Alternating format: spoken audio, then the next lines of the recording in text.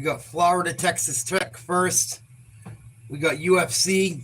We'll check in on if this game gets out of control. We got Duke, Alabama at 8:49. Hopefully it doesn't take 10 hours for that game to get started. Florida, Texas Tech should get going any second.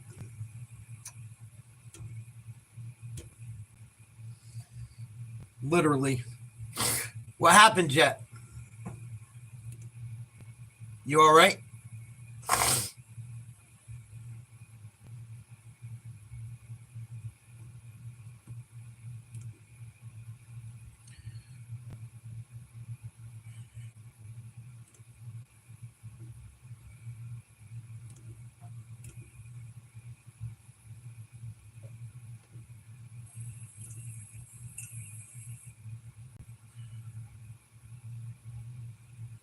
Yeah, I would like to see some good games.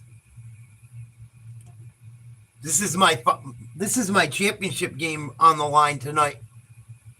I got Florida Duke in the championship. A lot of people got Duke winning it all. Oh, that shit happens, buddy. That shit happens, unfortunately. Sometimes it's YouTube, sometimes fucking it's trolls. Sometimes you fucking just not into it and you think you are. There's been a lot of streams where I'm not even into it. Not on your end, but sometimes you're streaming because you know you got to put out content for YouTube to even give you a shot. So you're overdoing shit. It can burn you out.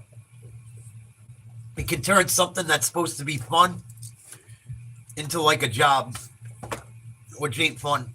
That's why when I need a day off from it now, I always take one. No sense in running your sense in the ground for doing something you enjoy.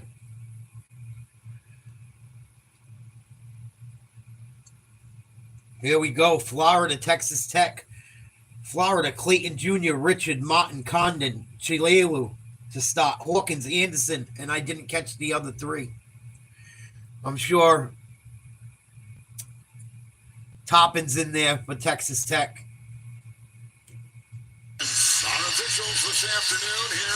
I think Texas Tech's going to have some trouble tonight.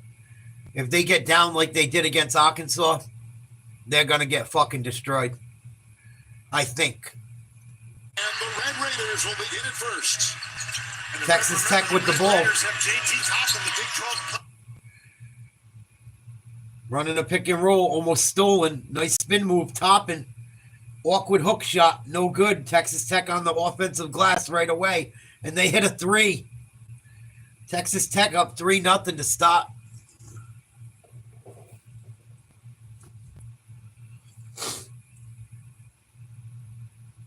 And a turnover, Florida. 19:27 to go in the first. Game just started, but Texas Tech off to a good start. An early three. He'll try another. Wow. Better with two. 6-0 Texas Tech. Against North Carolina, Wilmington went 8 for 19. That's right, 19 from three, and has not made a three in the last two games. With a three. Oh, three for Florida. Well, Texas Tech's going to use their bigs to protect the paint on Florida's pick and rolls, and they know. Yeah, that sucks. You know, on the weekends, a lot of people are probably playing those games and shit. So it probably plays a role. And the further you get along, it gets harder for that game to save everything and keep up just because it's so elaborate. I'm sure that has something to do with it. I know I've played games like that. You get so far ahead in them and you build so much shit and the game can't handle it. They shouldn't make games like that if they can't handle the fucking you doing more shit, but they're so after people's money. Texas Tech up 6-3. They pull a 3. No good. Another offensive rebound. Florida getting killed on the glass so far. Good hustle by Tech. Kick it to the corner. Open 3. Splash. 9-3 Texas Tech. My goodness. Florida, slow stop. Pick and roll. They get it to their big man down on the block. Pass it down low to the center. Easy layup. 9-5. Texas Tech. 17:20 to go. First half. They really can't, but no reason to double team there. Yeah, that's all. Score. They were going into tapping. The feed came from Darian Williams, and a foul called. Sometimes that's all you can do. Don't throw the ball back in unless you know where you're throwing it to, and he threw it right to his point guard. What a pass by Toppin. Sometimes you just gotta fucking say fuck The it. free throw line, like I said, the Big 12 Conference Player of the Year, JT Toppin. He's from Dallas. Went to New Mexico, played for Richard Pitino. Now he is If it's aggravating you, it's not worth the it. Red Raiders. This coaching staff was familiar with him because, like we said, he was from Dallas. They knew all about his high school play. When he went in the portal and changed, he comes to the Red Raiders. And in comes Federico. The name's so nice. Well, change your email. I know it's hard, but you can block her fucking email. That bitch needs to get a life. I don't get it, man. She got everything she wanted. She didn't. She fucking has her own life. Do your fucking thing.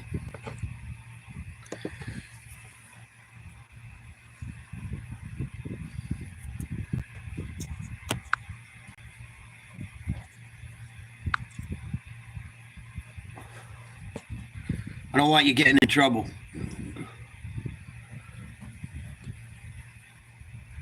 I'm sure she's snooping around all kinds of shit. I know she saw everything I wrote the other night, I'm sure. When me and you were having a little heart-to-heart.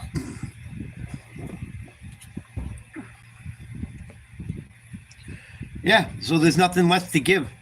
Your child support's paid. Tell her to fucking take a hike.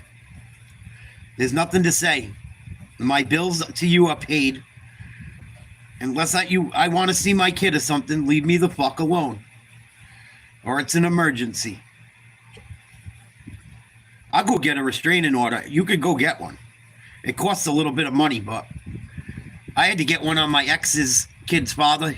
He wouldn't stop following me around. Followed me all the way to work one day, 40 minutes. And I could have beat the fuck out of him. I just didn't want to get in trouble. I'm fucking grown. I'm grown. I was like 30. When we got together, I was like 36, 37. I'm a fucking grown-up, man. I'm not trying to fist fight and go to fucking jail. Trying to go to work, man, and take care of fucking your kids that you don't. What the fuck? So I went and got a fucking restraining order. They can't contact you. Every time they do, and you can prove it, they go to fucking jail. As soon as they're all done, buddy.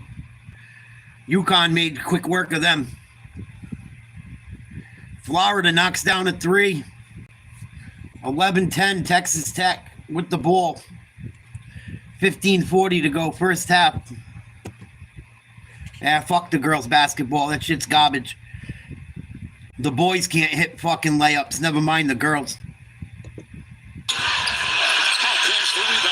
I'll tell you what, Alp might be the most disciplined defender we have seen in this tournament.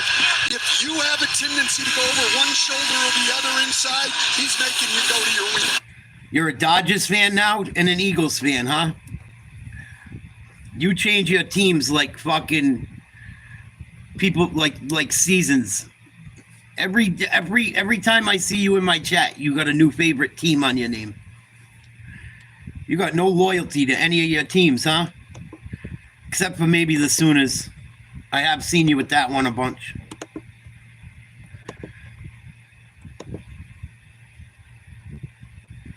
I just like who wins. Everyone loves a winner.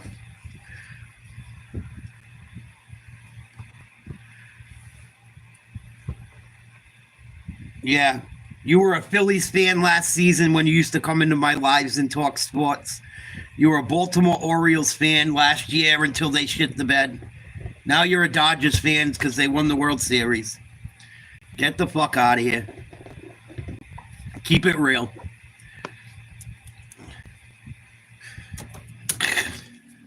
I can't even be bothered. If you don't like it, I don't know what to tell you. It's the truth. I got to call a spade a spade.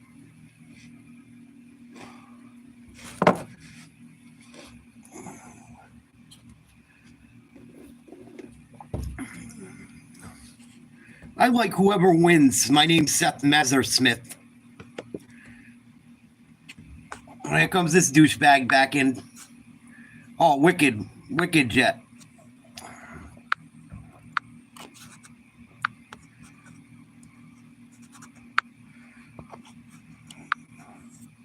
Bandwagon like a motherfucker.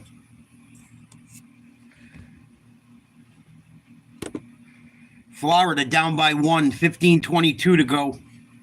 Timeout. TV timeout.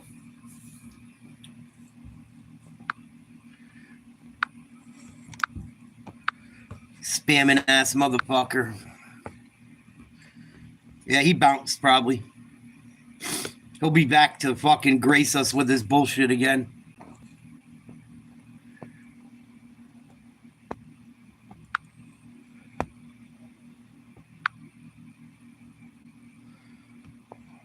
Goodbye, fuckface. Yeah, I don't really like bandwagon fans either. You rock with who you rock with or you don't.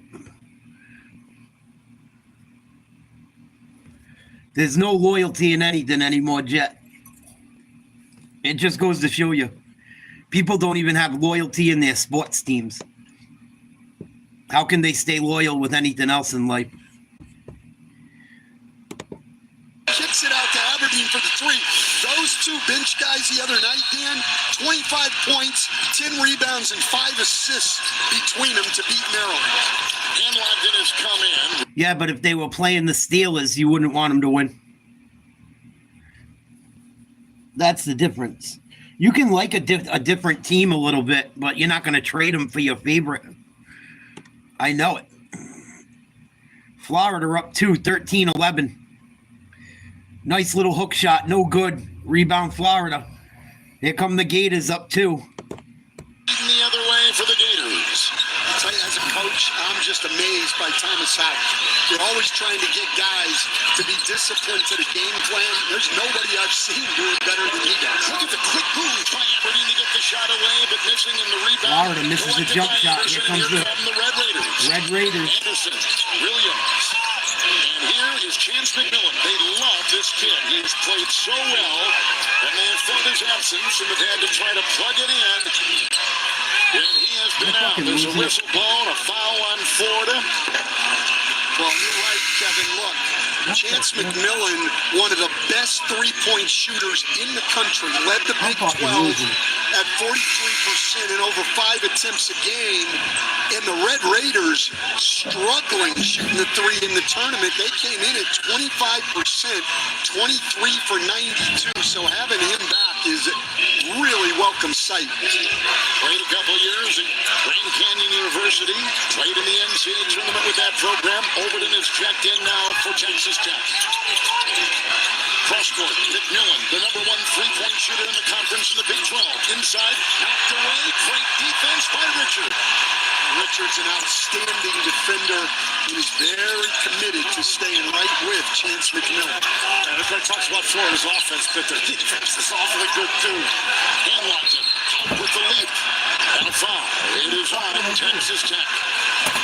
And one of the McMillan is not a guy who's noted for his ability to blow by you, but he actually gets by Richard, and Richard just doesn't give up on the play. He doesn't try to do anything spectacular, just gets in front, goes straight up and blocks the shot. You can't defend any better than that. Clayton is out, Martin back in, and the Gators will inbound with Aberdeen. Richard cutting. Nice shot, Florida. Over Overton. There's a 10-0 run by Florida. Well, that's the kind of guys you need, Will Richard. You need two-way players at this level.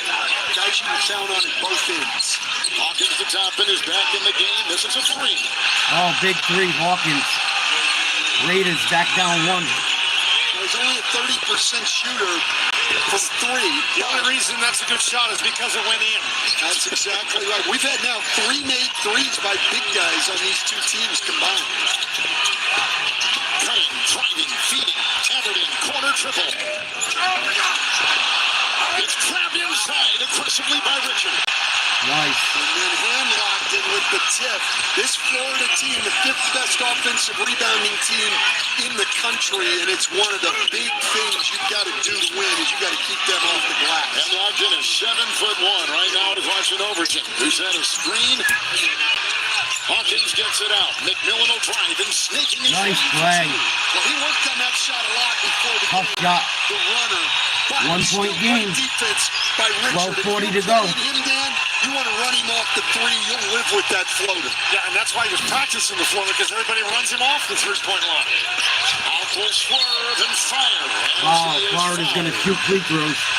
The complete coverage of the NCAA Division I Women's Tournament on NCAA.com. Williams picks up his first for the Red Raiders. Hauk at the line. Yeah, here comes Richard coming in.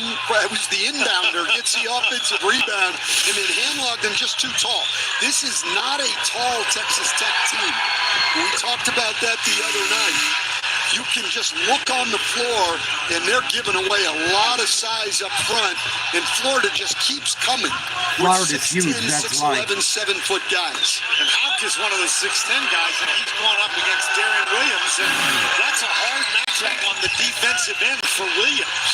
It sure is. I mean, you're giving away that much size, and Florida's maximized that advantage that they have all year. Hawkins will take it, and it's into Tippin. Good D by Florida. Tippin can't get it, and picked up right now as they come the other way, and Martin will control for the Gators. Florida's That's so a shot fucking that tall. has to make if Texas Tech's going to Too easy. Chinulu with the spinner. Wow, he missed the baby With the hook. rebound controlled inside. Should have been an easy two. Defense was paramount late in the game in the Sweet 16. And McMillan has it here. And Williams will fire from 3. Oh, big 3. Texas Tech staying in it. Off to a great start. That's his He had a huge game for Texas Tech He was 2 for 10 from 3. against As a team, they're Arkansas. 5 of 6 from 3. You mentioned they're shooting 25% for the tournament. Not today.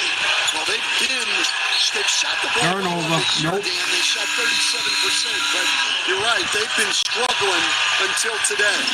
We have our first time. Jerry Williams hit the big 3 to send it to OT. Have the shot late to win it. And there he laces a 3 for the Red Raiders. Here in the city, parking is hard to find. Seems like everyone drives. And those who That do should dickhead's switch gonna to do that Geico all night because long. You could save hundreds on car insurance. Oh, perfect. Fucking loser. Hello, parking.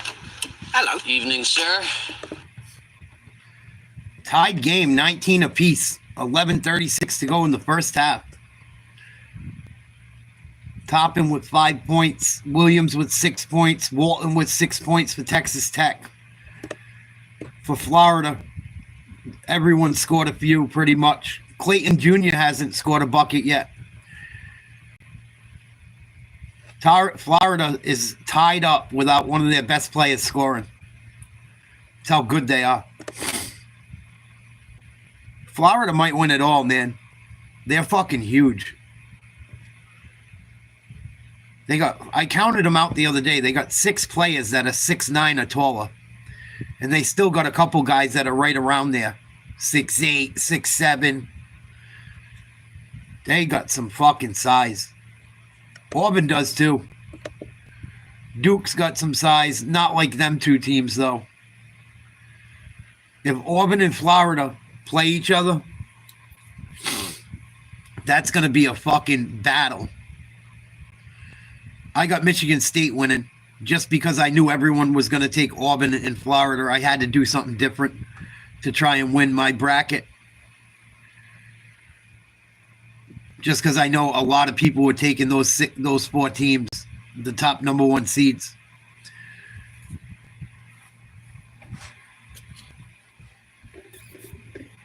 Well, that's the thing too, though, Jet. Exactly. And it's not just flag. Duke's got a lot of guys that can shoot. And if they, they got guys that make shots. That kid Proctor has hit so many fucking threes in this tournament. Flag can shoot the 3. Con Knipple, James, fucking Malawak even hit a few in the last game. The big African kid, the center.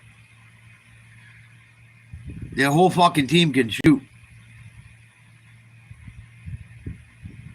And they're going to get open looks because they're athletic. Even their big men aren't as built as Auburn or Florida. It's going to be interesting. I think I picked the wrong team. I think I should have took Auburn. But like I said, I know everyone took Auburn. So I had to pick Michigan State. I had to take a team that a lot of people probably didn't. You got to take a couple, try and get a couple upsets throughout the tournament. I've hit on a couple, not many.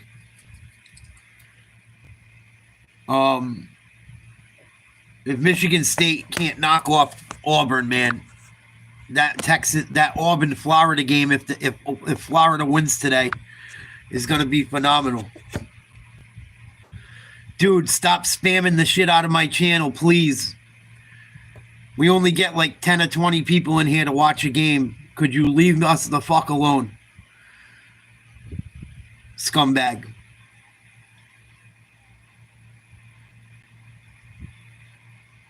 Make your own channel where they go watch your shit. Stop spamming mine. You fucking dirtbag. It's the scummiest thing you could do, Jet.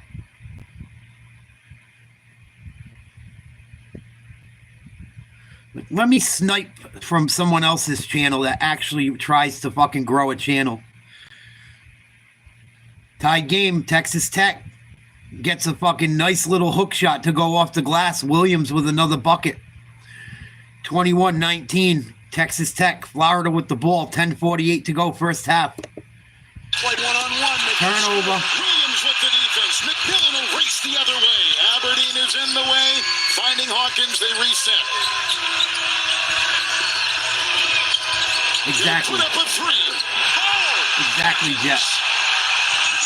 Who played last? Big 3, Texas Tech. And that's exactly what you're exactly right. That's the exact same thing with the person me and you had talked about the other night. They get off on that shit. Same thing trolls do. Same fucking thing. Disgusting, narcissistic scumbags. Florida down by 5. Going to get fouled shooting a hook shot. Coming back to his left hand, but how about this?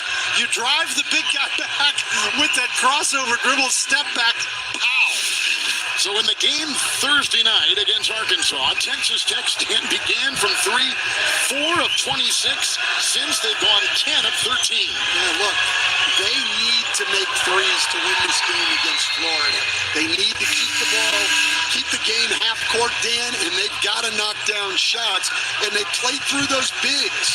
And if you can't play, we see it there, 38%. And you know what else it does, Jet? It bogs down the chat. It bogs down the stream. It causes problems for my live.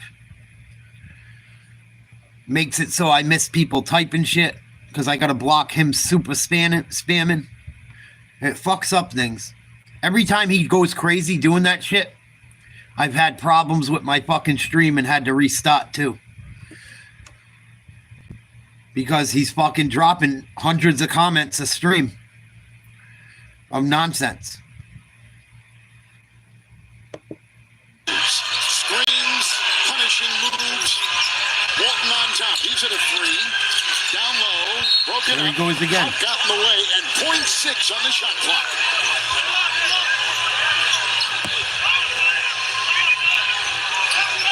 Just got to make sure, more than anything, you've got no lob at the rim right here.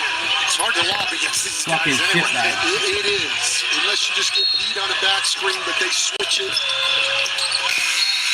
Alper's there and fouls the shooter.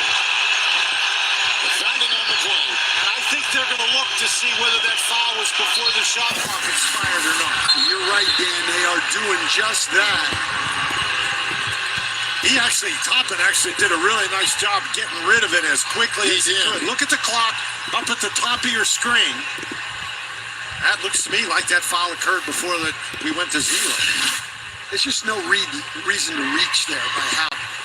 He's a guy I've praised for his discipline and intelligence for over a game now, but that's a bad foul. The previous play is under review to see if I'm getting the foul occurred aggravated. before the expiration of the shot clock.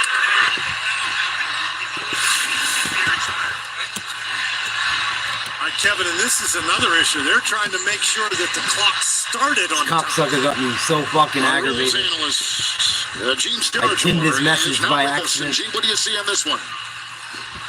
I was looking what Dan was just saying, Kevin. I do think that the shot clock started right on the first touch. I also think we had that foul at about between 0.2 and 0.1 seconds. I think they stay with the ruling. I think the foul occurs before the shot clock expired. Gene, we thank you, and it's close. Boy, it is. We're It's splitting close. hairs. Let that come in for Gene's card. It's close. After review, the illegal contact occurred at .3 on the shot clock. Call on the floor stands. 2 shots, Texas Tech. All right. But here's my controversy on the play. Okay. I don't see a foul. So, if you're going to ask me when the foul occurred, I'm going to say it didn't. So Toppin at the line, 70% all season long, and Fucking douchebag. 2 here this afternoon. Watch it again.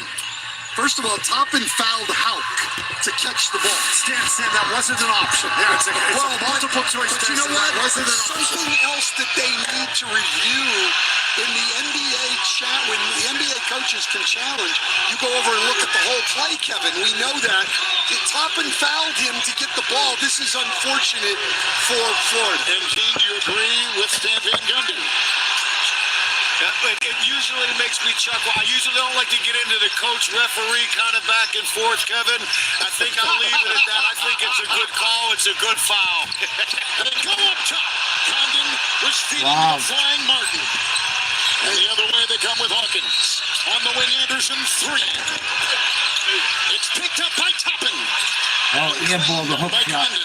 I think the size inside is bothering Toppin a little bit. Well, there's no question. We saw Arkansas bothering the other day. He didn't really look comfortable until that overtime period when he was 3 for 3, and I think Florida's size is bothering him the same way, Dan. He usually doesn't miss shots that close, Not by particularly that his left much. hand. Just past the 9-minute mark of the first half. Hauk, Condon, shot clock at 4. Again underneath. Gouging his way inside Clayton, and he was fouled. That was kind of ticky-tack. Stan, you talk about the fact that he likes to go to his left hand. He does a great job just holding his position for the rebound, but he shoots an air ball on that little left-handed jump hook, and he never does that. No, but I think one other thing, and he is a quick release guy, but he has to, I think he feels the need to get it off quickly because of the size. Clayton at the line, 86% free throw shooter. And a look right now at our Fucking summary dirtbag. for this NCAA tournament. Alabama, Duke. I can't even coming up. fucking stream Michigan sports with my State friends with a anymore. Terrific win.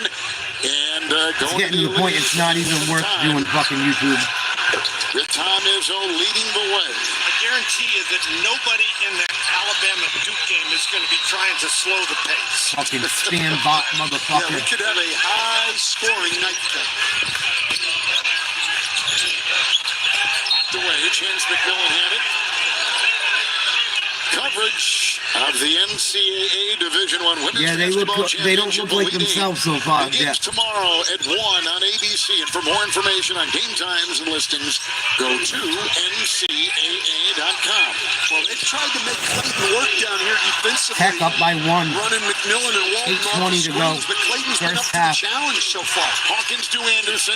In the corner, McMillan. Oh, he got fouled. It looked like no call. They said And the Gators on he the got move. blocked.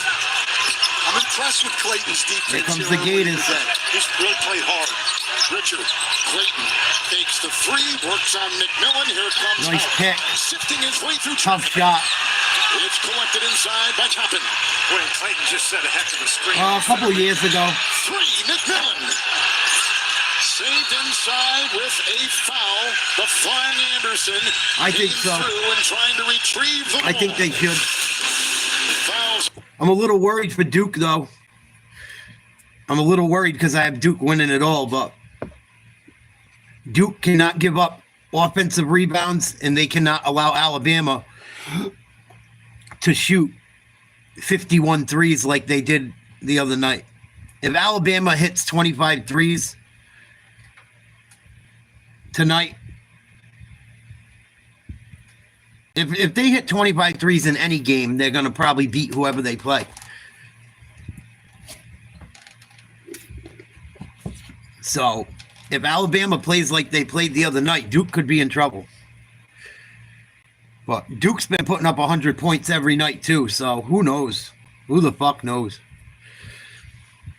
His brother's back coaching in the NBA a little bit, doing consultant work. His brother was doing work for the Celtics, I think, last year during their championship run. He was a consultant or assistant. You'd have to look it up, but I'm pretty sure he does like consultant work or works with coaching staffs.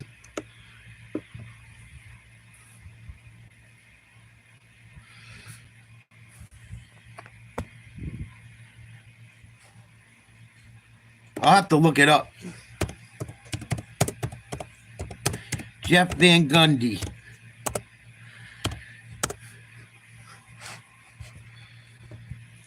He's the lead assistant coach for the Los Angeles Clippers right now. So he's back coaching. I thought he was. He was a senior consultant with the Celtics front office last year. That's what he did. Van Gundy won an NBA championship in 2024 with the Boston Celtics, where he served as a senior consultant in the front office. Lead assistant coach for the Clippers this year. And we know he used to coach the Knicks and Rockets. He's from California. And then they moved to New York. It's all right. I got you covered.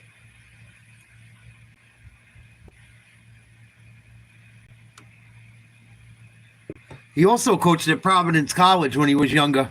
He was a graduate assistant.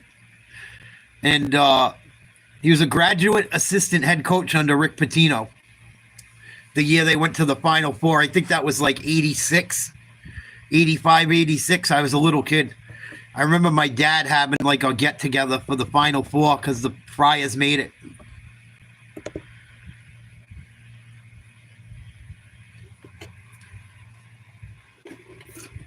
Yeah, the Pistons are coming around, dude.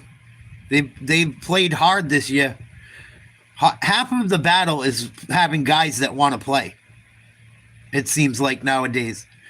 If you guys got guys that want to win and try, you got a shot. Here we go. Texas Tech with a three. Hit another one from the baseline. Wow. Lead back up to 4, 27-23. 7:45 to go first half. Florida with the rock. Hit a three.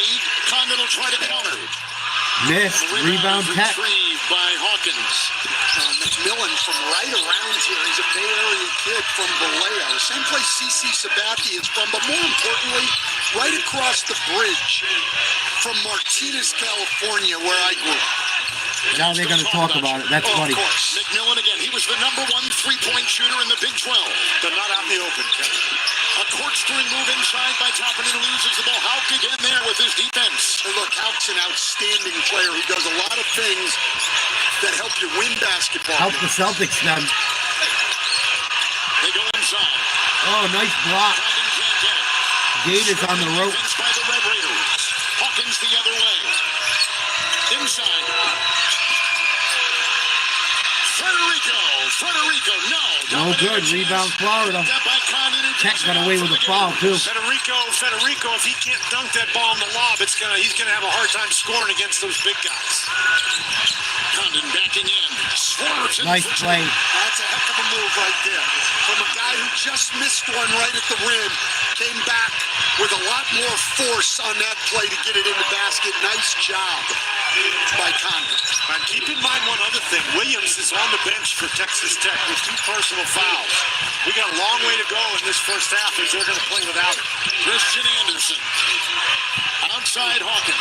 Single I got Michigan State beating them too. I don't think it's going to happen, but I hope they do. 3. And the defense out there by Richard. Nice offensive rebound. Tap it inside. Michigan State played like shit yesterday. That's Toppin's 3rd offensive rebound already of the game. And Michigan got fucked. Michigan got some bad calls against them, but they just shit their pants with like 5 minutes to go. Michigan was up by 7 with like 10 minutes left in that game and got ran out of the fucking gym. Big 3 for Florida. Texas Tech only up 1 now. It's going to be a long night. Well, look, they've made 4 threes tonight in Florida. 2 of them by Houck and 1 of them by Condon. Chopping across the lane into Houck. Condon fighting for the ball, but taken inside and knocked away. Toppin was relentless going for it. Shot clock at 19 for the Red Raiders. So they put 2 on the ball on the pick and roll because they want to take away the Florida guards' threes. And then Condon, great move Oh, it was inside. horrible. And the refs suck. Into that left hand. They just took Condon out. They bring in Micah Hamlockton. His dad played some minutes. And I don't care what anyone says, Purdue got fucked too. Purdue got bent over by the refs. That should have been an offensive foul on the second to last shot. I thought Purdue got fucked pretty bad. But they played horrible defense. You always guard the man inbounding the ball. I don't know why. I called the game-winning play. I knew they were going to blow it. Because no one pays attention to detail these days. No one pays attention to basic basketball, fundamental basketball. At the end of the day, it still wins.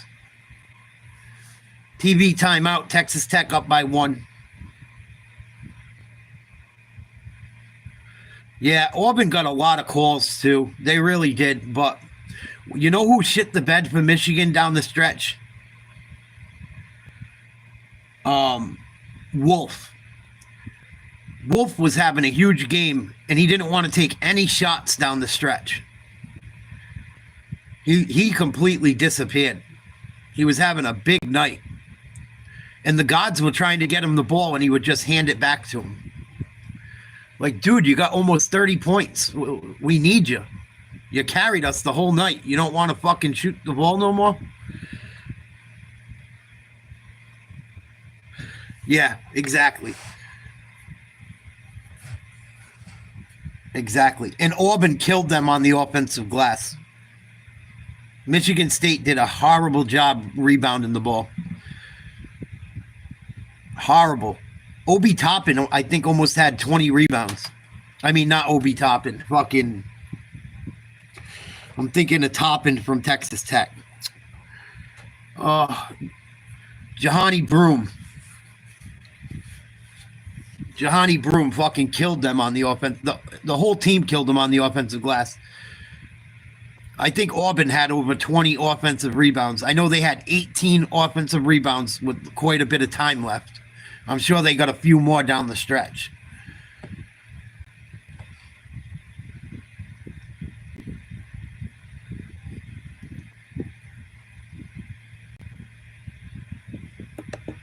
Private vacation rentals. Pizza Hut. No one out-pizzas the Hut. And by AT&T. Connecting changes everything.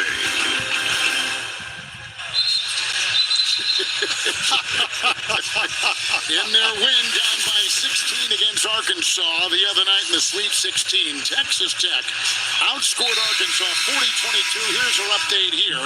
But they led in all these easy scoring points categories, and including second chance points, which they've got here this afternoon. Kevin, we showed on that graphic they have 7 offensive rebounds, and they've converted those 7 offensive rebounds into 11 second chance points. We're just going to buy more players next year. And converted them into 10 points. We'll just buy more. Wow, that is a nice play play. Decelerating and shooting it off one foot, off his left foot with the right hand. Excellent move. That kid's going to be a He'll just buy more offensive player. Clayton will get it. He has not scored yet until right there. Well, they're playing No out. field goals, and he puts in his first. But they're going to be upset with that. As much as they wanted to stay with the shooters coming off, they did not want to deny and give up backdoor passes.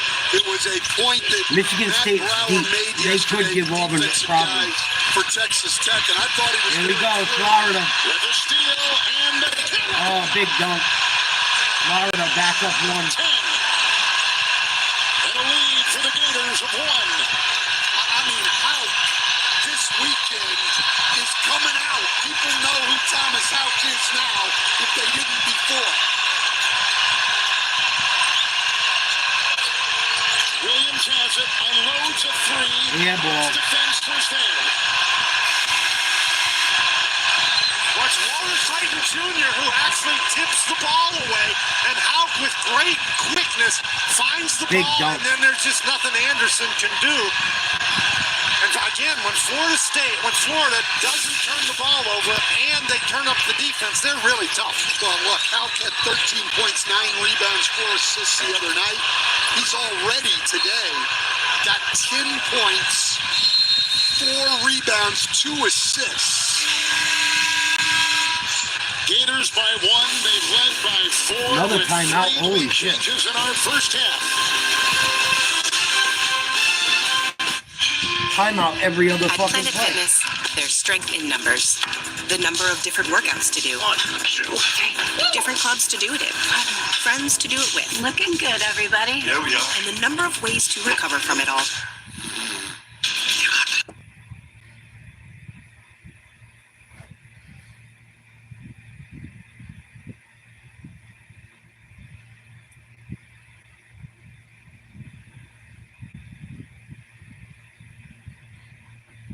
Man, Texas Tech has played pretty well. They're only down by 1. But Florida hasn't played well at all, and it still is up.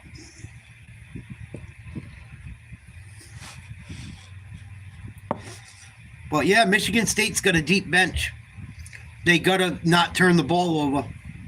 They had a problem with turnovers last night. Another thing I like about Michigan State, they're usually a very good free throw shooting team.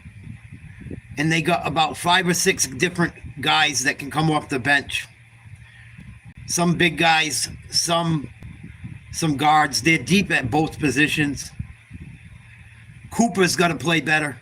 He had a big layup down the end, but he didn't have a good game. He turned the ball over a lot. If Cooper plays like that against Auburn, I don't know if Michigan State can beat him. But there's going to be some good matchups in that game. You got fucking Pet or whatever. You got the Jace Richardson versus Petaway. That should be a good matchup. You got UFC on tonight too. If any of these games turn into blowouts, I'm going to check out some UFC. Or when the games are over, if UFC's still on, we'll check it out. The early card, I watched a little bit of it. It's been mez. I don't think it's worth turning. I don't think these early fights are worth watching over the national championship tournament.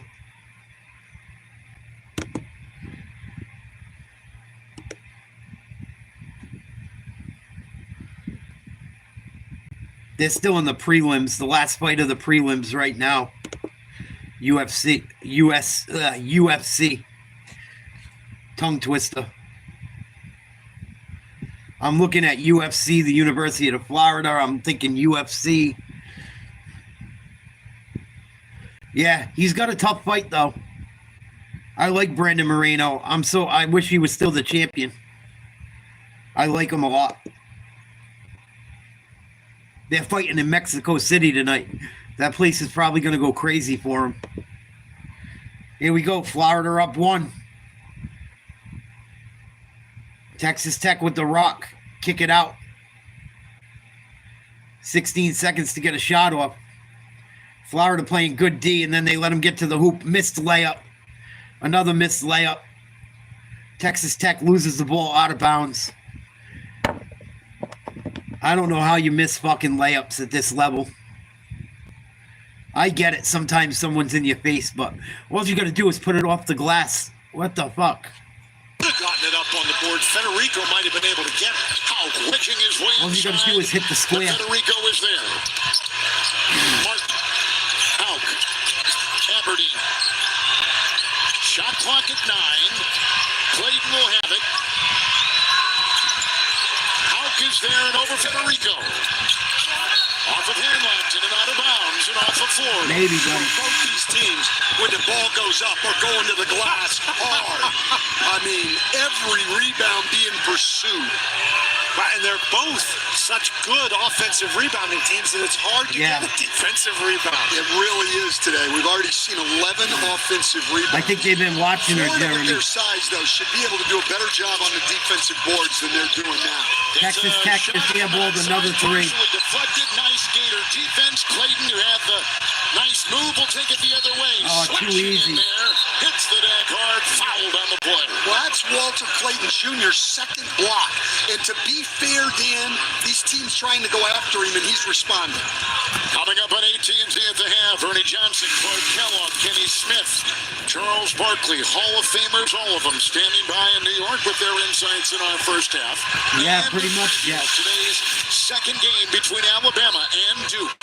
I think you learn dribbling and the rules, and then you learn how to fucking shoot a layup. Absolutely.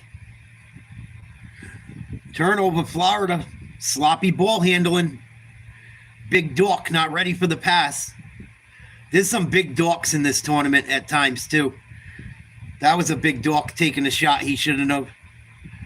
Florida up 1, 2:29 to go first half. They go to the hoop. Nice seal. Easy layup for the point guard. Clayton Jr. looks good. I don't know if he plays point guard, but if he doesn't, he might as well be because he's always bringing the ball up. Nice runner by Toppin. Tech back down 1, 2 minutes to go. Is 18 and the other night at 20. Out of from Hanlongton. And a foul inside That was a bad on the call. Red Raiders with 1:58 to go. It goes on Christian Anderson. The second on him. Well, now as the ball comes up the court, you're going to see the screen at the top. I was a good ball player And then when I as was he goes younger. off the screen, watch down the lane. Right. I want to start shooting around again. That's I'm gonna Hanlongton this spring. out of the way. Boy, Hanlogden just made the pass here. He's getting very limited minutes. I got a really nice basketball court up the, like a couple blocks from my house. Really nice. That's how I'm gonna try and get my weight off. I'm gonna go buy a basket this week. I don't care if I sit hours. I gotta fucking get this weight off me. I know basketball will do it. Yeah, exactly, Jet. Right.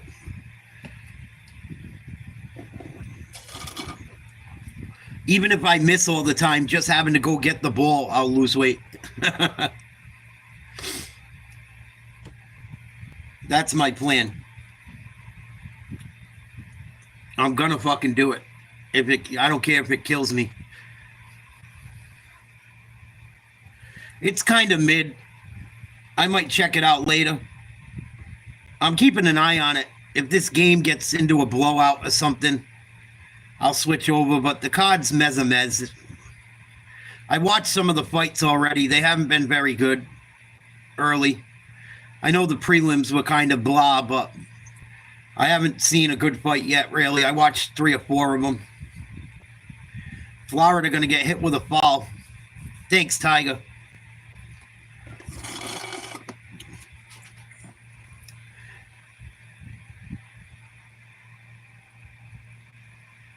Oh, that was a tough one. Both teams in the bonus now. The next foul. Tech hits a tough shot through the lane. Florida back up 1 minute 25 to go with the ball.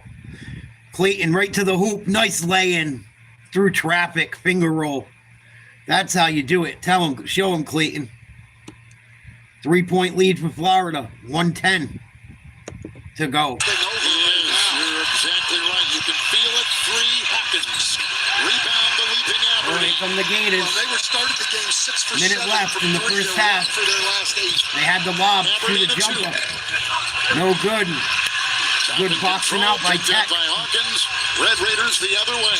Red Raiders need a bucket and a stop. They'll feel good Don't going let into the Florida half. run away with a couple of possessions here. Williams at can the end shoot of the it. half. 3 Williams. With a rebound. That's a Speared foul. in there by Martin. Bumped and fouled. Gonna go against Toppin, I think. Well, we're talking about Clayton. I mean, he can pull up and shoot, or he can drive Clayton the ball can to the play. basket. And there's some foul trouble, so they have to be careful. Now, Williams, yes, he went to his right hand, but that Tough is shot a by Williams. ridiculously tough shot that he makes. That's a big shot, though, for Texas Tech, because you just get the idea that Florida is starting to get some traction. They certainly are. Now they've got Martin at the line. That was a big-time rebound for Elijah Martin. He's a 74% free throw shooter. They're hanging in there, Picked up buddy. his first from North Pike High School in Summit, Mississippi, after a Hope you're feeling well, buddy. career at Florida Atlantic, where he's part of that Final Four team. Gators. Elijah Martin at the free throw line, a high school quarterback who brings that kind of savvy and grit to this team. Absolutely, and trying, as you said, Kevin, to get back to another Final Dang. Four with a different team. They're now 10 for 10 from the free throw. Love you too, Christy. Mwah. Second free throw. Got a timeout and 40 seconds to go in the first half. Texas Tech is 0 of 4 from the line. The Gators, as Dan said, 10 of 10. The Seals. The Trolls. Dirt. I shouldn't do that. I do it too well. Have you seen my baseball? How you get the flakes above the beans?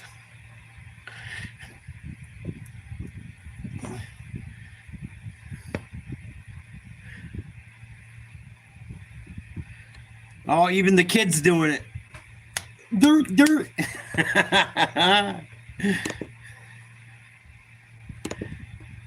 40 seconds, 40.4 to be exact, remaining in this That's first how half. liberals act. Dirt.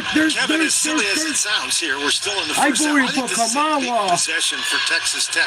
They played very well in the first half. It's been a very close game. But if you miss here and allow Florida to get down and get an easy one, Fucking then idiot. you're down 7 or 8 at the half, and it looks like you've been playing from behind the whole time. Florida's on a 12-4 run right now. And Florida just showed a little soft press, but they are Good. back Peace to and that love. man-to-man. They're going back in. He'll accelerate and drive. Getting inside. Oh, that was a block. And a foul. That first whack as he was trying to put it up. 23.7 to play in the first half. Yeah, and this is a tough drive. Richard does a great job staying in the play. That's going to be I a got tough hacked. shot. That's a good You call. don't need to foul him on that. You don't need to block that shot. indeed. You can just take the difficult shot. Richard picks up his third personal foul for Florida.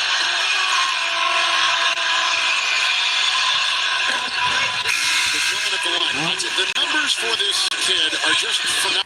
Texas Tech got some beautiful cheerleaders, though. God damn. Yeah. Right. I have no legs. Ching, ching. Club for shooters, and that's on high volume. Texas Tech knocks them both down. Florida, 23.7 seconds in the first half with the ball. They should have the last shot if their coach taught them how to fucking play. If they know anything about basketball, they'll hold for the last shot. You never know nowadays. And Clayton in control. And they're just getting out of the way for him. High screen Condon. Switch on defense. Federico 3. Air ball, stupid. Saved inside. Look what I found. Texas Tech with the ball. Go, stupid. Here's a shot. Tapping. Good at the go. Oh, it almost went. That's close. No. It's a 3-point game at halftime. The top seed Gators, 3 seed. Texas Tech down by 3. Florida 40. Texas Tech 37 at the half.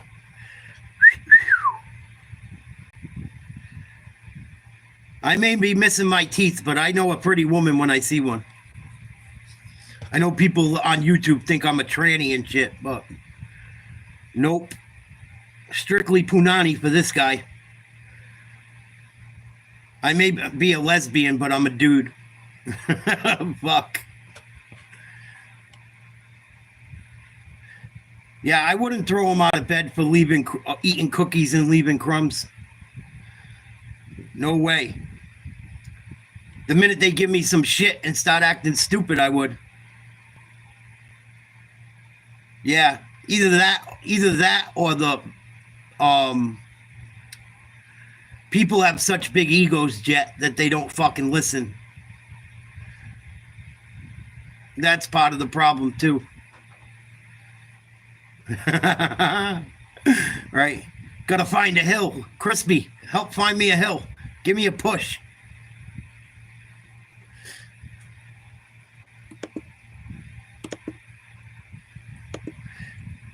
Your mother's like a shotgun. 2 cocks and she blow.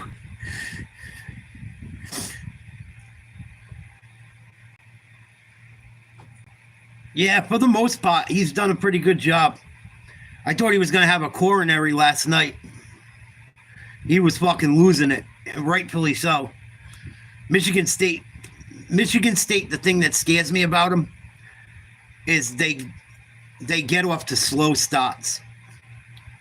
They got off to a horrible start yesterday. They really played only about 15 minutes of that game really well. The other 25 minutes you could throw in the garbage, pretty much. Good. Spit that shit everywhere. Just don't choke.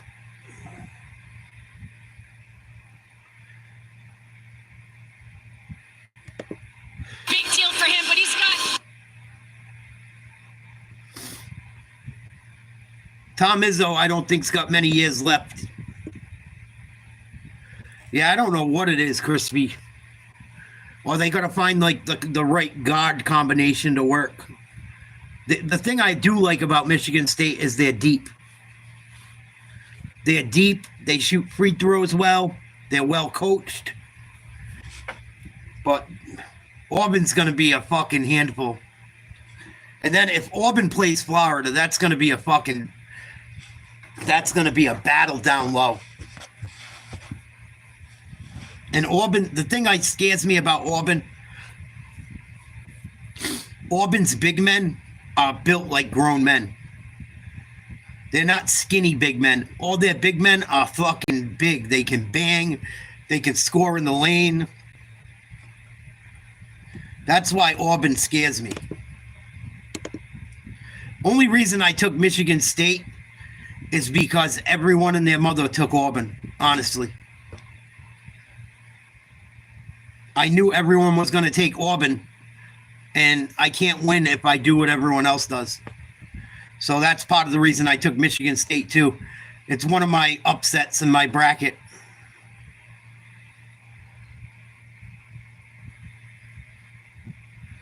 I'm going to put on the halftime show, and I'm going to put on UFC when we get back for a minute, I think. I'm going to go use the restroom. I'll be back in 2 seconds. 3-point game after 20 minutes. Welcome. AT&T at the half. Bernie Johnson, Clark Kellogg, Jay Wright, Kenny Smith, Charles Barkley. This has been good to watch. And again, the bench has been great for Florida. They have a 10-point advantage there, and Hauck's got 12. Yeah, 17-7 is what you're talking about, Ernie. And Dan Bonner and Stan Van Gundy have been singing the praises of Thomas Hauck for good reason. His activity level tremendous. Not only does he have 12 points, and he's a hard matchup because he can pick and pop. He also rim runs and rim rolls, and he's also a shot blocker and a rebounder. He's got 6 boards and a couple of assists as well, but he's been highly impactful and efficient in his 12 minutes. Actually, 14 minutes for those 12 points and 6 boards. Solid first half for him. Gators on top 40-37. Texas Tech came in as the worst three-point shooting team in the Elite Eight at 25%, but they couldn't miss early, Kenny. Couldn't miss early, and, creating space because the size of Florida is really bothers everybody in the country. Their size and their strength at every position. So the only way to negate that size is you have to create space to get open shots. And I think right here, the space is there. You have to let this shot go. You cannot hesitate. And this is what they did early in the game. Toppin just knocks it down, did a great job. And in the same way with Elijah Hawkins, if you're smaller, you have a mismatch here. You cannot get into the paint because look who's waiting for you underneath the basket. So you have to create the space, get this guy on skate, a la Kemba Walker, knock it down, hit him on those skates. And that really was the equalizing factor.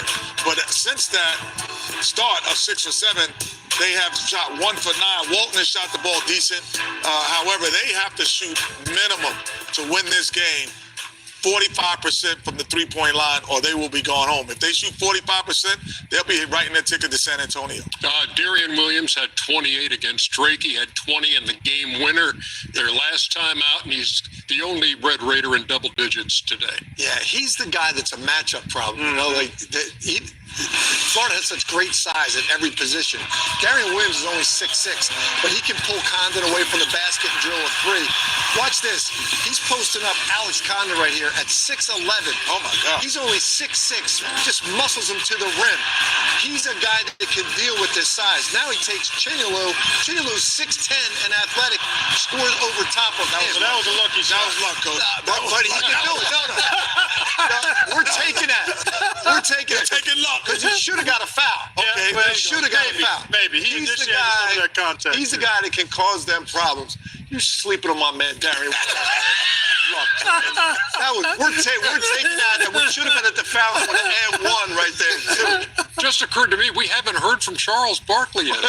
Well, these guys are so good. I like hearing from them. I know. I do Well, too. listen, I think if you're Texas Tech, you got to be concerned because Kitty said it. You started 6 for 7, but then reality came in. You're 1 for 9, and you're down at the half. Florida didn't play well, in my opinion, and they obviously couldn't shoot 6 for 7 for the entire because they keep those averages for a reason. They're not a good three-point shooting team, so they were going to come back down at some point. But I don't think Florida played very well. But so in Clark word, Florida is the best spurt ability team in this tournament. You don't get to relax. You talked about their bench. I think they're probably the only team in this tournament would tell them to call later. Somebody fixing to get fined in the studio. Sorry, guys, needed a minute. But see, Florida to me is the only team in this tournament where they get better when their bench comes in. So this is going to be tough for Texas Tech to keep plugging all those holes unless they go on another tear where they go 6 for 7. It is 40-37, and the phone is for you. Glad they were there. We'll turn our attention to Alabama and Duke, our second game of the night. J&T at the half returns after a timeout. Yours was on E. Catch up. Okay, Hyundai. So Florida up at the half, 40-37. We're going to listen to some UFC while the game is at halftime. I don't remember anyone else coaching Michigan State but fucking Tom Izzo. I know Magic Johnson went there. They had some really good teams, man. They had Mateen Cleaves, Jason Richardson, Peterson. He played for the Raptors. He was a good player in the NBA. Could shoot the 3. They've had a lot of good teams that haven't won it all, too. They've had some teams go to the Final Four that were really, really good.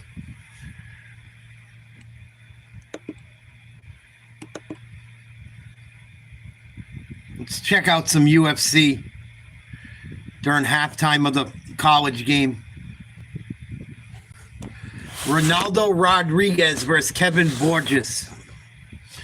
Rodriguez, the Mexican, the favorite. Borjas gets 20% of Rodriguez's purse. He came in a pound over the non-title flyweight limit. 2.5 inches in reach with the underdog. Oh, wow. Rodriguez came in. He couldn't make weight. He missed weight by 2 pounds. So Borges gets part of his check. Oh, ladies and gentlemen, we are live from Arena CDMX in Mexico City, Mexico, for UFC Fight Night, Moreno versus Usyk. And now, this fight is 3 rounds in the UFC flyweight division. Introducing first, fighting out of the blue corner, a mixed martial artist, only professional record, 9 wins, 3 losses. He stands 5'5" inches tall. Florida beat the shit out of Maryland pretty bad, though. The first half was close for a while, but Maryland got fucking beat by like 20, I think. 16. I don't even know Judd Heathcote, Crispy, but thank you for the info. I don't know if he was around when Magic was there.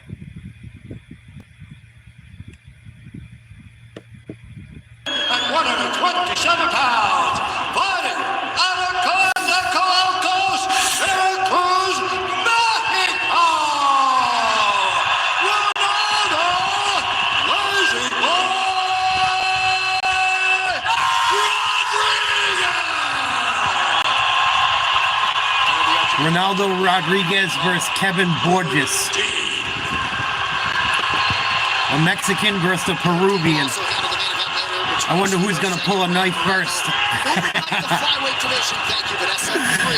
I shouldn't say that. Who's going to pull the knife first, the Peruvian or the Mexican? Ronaldo Rodriguez is from Mexico. Kevin Borges from Peru. This fight is watched by Bud Light, official beer sponsor of UFC. Ronaldo Rodriguez in the green trunks. Borjas counters in black. Rodriguez in the green, Borges in the black. Rodriguez going forward, moving Borjas back. Borjas has got to be very careful. He pushes the action outside. UFC schedule for Borjas has been stronger than the schedule for Rodriguez thus far.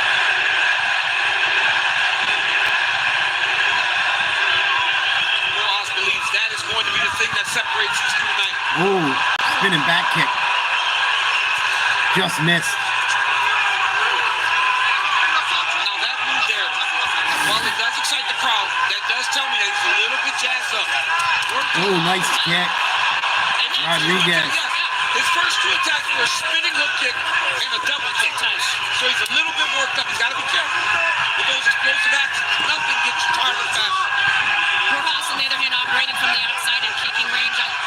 He's going to be looking to draw some of those crazy attacks that Rodriguez loves so much.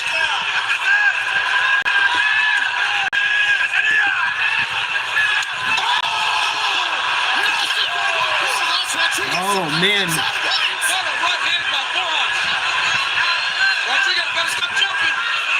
Borjas just drilled him. Oh, here comes Rodriguez. Couple lefts and rights. Rodriguez shaken off by Borjas. The fact that Rodriguez is up and operating already is crazy. Rodriguez ate a big one. It looked like he threw his chin into the punch. But as you saw in the isolation box, an immediate recovery by Rodriguez. Crazy start to the main card here in Mexico. But that will get the respect, right, DC? I mean, that is what is going to cause Rodriguez to think a little bit more about rushing in there. Yep. It'll make him slow down.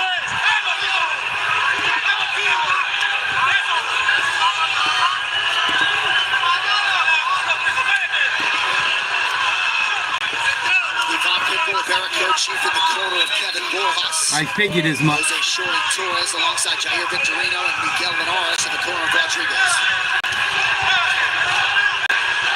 Rodriguez is doing a good job of not following as he tracks down Borjas.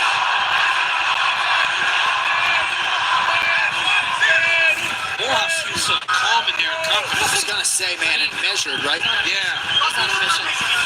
We talked a little bit about some of the travel issues plaguing him in the past, staying focused and present in fight. Wouldn't be the first fighter to be fazed by the Pride Knights. Well, he seems very focused right now. And just understanding the job. Understanding the job a little better. All that stuff was an issue before for him. When he's got the short pull going and everything, he like that before he out there. Popping the jab. Both guys swinging for the fences. Right Ooh, big right, Borjas. Every time Rodriguez looks to throw anything, a kick or punch, I mean, that right hand, and it's so long. Heavy attack from Lazy Boy early. Oh, another big right dropped him. Right hand right down the chute. Just missed another. Get up. How many of these can he take? Oh, he ain't gonna take too many.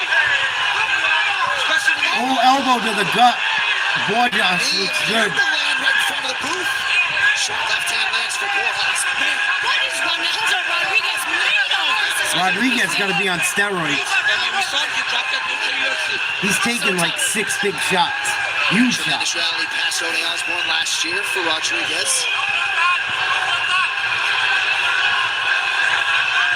They should drug test him after this fight. What a start I can't for believe he's Gallo. still standing. You see that? That's the problem right there. When Rodriguez goes, Borjas hits him with a flying knee. his left hand goes down to the side as he tries to leverage it. And Borjas is doing a great job of finding Stop the takedown too. Rodriguez trying to get a double. Under 30 seconds now. Now goes to the single. Round one. Can't get it. Good balance by Borjas to stay upright here. Can't let him get his hands locked. Once he gets his hands locked, Oh, takedown. 10 seconds in the round. we saw this in the Osborne fight. Ode was beating him with the athleticism, and Rodriguez was taking him down. He kind of took over the fight. End of the first round. We're going back to college basketball in a minute. We're just checking out UFC because it's halftime. Florida leads Texas Tech by 3. We're going to check out the UFC until the game starts. I give that round to Borjas. I don't know how Martinez is still standing. He came in a little bit overweight. Didn't make weight. But he takes some fucking huge shots. When guys take more punishment than they should, it makes me wonder. I know some people are tough, but sometimes if I was like the UFC or Dana White, I'd go get him drug tested. Like, I want to make sure this fucking dude's not on something. Because I don't know how he took that beating. He took some massive shots. Unless Borjas doesn't have the power to knock people out. But he hit him with some fucking shots. Borjas, I mean, it looked like Rodriguez picked his chin up to take that shot, and Borjas landed, man. What a shot by Kevin Borjas. The sound of some of these shots, crazy. Rodriguez immediately takes the center here to begin round 2. Rodriguez's corner asking. Oh, Martinez swinging for the fences. Fading off to Borjas' right side, or Yeah. his right side rather. Good leg attack by Borjas, and perhaps Kevin could use a few more feints as well. He's got to fade to the right in order to just not be circling into the Yeah, power. I'm switching back and forth That tonight, right too. hand has landed on so many occasions. This is the first good fight I watched this whole fucking thing. I'm glad I didn't waste too much time watching the earlier fights. I've been keeping an eye on them while we're watching basketball. I think Boris is up 1 round to none on Rodriguez. I'm surprised Rodriguez didn't get knocked out. I think he's on fucking gear. Probably on that HGH, human growth hormone.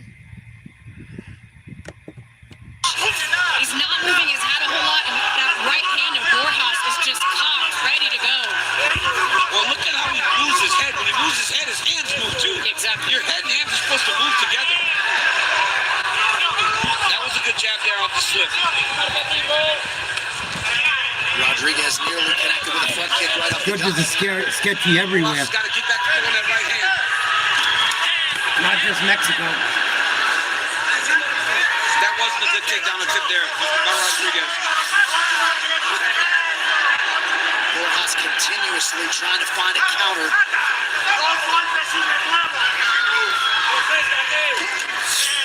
Beautiful peel off there. Oh, another right hand, Borjas. I cannot believe it looks like he is hitting him so hard. And Rodriguez is just not even phased. Another right hand landed by Borjas. I mean, Rodriguez needs to keep that left hand up. His left hand moves way too much. And if it doesn't cost him tonight, it will down the line. Actually, yes. That left hand is way too low, especially when he's in range.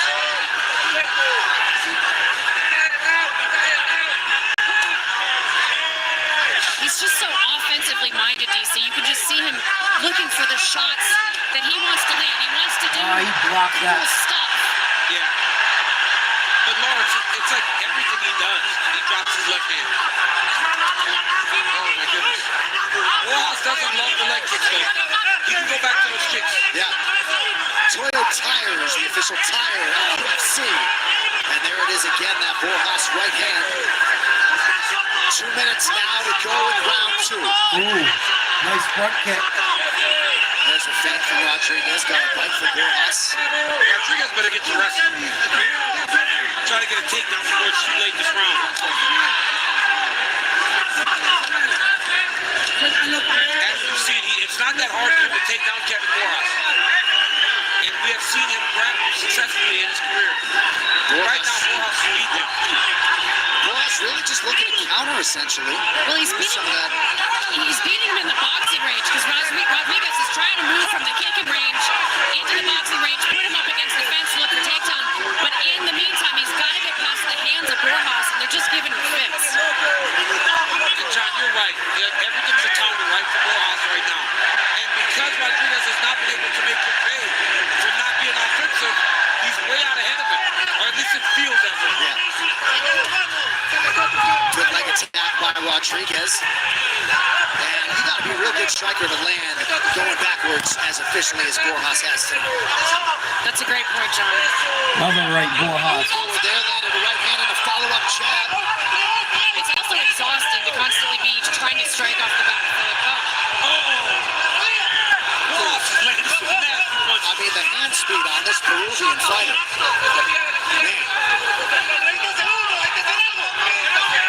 End of the round, I'm going back to basketball. Moments on the feet as well.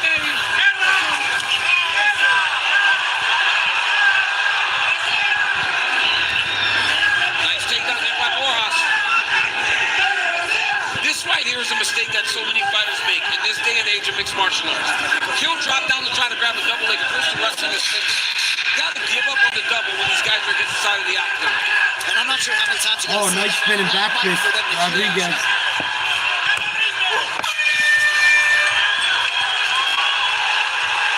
Close round. Close round, might be 1-1. Let's go back to Florida, Texas Tech. Florida up 42-37. 19-15 left in the second half. On Clayton. Three roll for Tucker. Continue did a nice job that time. It's a three from Tucker. Big three by the big man. Well, that's his second three of the night. He's Wow. only 3 for 10 inside the arc where he normally does his damage, but he's made both of his threes. Pick and roll. Anderson follows Martin, who just Strong move, missed layup. the layup on the floor. Top and Here strong. comes Tech, down Walton's on 2. the right, cross court on the wing. It's a three. Walton can't hit it. Forced the three early, and a stupid foul on top of And it. a Texas Tech foul. Stupid basketball by Texas Tech right there. Toppin picks up number 2. Toppin will get it. Wait, look at Toppin here on this possession, and watch this. He gets down into the lane, then kicks it back out. Then he's going to follow outside, set the screen, and then, he's not really known as a pick and pop guy.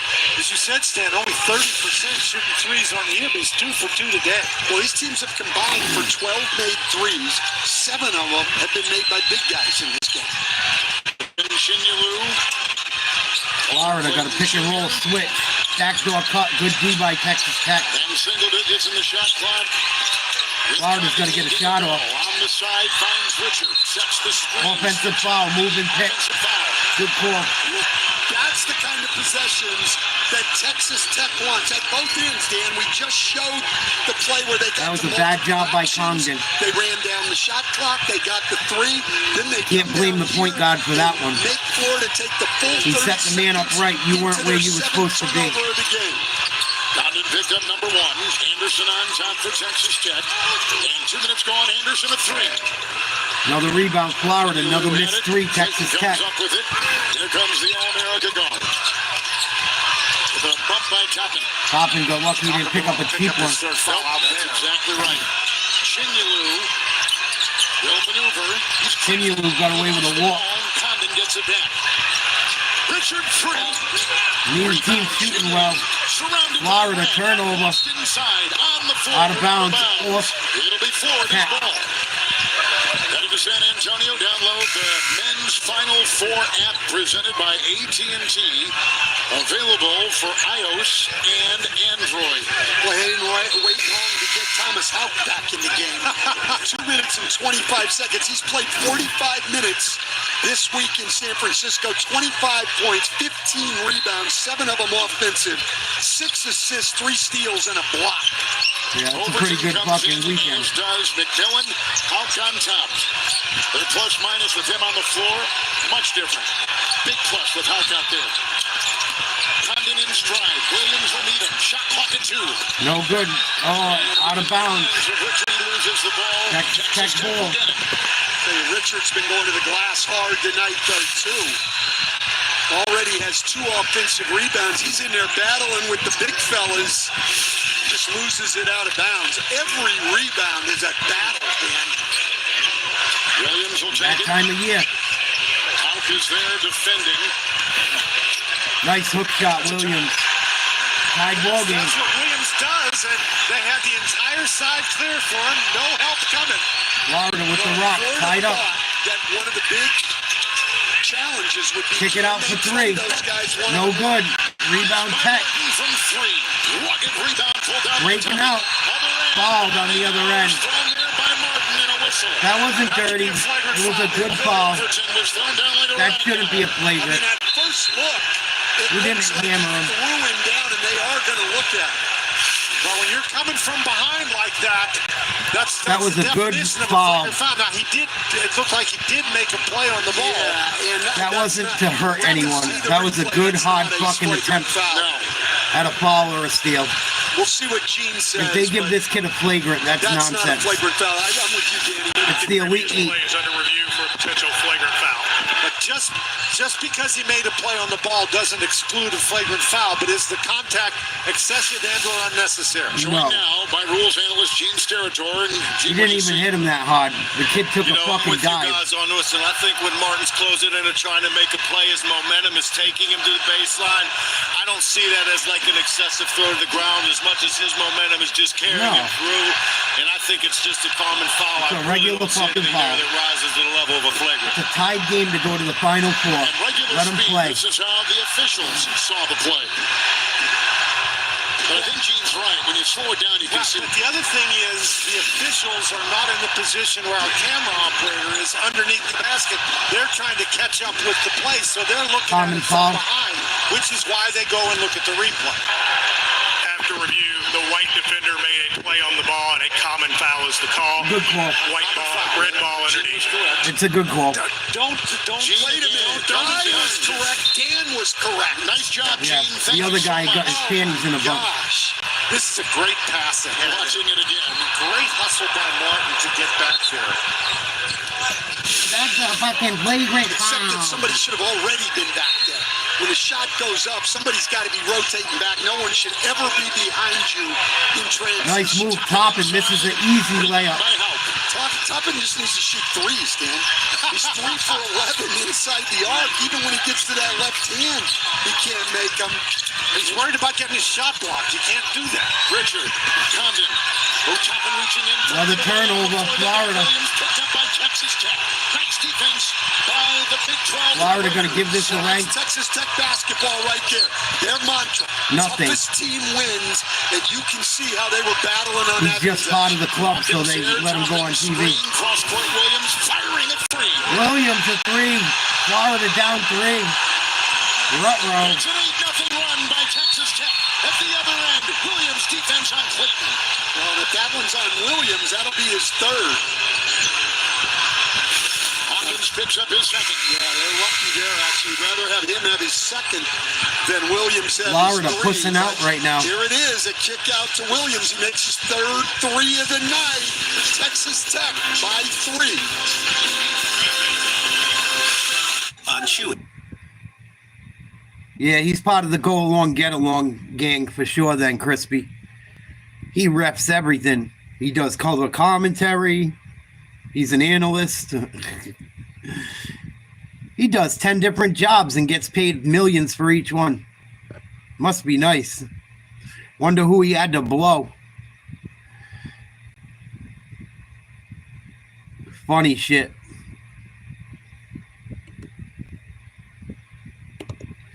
Fucking walking rule book.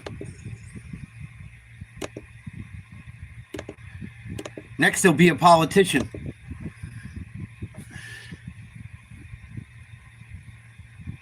Yeah, he's part of the go along, get along gang, Crispy.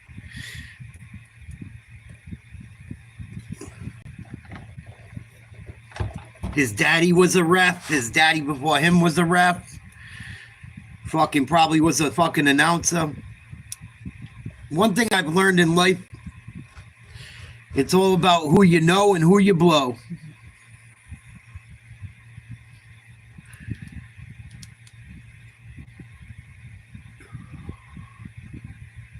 I'm sure they've done a lot of knowing and blowing. Yep. And my daddy before my daddy, and my daddy before my daddy. That good old boy shit that I hate. And his daddy before his daddy sold shrimp, and his daddy before his daddy sold shrimp too. Yeah, they gave him the W, Juice. I thought he was up 2-0.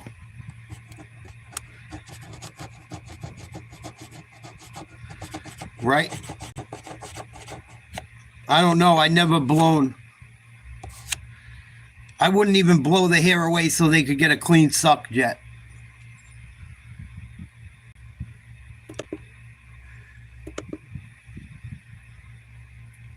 Yeah, you got to get rid of them. They're fucking scum. I watched a thing on this county in Tennessee called Cock County. You want to talk about good old boy shit? That fucking county, I watched a whole fucking thing on it, man. Crazy.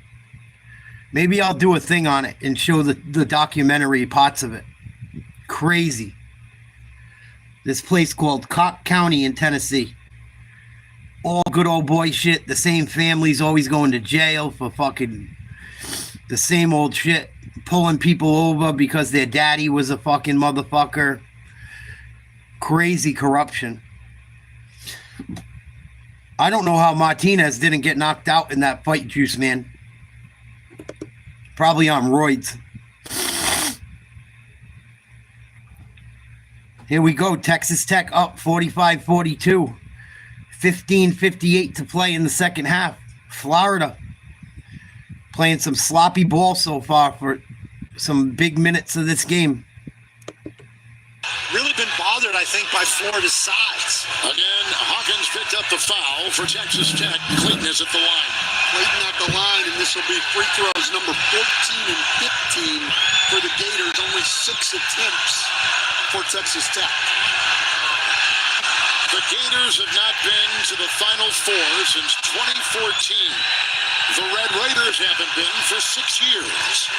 The winner here goes to San Antonio. What that really means is both these teams have been there pretty darn recently. Not bad. You know, you've got to be pretty good. I mean, most of these teams, if they could get there once every 10 years, Florida back down one. Happy. Get both free throws. And the winner here will take on the winner of the Tigers-Spartan game. Tigers at number one seed. Michigan State, there they go up high. He worked on his play yesterday. Overton is in there, and he moves inside. And one, wow. Basket fouled on the play by That was Clayton. ticky-tack. Overton was a guy who had a great game off the bench the other night. 12.7 rebounds. He's been quiet today in limited minutes, but he loves to do this. Get smaller guys and back them down inside. Gets to that right shoulder. Clayton picks up his second. Oh, if I knew what I know now at 20 years old, my goodness. Get it anyway, Stan, by doing exactly what you said. Clayton's smaller. Clayton can't defend him one-on-one in the post. Well, Jeff Linder, former head coach at Wyoming, who does the offense for the Red Raiders, really preaches going at mismatches. Aberdeen is in. Nice pick and roll. Missed the dunk. Got a lucky bounce in. They're going to say basket interference. Well, did he grab onto the rim a second time while the ball was in the cylinder? I don't think so. There he misses. Wow, no hoop. I think that's the right call. I don't know about that. Maybe. Offensive goaltending the call. Hand locked in. He got a sweet pass. And he just hung on it there. He hung on it normal. For basket interference. Earlier. Gene, you saw it. And what do you think? Yeah, Kev, I think at this point when you have the rim that gives like that, when you're hanging on it, and then the flange kind of pulls down, vibration comes back up, and It then looks like he timed it. coming back down. I think they will stay with basket interference on this play. Right there, you see that rim giving the vibration that's coming back up. I think they'll stay with basket interference as a result. That's a tough call. Side until the next timeout when they review it. Yeah, so they went over to review to say that they will review it later. I like it. Really well done. It's called the double review. Williams, Houck is on him. Good D by Houck. Benlocking gets the ball. Well, he got to his left shoulder against Houck the last time. Houck was upset at himself, and that time he made darn sure Florida he needs a didn't hoop. get to the left shoulder. Had to go back to that right shoulder, Nice just top. not as Good efficient D. going that way. Tough shot. No good. And off of Hamilton and out of bounds. Out on Florida. Well, Houck is playing good defense, but watch number 15, Martin. He drops down. Williams sees him and goes with that left-handed, whatever you call that. Well, what we call that is a miss because he's just not as good that way. And look, players have got to understand. Nice pick and roll. Popping. Airball's a fucking hook shot. Players, you just got to take away a little bit of their efficiency. Ooh, by not Florida might have letting them walked. get to their strength. Topping with the miss. Gators the other way. On top, Clayton. McMillan is on him. Nice pick and roll. Should have shot it. Almost stripped. Three-pointer, Gators. No good. Rebound, Texas Tech. Rebound by Hawkins. Down the other way, McMillan. He'll tee up the three. No good. What a brick. Bad shot. And the other side for Clayton. I don't know that you want to get into a running up and down thing with Florida. Backed away as Aberdeen was driving. It's a foul. And it is a Texas Tech foul. And it will go on Kevin Overton. 32 world-class chefs put their fate in the spin of a week. Watch it all new Tournament of Champions tomorrow night, 8 o'clock on Food Network. Overton picks up his first. Now they take out one of the guards, Hawkins. They bring in the other, Christian Anderson. Well, that's news, taking Hawkins out. You ain't kidding. He played 45 minutes. All 45 minutes the other night against Arkansas. Nice lay-in. 20 of them with 4 backs. Houck went right into Williams. Houck Well, see, again. here's the difference. Houck's taken away Williams. This could be a tied game, too. Williams lets Houck get They got to his review right that hand. play still. Those are the subtle differences that make the difference. Raiders missed between another winning and three. losing. Got a rebound. Another block shot. That's his Bad third. foul on Florida.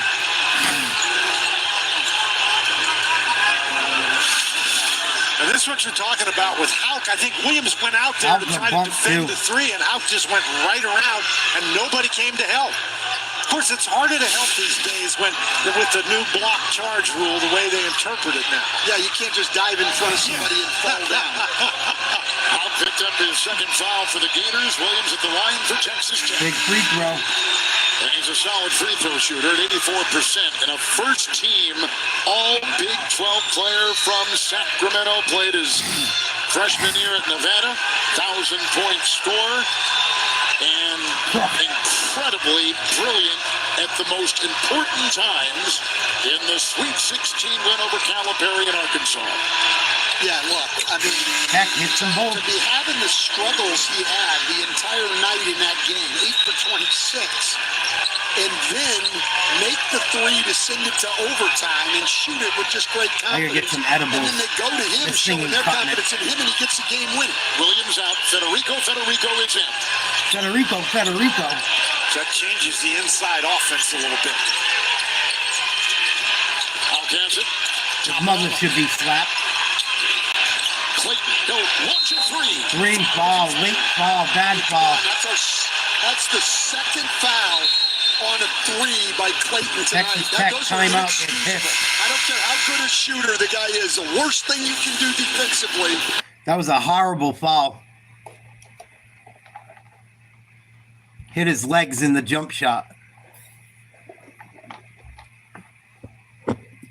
No, but I read some of the book. I didn't read the whole thing, but I read a couple chapters. It was all right.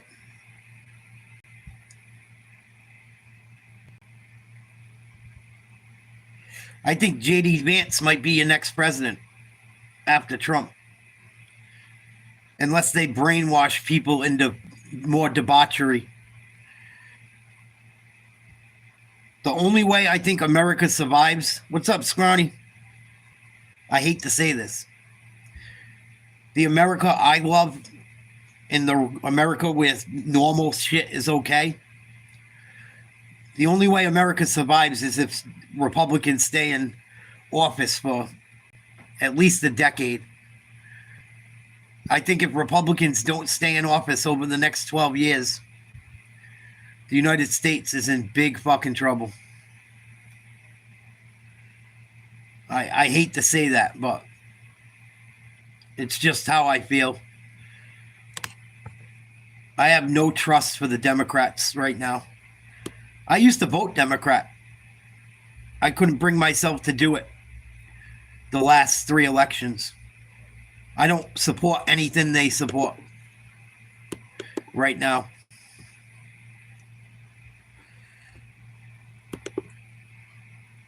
I don't know how you could, unless you're fucking brain dead.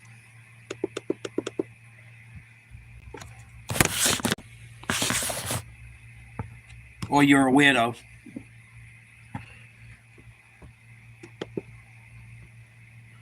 Yeah, for real, Mark. It's going to take a decade or two. The United States is so far in debt. We're in so much fucking trouble right now. That's why they're cutting all these programs. It has to be done.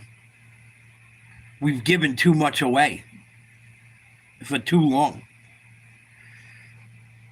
Younger people one day, if they're smart, will appreciate that this shit got cut out.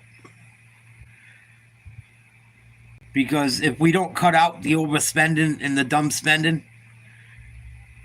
people will be slaves to the system for the next fucking 200 years. America's so far in the red from helping everyone. Just under Biden alone, we're fucked. So Florida's going to shoot 3 free throws. He got him a little bit on the arm, hit his leg. Yeah, me too. Me too, Jet. I didn't... Let me see. Did I vote? Yeah, I did. I voted Obama. I think I voted for fucking Obama twice because I didn't like the fucking Romney dude. I voted Obama twice, and then when by the end of Obama, I was fucking had enough of Obama. I wish I never voted for Obama the second time. And then I voted for Trump ever since. They reviewed that play. What did they call? Clayton was the... They must have said the basket counted for Florida on that dunk. So Florida ties the game up. And they hit a free throw to go up 51-50 Gators. 13:24 to play.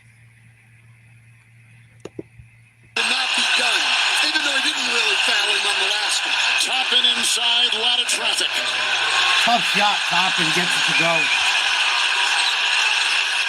Well, the free throw the second term was out of control. 17-5 in a close game. That's really going to be a telling factor. Wow, good D-Tech. Great defense by Texas Tech. He's got a couple blocks. Open three, deep. Oh! Deep three, Tech. How fast did he get his feet? 55-51. Red Raiders out three. No good. Rebound, Florida. Gobbles up the rebound. Kicks it back to Clayton. Gators will reset. Driving at Hawkins with 3 fouls. Nice take, missed the free layup. It's vacuumed in by McMillan. That was a tough layup on a big man, but you got to knock him down. He'll fake, he'll drive, he'll slide. Good deep, Florida. Defense by the Gators. Here comes the Gators down 4.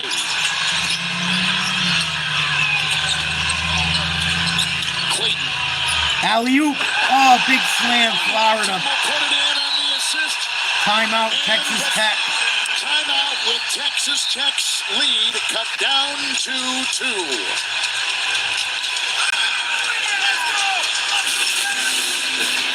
How the fuck did Obama get with fucking Jennifer fucking Aniston? Is what I'd like to know.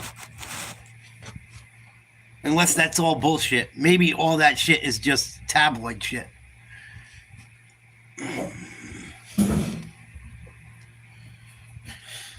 Where did all my viewers go?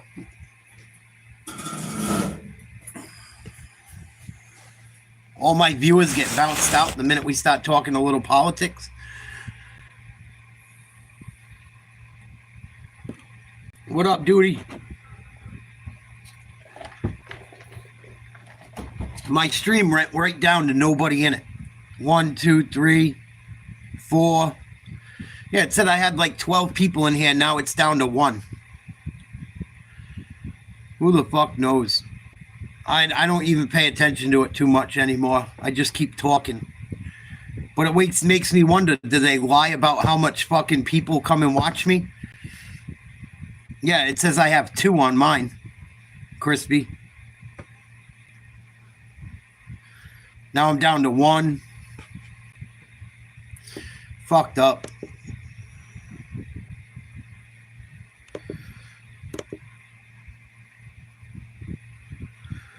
Check out the over on Houston, Tennessee.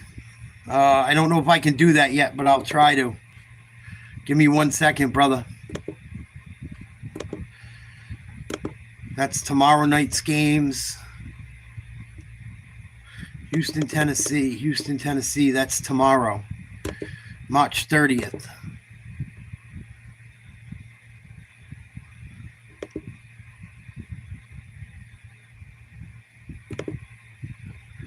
Let me see what it is.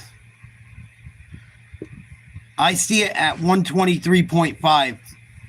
I would probably take the over on that one.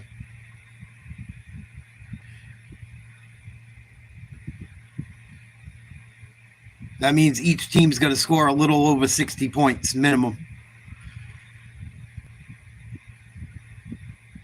Sounds like easy money, but it make you wonder. The Moreno fight, give me 1 second.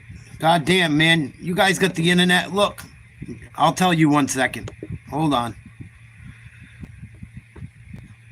I can't tell you an exact time, but I can tell you how many more fights there are. Martinez versus Oliveira is going on right now, I believe. Yep. And I think Shawiwi fights next.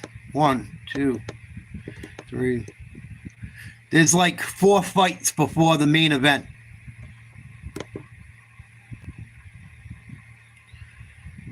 Four more fights.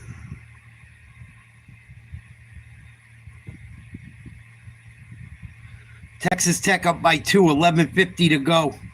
Second half. Hawkins, top in, and over Condon. Saved by Texas Tech. Hawkins has it, top in is there. Another one missing at the doorstep. Florida, fast break. Bang, tie ball game. That guy is some kind of athlete, and that was a heck of a play to come Great up with D, the ball big and dunk. take it coast to coast. He came out of there like a bullet. Short-armed the first one, then shot the second one too long. He's really being bothered on the inside. He really is. He's 4 for 15 on twos tonight. McMillan will work his way inside. Florida, no good. Florida can't come up with it. Toppin, no good. Texas Tech lays it in. Florida getting killed on the glass. So now 4 for 16 on twos is Toppin, and Federico, he continues to just get offensive rebound after offensive rebound. Aberdeen on the move. Oh, I don't know about that offensive foul. Aberdeen with 3. Just sort of dropped that shoulder into it. I want to see a replay. Been very upset. Well, Florida really can get out and go, and the ball's tipped, and it's a favorable tip, and Martin really tracks that one down. How fast is that? And here's Federico. Federico. I mean, he's anytime an offensive rebound. His mother should be thrown in jail for naming him that. Imagine being named Federico. Nice lay-in. Texas Tech up 4. If my mom ever named me Federico, I'd be fucking pissed. Florida misses a 3. Rebound Texas Tech up 4. 10:20 to go. I'm doing all right in my bracket, Mark. I'll talk about it in a minute. Hawkins, it's McMillan. Lurching, jab stepping, and out of bounds. Turnover. It's off of Texas Tech. Stream CBS Sports HQ. It's your free 24/7 snapshot of all the sports that matter to you. Catch highlights, in-depth analysis, breaking news anywhere you are. Download the CBS Sports app and watch today. And that was a very bad turnover. You can't throw the ball down low to Federico. Well, and that's why you chase guys like Chance McMillan off the three-point line. Not that he can't do anything else, but you force Florida misses a hook shot. In close. struggle with his decisions. Rugged play from Williams comes the other way. Wide open 3. He went up with one. No good. And the rebound out of bounds. Out of bounds off Florida. As they're chasing it, it will be the Red Raiders ball. And it's hard to chase a rebound when Federico is there going after it. This is really nicely done. Federico. Condon has the rebound, but Williams just takes it right away from him. Toughest team wins. The Texas Tech mantra. And look, I'm not saying Florida doesn't have toughness. They do. Both these teams really getting after it. But it's not just all athleticism and skill. It's toughness, it's discipline, it's intelligence. These teams play. Still, I don't care what it means. Williams against Condon. And sticks it. Federico. Left shoulder in his right hand. I don't care what kind of size you have. He's so strong. You've got to take away that left shoulder. It's Condon to Houck. Like God Shin guy. Aberdeen to Clayton. Defense right there by Hawkins. Dancing, leaning, fouled as he went in. Number 4 on the defensive player. Oh, that's a Elijah big Hawkins. play. Hawkins with 4. There it is. Condon, you just look at his stance. He just drops that left leg and opens up. My bracket's doing all right. I still got a chance to win. I didn't enter into the Nate's Live Talk bracket. I have a bracket of my own. I've got a good chance to win. I'm in the mix. But I can't get really too many more wrong. Michigan State could kill me tomorrow too.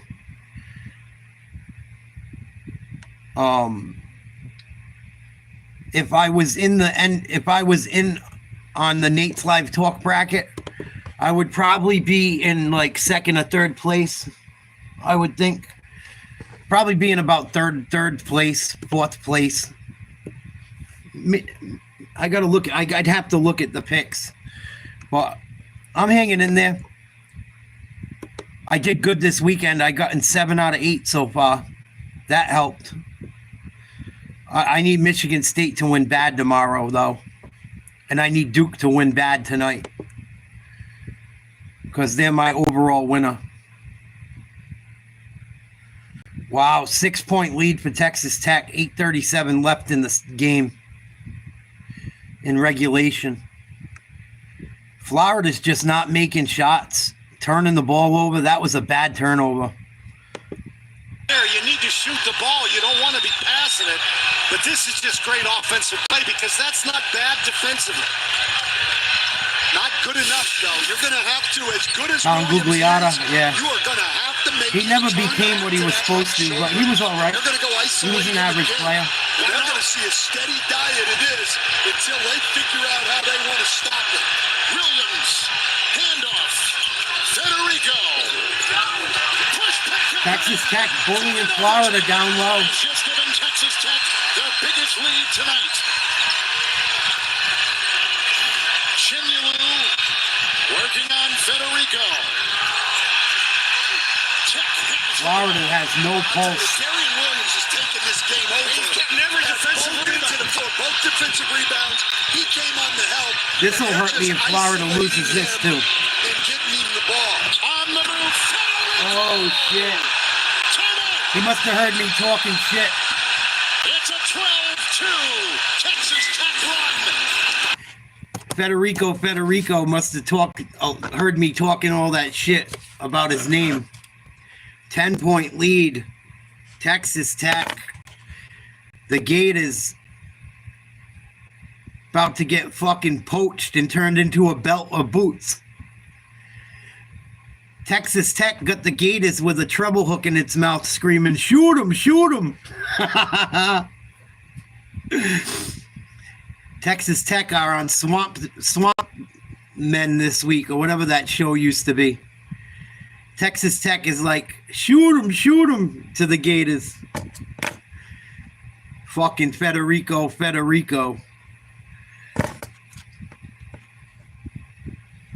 Yeah, shoot him.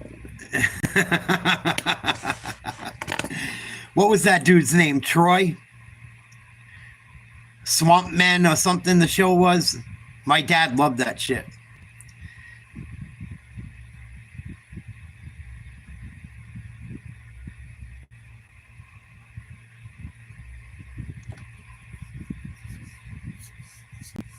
I can't remember the name of that fucking show.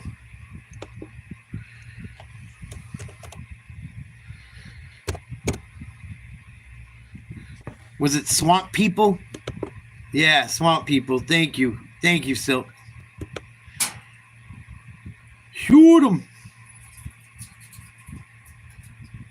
Troy was my favorite out of them. Troy and then the other dude, the dude that's son had all really blonde hair. And all they did was throw treble hooks and fucking snag gators. Them motherfuckers did work.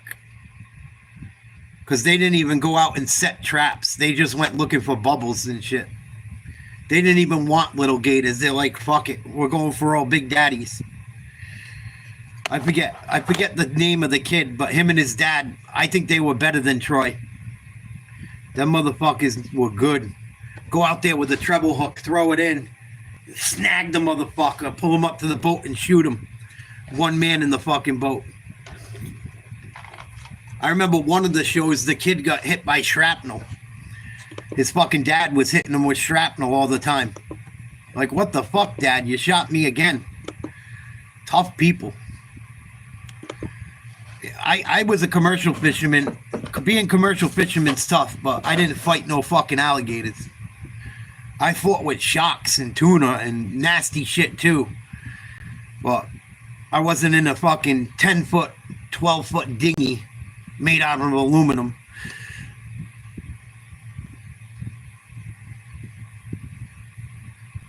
Yeah, that dude was nasty. I'm talking about the other guys.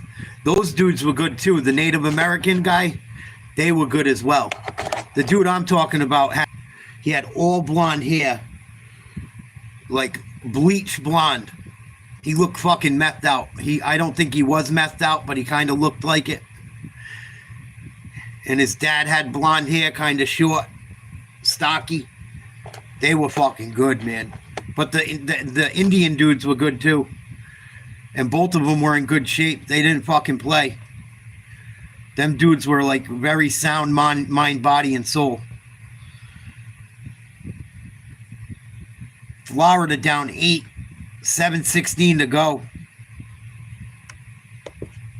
Great decision maker. The last 8 games coming into today, 21 assists and 4 turnovers. He'll pick you apart. Anderson. Condon now on Williams. Switch. Overton. Shot clock at 3. Overton against Clayton. Rebound Federico. That is on Texas Tech. It should be. Oh, and Florida's shooting right here. So that's a real tough play. You get the foul and you're going. I think the NFL is going to turn into flag football eventually if they don't stop being pussies. And they made the league so offensive. You can't sack the quarterback. You got to be careful how you hit him.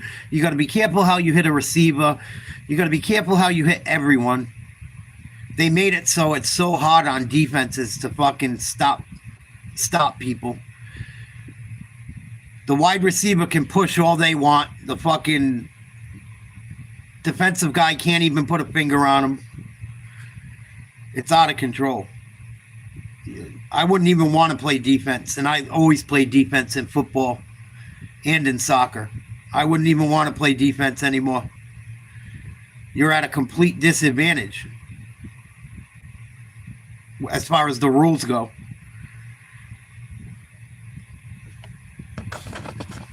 Florida misses a free throw and gets called for an over the back. Stupid call. I mean, not a bad call, a stupid foul. Went right over the top of him. 67-59. Texas Tech cooking. Lays one in, topping. Florida could be going bye-bye.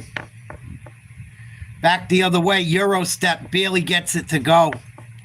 8-point lead. Tech, 6:36.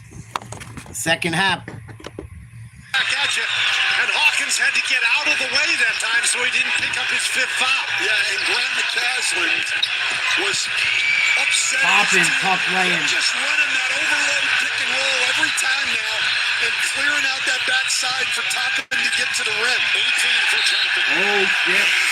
Turnover. Florida's in trouble. Well, here it is. We've seen this play over and over from Texas Tech. The other big, Williams, is on the strong side.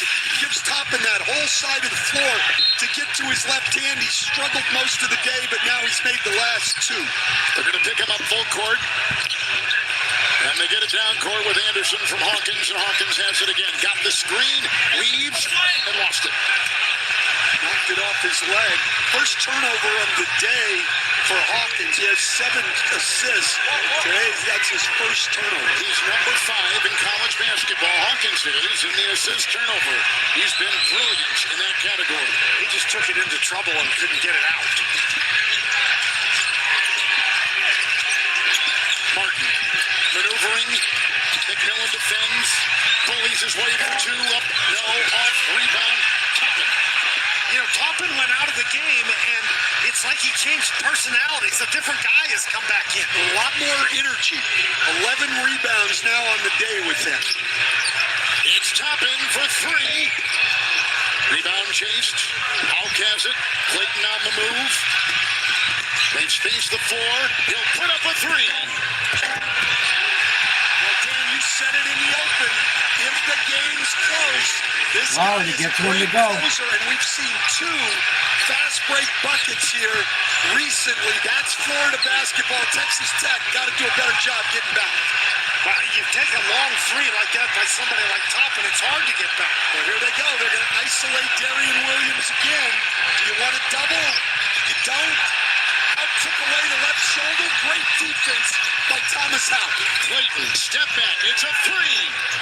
No good. Rebound. Condon. Outside. It's a three. Off. Rebound top and taken away by Condon. Chases to the corner. Bodies on the floor. Cross court to Houck. Wow. Clayton. The bump into McMillan. Hicks out of bounds off of Texas Tech. Shot clock at 8. Tell you what, though, now Florida, establishing themselves on the offensive glass.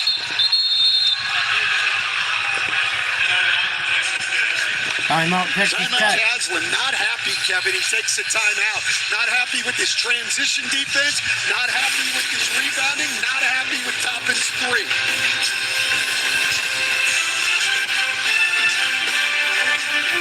Panera's packed with flavor bagel just got stacked with even more for just $7.99. Meet our new Florida in the jam. Florida better wake up.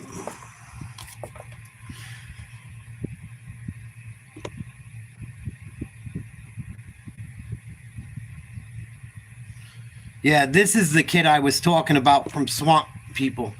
Willie Edwards. He was the baddest motherfucker out of them all. I don't think he weighed 150 pounds.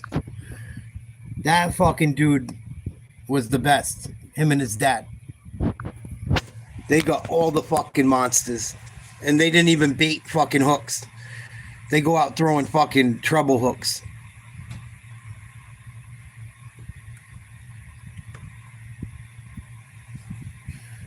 That dude and his dad, I think, were fucking the craziest.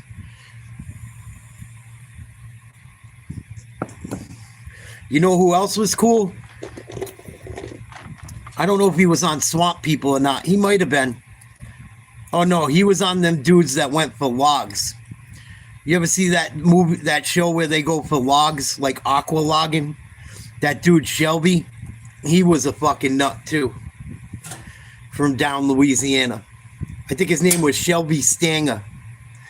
That motherfucker was crazy, dude. He carried around like a 45 or a 50. Be blowing it off everywhere. He had a 357, I remember, too.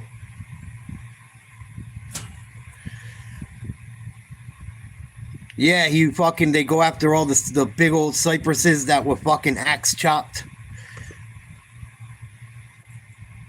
I think that was his name. That motherfucker was crazy, dude. He'd wear his old lady's panties and shit.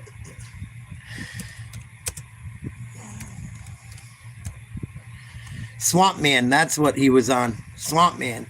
That motherfucker was a gangster. Shelby Stanger was a motherfucker. I seen him have beef with people down in the bayou on that show and pull out a fucking pistol. The cameraman must have been so fucking shook. I don't think he was acting either. It seemed pretty fucking genuine. Like, I don't think he was gonna act for the fucking show. That motherfucker was batshit crazy. I liked him though. The Legend of Shelby the Swamp Man. Yeah, he was fucking nuts, dude. He had that hydro boat. He was a motherfucker, dude. There he is. Fucking Shelby Stanger. I think he passed away, unfortunately. If you did, Shelby, rest in peace. He makes some gator boots out of the fucking Florida Gators right about now. Be like, come on, gotta go. Oh, that motherfucker was nuts. He'd drive his fucking swamp buggy around town. It had big stainless wheels on it and shit. With treads welded into them. Fucking nuts. Funny shit. Oh shit. Chihuahua's fighting. He's got his man down already, a minute and a half into the first round. Nice elbows, nice knees.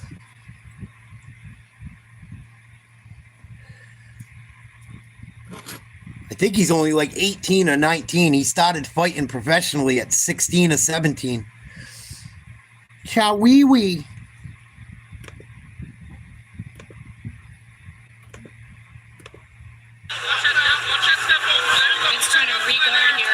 Yeah. Watching Raul Rosas.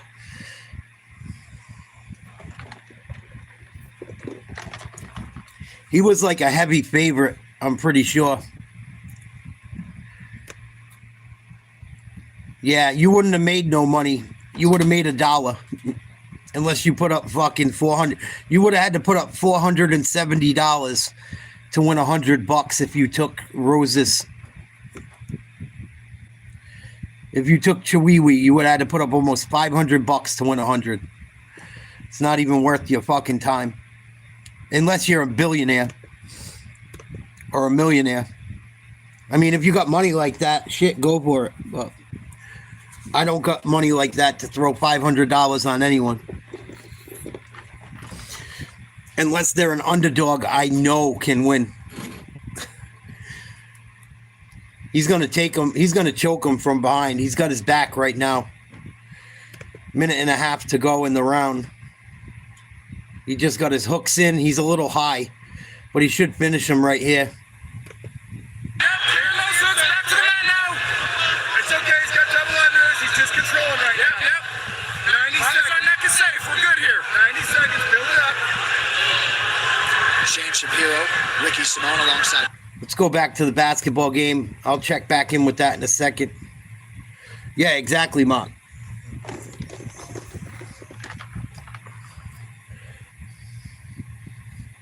I know people that hit on.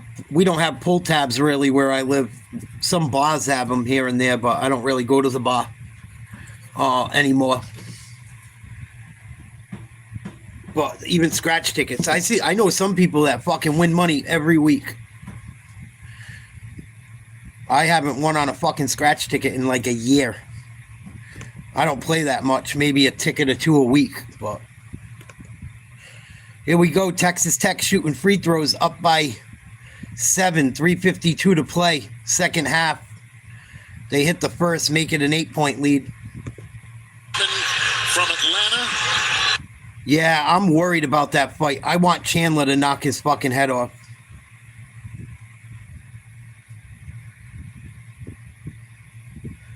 But Pimblett's good. I just don't like his fucking attitude and his corny British bullshit. If he wasn't such a fuckface, I'd probably like him. I want Michael Chandler to hit him with a Tony Ferguson fucking head kick. Gators get a layup. 73-66. 3:25 to go. I mean, he moves so well without the ball, does Clayton. You can't deny the ball to a guy who's going to move like that. You won't lose it, Jet. Couple games, you get it right back. He's got him in a blender. Popping. Easy layup. 20 points for Toppin. Clayton got the screen, puts up a three, out. Hulk, the leaping rebound, parachutes in to get it. He's got 10 boards. Clayton again, double. Williams there. Back to Hulk, tees up a three. Big three, Florida. This guy's been incredible. He got the offensive rebound. He gets it back for the three, and it's a 6-point game. Damn, Florida cheerleaders are hot too. Florida is out of timeouts. Texas Tech with one. Hulk lets it fly from three in a 6-point game. Tight one down the stretch. Timeout, Texas Tech. Under 4 minutes to go.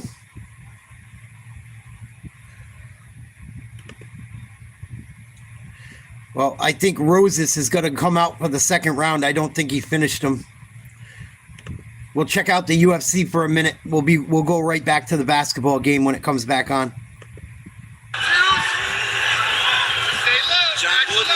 Rojas hits him with a big left, another one. The best that he has to offer. Now go to work. But then Rosas comes out with a beautiful jab.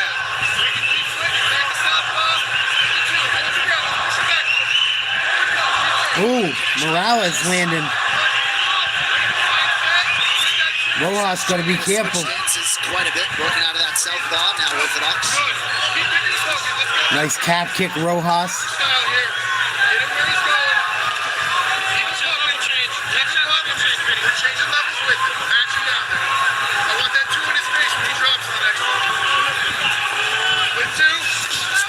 Rojas moves well. Really hasn't found one shot on the 50 as yet. He's landed just 3 significant strikes. Oh, Rojas getting caught. I think he's so focused on tagging Raul in anticipation of the shot. He's waiting for him to level change, and he wants to tag him with that right hand or an uppercut or a knee. But it is causing him to be a little bit low volume and hesitant. Rojas might be losing this second round. Let's go back to the Florida game. Down by 6, Texas Tech with the ball, 2:47 to play. Toppin got open. Williams will have the ball. Houck is tagging him and picks up the foul.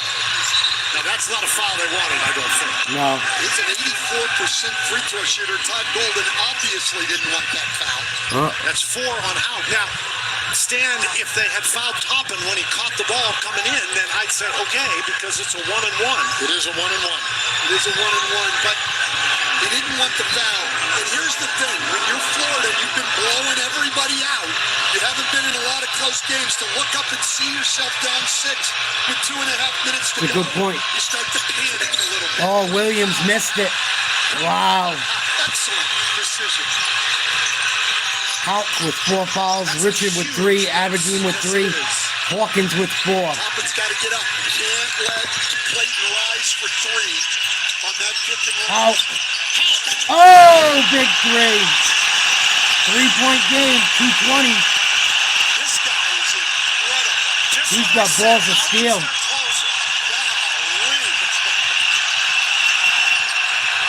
He's made more money this weekend than Steve Jobs. Well, we know that. But he's made more money than Jeff Bezos this weekend. So the missed free throw by Williams, Dan, and then they go the other way. Well, of course, you're not 100%, but this is really a nice job to get the ball quickly to Houck, and Williams plays off of him. Wow. Condon picked up his second. Toppin is at the line. Oh, they missed another one. Wow, they could play hack-a-sack the way this is going.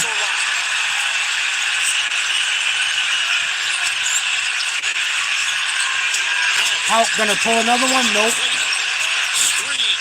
Defense Williams. Clayton to try to tie. Oh, tied up. Clayton Jr.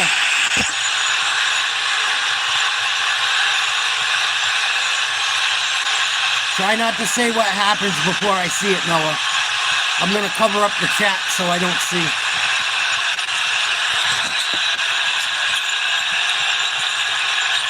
Clayton is on McMillan. He's done a great job defensively tonight. Time out, Texas Tech. Texas Tech.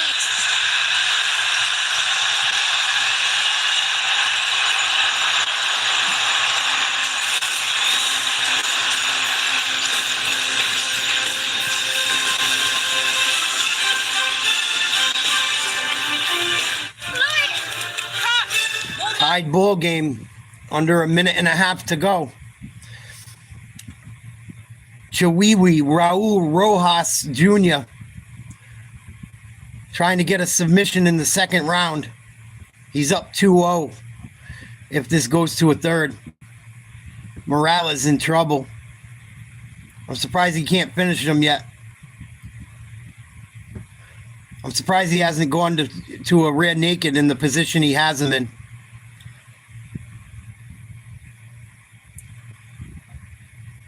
Rojas is just fucking with him.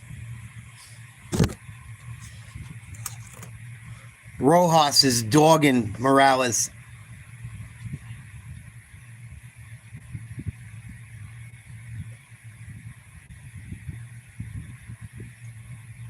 It's going to go to a third round. Morales getting dogged by the young, hype, up-and-coming fighter. Here we go, 75 apiece. Texas Tech inbounds. They get it to Williams. Spin move to the hoop, up and under, good for 2. Noah, don't say what happens before I see it, if you don't mind. Please. My game is a little delayed.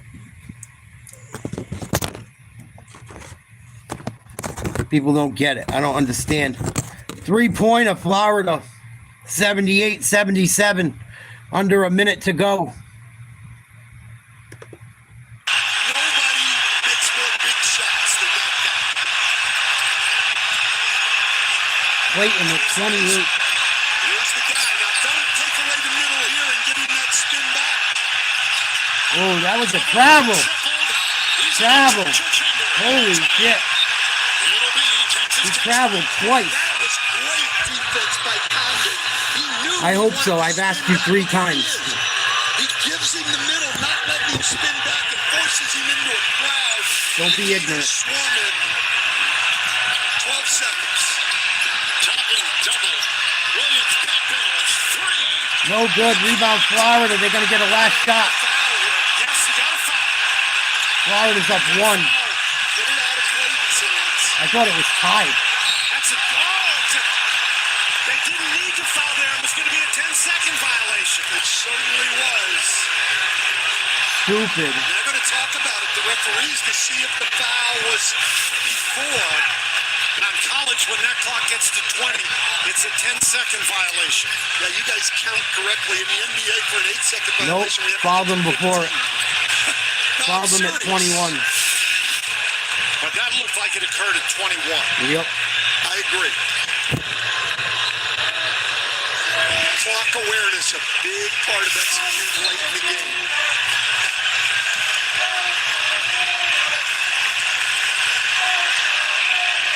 He got fouled at 21. According to our screen there, was at 21. The previous play is under review for a timing error. The call on the floor was a foul on red 5. Bringing in now rules analyst. Oh, Rojas in trouble. Chihuahua in trouble. He might get choked out. And Kevin, I believe that the foul occurs at 21 seconds on the shot clock, which would mean that only 9 seconds has occurred. You know, has elapsed in the 10-second. I think the foul precedes the violation. And what they're actually looking for, Michael Irving was just over here. Wow, Rojas in trouble from the top. When the whistle blew on the foul. The game clock, that is. Absolutely. There's no question in their minds that the foul occurred before the 10-second violation.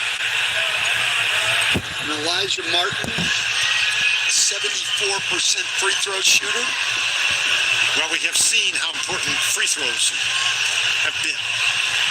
I told you the other night, my daughter Allie knew that. That's one of the big factors she based picking her pool on was free throw shooting, because she knows in close games how important it's going to be. After review, the foul occurred with the 21 on the shot clock. Good call. 22.2 The right call. The white team will shoot 1 and 1. Peters run a 12-2 That was a stupid foul by Texas Tech. during this run. This is the go-ahead shot by Walter Clayton.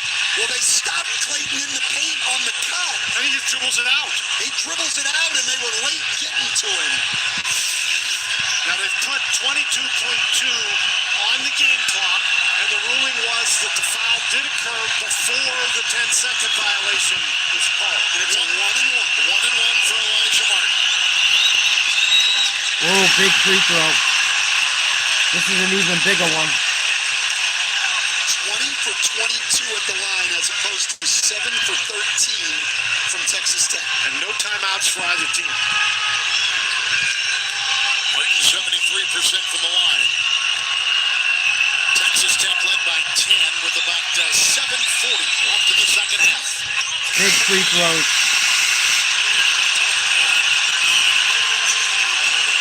Wow, this is interesting.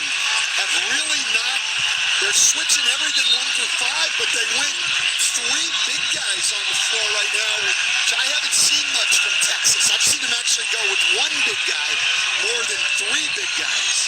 Chinyalu is in. All they're worried about is defending the 3. They want big guys out there. There's still a lot of time. I'm getting the ball to Williams. That was a moving screen. Williams for the tie. No! Rebound. Florida, big rebound. Collected by Florida.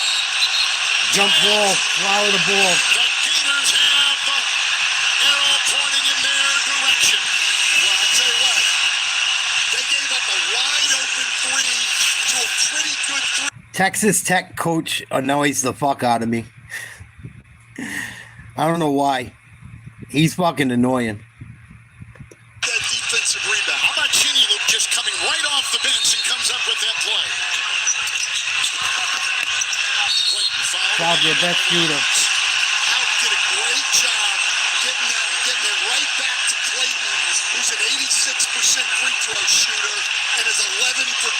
today. You're absolutely right. A little thing like that. Out doesn't hang on to the ball, touches his hands, and it's gone to Clayton. A lot of guys would hang on because Hamp's a good free throw shooter. He's an 80% free throw shooter. But let's give it back to a guy who's been there all night long and been knocking him down. Remember we said in the first half that he was struggling a little bit? Yeah. I think Chiwewe won his fight. He almost got caught in a fucking guillotine in a DOS twice in that third round, but Chiwewe's Raul Rojas Jr., I believe, is going to win by decision, 3-0. Florida up by 3, 10 seconds left, shooting free throws. Play continue. We want as many stoppages as possible. There are no timeouts for either team, and watch it again. Now touches the ball. They put 4/10 of a second on the clock. 10.6.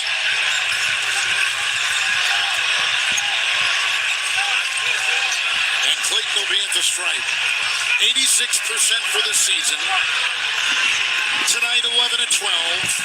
And the Gators as a team, 21 of 23. To the 7 of 13 free throw shooting for Texas Tech. Big free throw. That could be it. Well, Texas Tech was up 6, and they missed the front ends of 2 straight 1-and-1s. Yep. And this is a Florida team. If you're trying to close them out, you can't leave that door open. Well, and this is the guy, Dan. You talked about him in the open.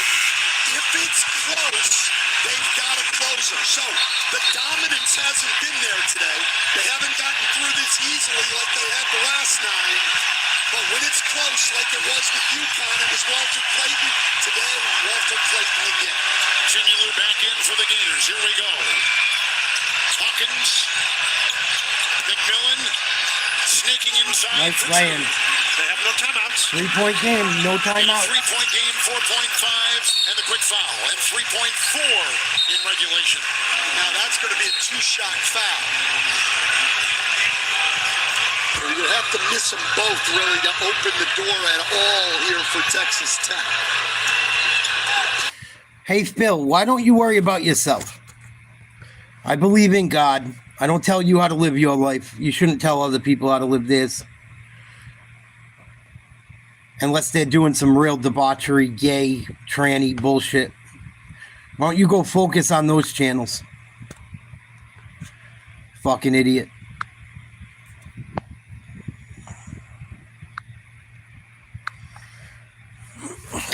People are nuts. Let me go around the internet telling everyone they better change their life. Because I live perfect.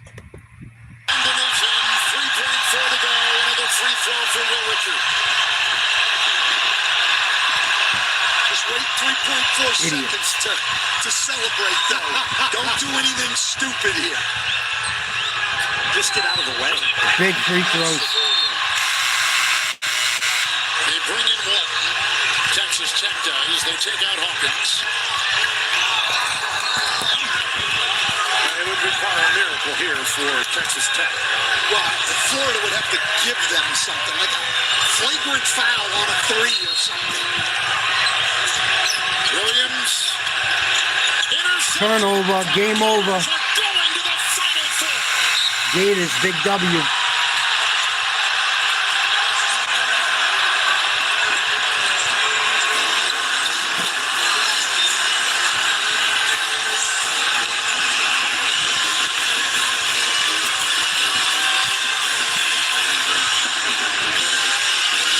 Phil K probably fucking kicks his dog and fucking swears at fucking old ladies and probably all kinds of fucking horrible shit. But he runs around the internet telling everyone else how to live. Fucking blowjob. I don't even pay attention to that shit. Fuck him.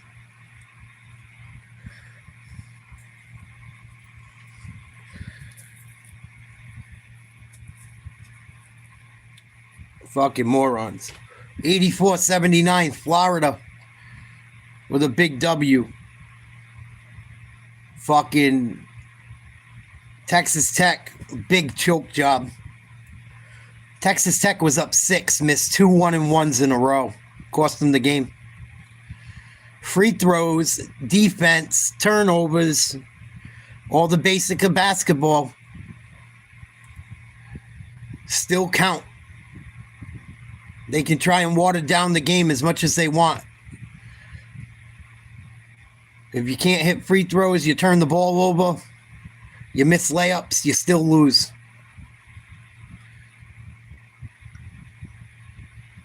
Florida stole this game.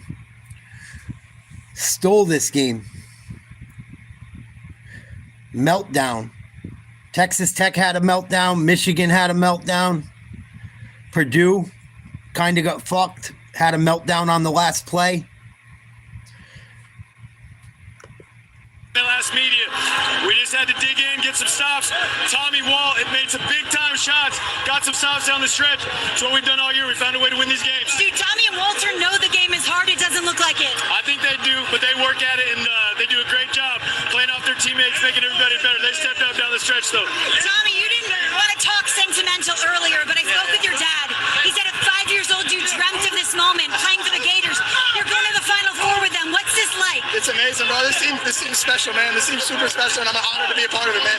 And it's a cold man right here, He's bro. a cold man. And I feel like, Walter, the tighter the game, the looser you play. How? I don't know, man. I just got all these guys around me.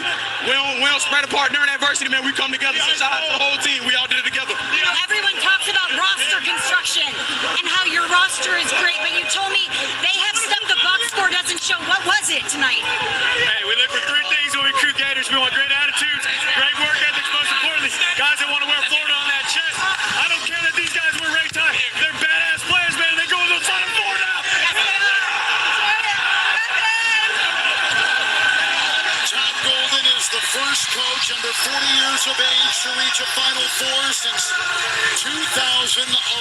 The last time the Gators were a #1 seed, like this year, and they're going to the Final Four for the first time in 11 years. Now they'll await the winner of all. Good. I didn't think the Big 12 was as good as everyone thought. I'm glad that no one from the Big 12 is left, except for Houston.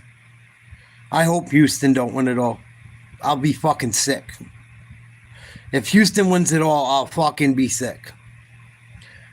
Because they fuck that bracket up every year for everyone.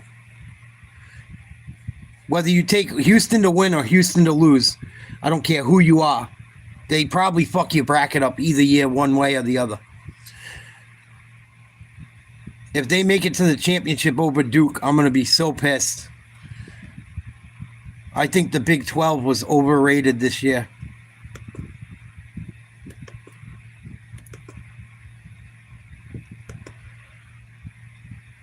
They had some good teams, but Iowa State shit the bed.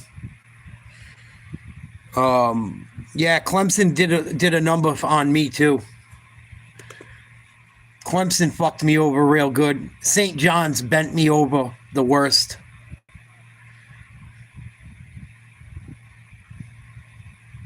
St. John's, I had St. John's losing this game, I think.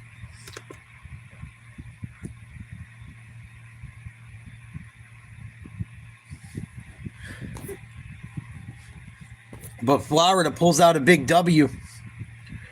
Texas Tech fucking melted down, missed big free throws. Think about it. Texas Tech makes all those free throws. They win the game, most likely. It changes everything because Florida doesn't get to go down the other way and just have a break. Texas Tech can set up their defense. How many free throws did they miss? I know they missed 2 big ones down the stretch. I want to see. Let's check out the team statistics. Yeah, they never kiss you before they fuck you. Never. Free throws.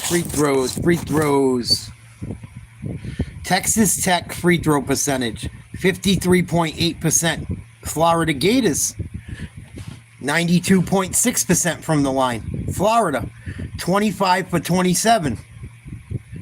They were more aggressive going to the rim. Texas Tech shot a ton of threes. They were 10 for 27. Texas Tech, 7 for 13. If they make 6 of them, they win by 1. They missed the 6 free throws they missed. If they hit all of them, they win the game by 1 point. Fucking, it always comes down to the basics. In close games, you cannot forget normal, regular, fundamental things. Free throw shooting, turnovers, bad fouls, rebounding. The one thing you cannot say about this tournament is that the teams that played better fundamental basketball lost. Every team that's played better fundamental basketball the last 3 days has won.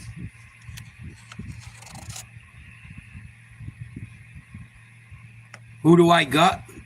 I had Florida in this last game, and I got Duke in the next game. Alabama was on fire last game. I'm a little worried for Duke tonight. They cannot let Florida hit 25 threes and expect to win. That game should be coming on shortly. Let's see what time it's supposed to come on. I think it's supposed to come on at 8:49. That's what they say. Hopefully they don't push it back. But if Duke loses, I'm done. Most likely. Most likely. Unless everyone's fucking shit falls apart. I got Duke winning it all. They really got to make it to the... They probably got to win the championship for me to win. Because everyone else I'm up against in the bracket I play in that is ahead of me, none of them have Duke, luckily.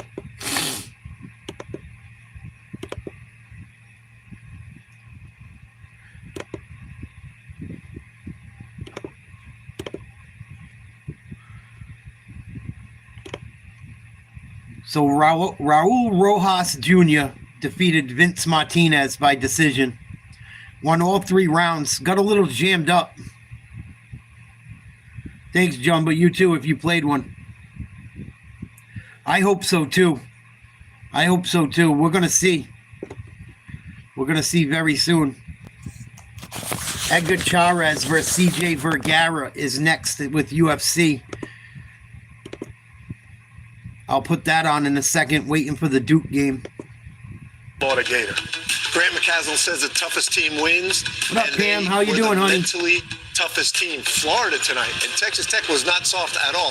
Florida was mentally tough. Walter Clayton Jr. hitting shots. Thomas Houck hitting huge shots when they were down. Yeah, Houck hit some big shots. 84-79 is your final, Florida advancing. Coming up next here on TBS, a second team will punch its ticket to San Antonio when Alabama faces Duke in the East Regional Final. And Thursday's historic night for the Crimson Tide is the Capital One rewarding performance. Alabama scored 113 points in their win over BYU. Alabama 75 of those came from beyond the arc, an NCAA tournament game record. 25 threes they made on 51 attempts. Shot 66, took 66 shots a game, 51 of them from deep. 16 of those threes came courtesy of those guys who were looking loose before the game. Meantime, the Gators of Florida, the first team to secure a spot in San Antonio. Yeah, they're chump.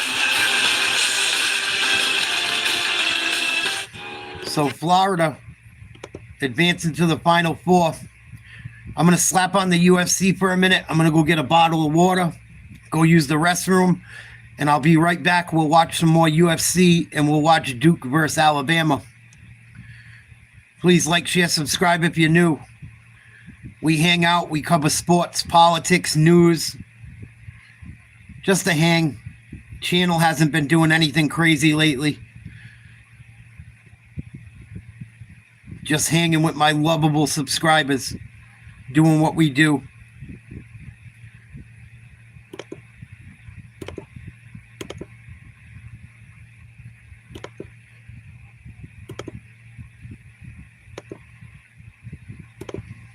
Look at those bricks. You're working, man. That's right. Let's play.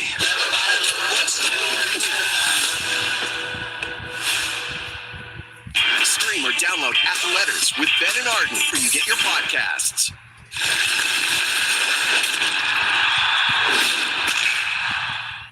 Warning, the following program contains extreme sports and violence and may not be appropriate for younger viewers. Viewer discretion advised.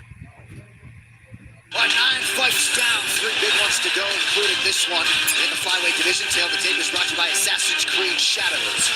Edgar Chairez near 3-1 favorite tonight is 29. CJ Vergara 33. 1 inch the gap in height. Couple of professionals on the scale here on Friday, coming in at the divisional non-title limit, 126 pounds, 3 inches in reach for the long Mexican Edgar Chairez. All right, now for the intros, here's Rob. Ladies and gentlemen, this fight is 3 rounds in the UFC flyweight division. Introducing first, fighting out of the blue corner, a mixed martial artist holding professional record. 12 wins, 6 losses, 1 draw. He stands 5 feet 6 inches tall, weighing in at 126 pounds. Fighting out of San Antonio, Texas, USA, CJ Vergara. And now, introducing his opponent, fighting out of the red corner, a mixed martial artist holding professional record, 11 wins, 6 losses, 1 no contest. He stands 5 feet 7 inches tall, weighing in at 126 pounds. Fighting out of Mexicali, Baja California, Mexico,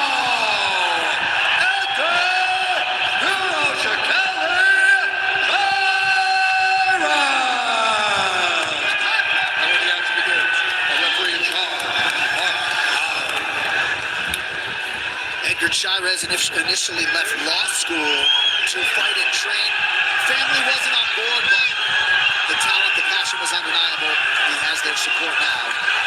And tonight, Chairez, with all of these throaty fans behind him, makes his 5th UFC appearance. Chairez in white, CJ Vergara, Connors in black. Vergara getting right after it. Chairez wants to fight behind that jab. Like you said, John, the reach that this man has. I mean, he's got as long a reach as a heavyweight champion. That's why. Ooh. Nice stick.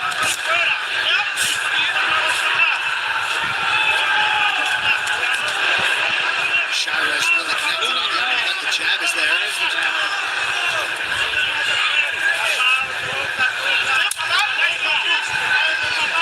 And that one jab caused some redness already under the right eye of Vergara. Chairez fighting right underneath his fighting hero, Brandon Moreno, tonight. But now if Chairez puts too much of a boxing emphasis on this fight, one of the things you can do against those guys is you can hit them with leg kicks and calf kicks. They have such a bladed stance. They want to put the jab on you that they don't check kicks as effectively. Well, that you have to put the weight on the lead leg if you're really going to pop that jab out there. And every time you do, CJ Vergara looking to attack that calf. It's already ready.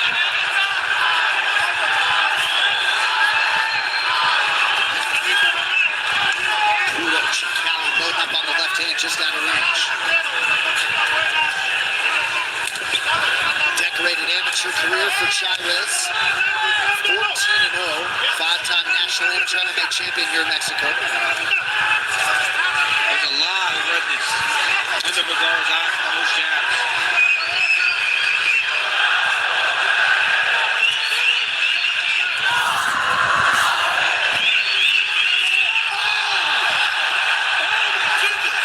Chairez! Whoa! What a left hook! Holy shit. I almost elbowed my broadcast partner, Louis Sanko. I apologize. A huge early land for Chairez. Oh shit. He's got his back. He's gonna choke him. He's gonna rip. What up, Chris? He's got his back. Red naked choke. Put him out. Sleep that motherfucker. He's got to get it under the chin.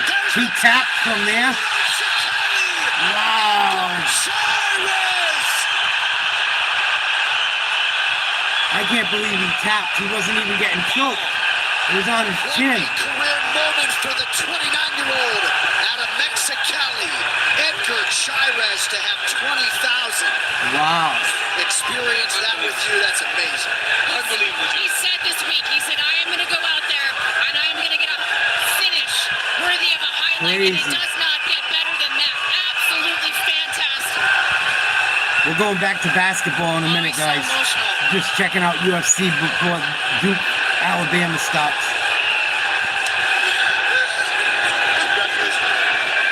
Why are you crying? You won.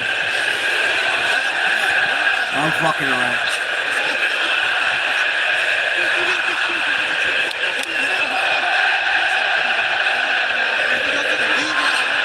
I was a bitch too. I cried when we win. I used to play in some big tournaments, man. Fucking, oh. Especially being a goalie. You give up a big goal. Thank God we didn't lose too many.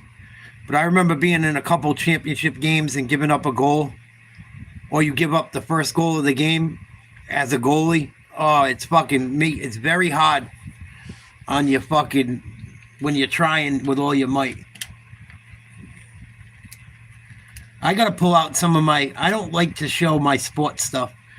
I don't want to look like a bragger or like, I don't want to look like narcissistic and shit, but I don't look like it, but I was a fucking pretty good athlete when I was younger. Pretty good athlete and pretty good. And I also have a like pretty major handicap. You guys would fucking head spin if I showed you all my shit from when I was younger. You'd be like, Nate, what the fuck happened to you? And soccer I was good at, but basketball I was really good at when I was younger. By the time I hit high school and started partying and fucking not giving a fuck, I kind of fucked up basketball. I got into it with my assistant coach, and he never liked me again. But I got to get back active. I got to start shooting hoops every day again. Yeah, Ura played on a lot of my teams. He was a killer too. Really, Pam? That's awesome. It's tough, right? Not being able to do the shit you love.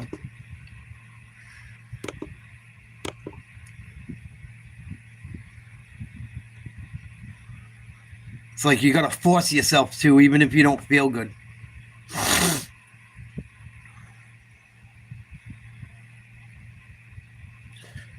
I had some horrible coaches too. And in high school, my coaches weren't very cool. My assistant soccer coach was cool, and my head basketball coach was really cool.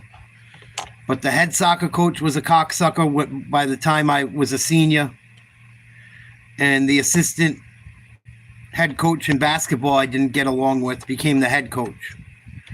And when that happened, it was fucking over as far as basketball. That motherfucker hated my guts.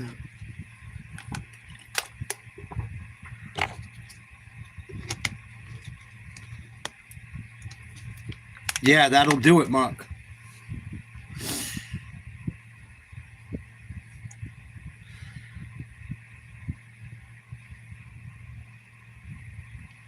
Yeah, you sound like you were quite the athlete, Pam.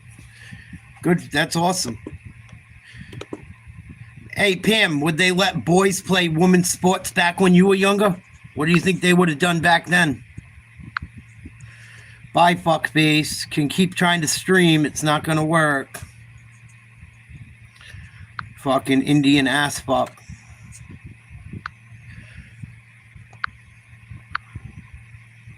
All night long.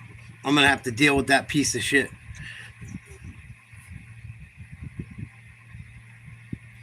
I bet. Yeah, that shit aggravates the fuck out of you.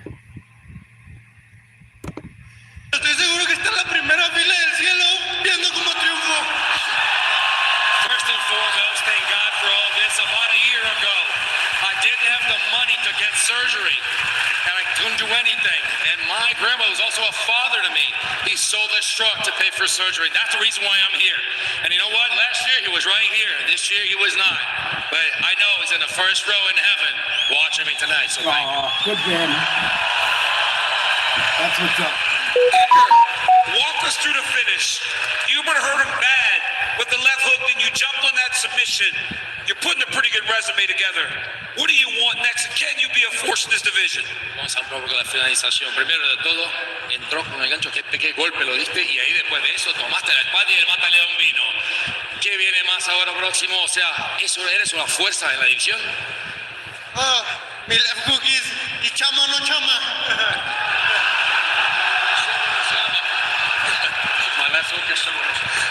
Estoy muy feliz. Yo vivo para pelear, quiero seguir peleando. Creo que también tengo mucho por hacer aquí, puedo ser campeón y bueno, hoy vamos a festejar con unos tacos y ¡arriba Mexicali! Listen, I'm very happy. I have a lot to show. We're going to continue to work on it tonight. We're going to eat some tacos. Let's have it. That was a tremendous performance. Ladies and gentlemen, give it up for Ncaa. What a moment for Edgar Chavez. We'll fight back the tears in the broadcast booth. His late grandfather sells the truck to pay for his grandson's surgery. And now, a huge result that might just produce a $50,000. Good for him. He's probably going to get a fight of the night bonus. He knocked that fucking dude halfway across the ring and then choked him out to win it. Or neck cramped him. Yeah, that'll do it too. Injuries are a motherfucker. I tore the ligaments in my left ankle and I tore my right quad. And my parents didn't have, I just played with it my whole life. My senior year, I could barely punt the ball. I was so fucking hurt as a goalie. In basketball, I still struggle with my ankle. I could be walking down the street and my fucking ankle rolls to this day. And it happened when I was in 6th grade. We were going to Wilkes-Barre, Pennsylvania to play in the national tournament. Oh no, I was going to New Jersey and New York to play in tournaments before that. But it was the year I played in the national championship for boys. Youth hoop in 6th grade, and we went to Wilkes-Barre, Pennsylvania, and we finished in 2nd place. But before I had to go play a tournament in the Bronx, we played in New York City and New Jersey that year, a tournament. I remember being in my mom's car driving to New York City.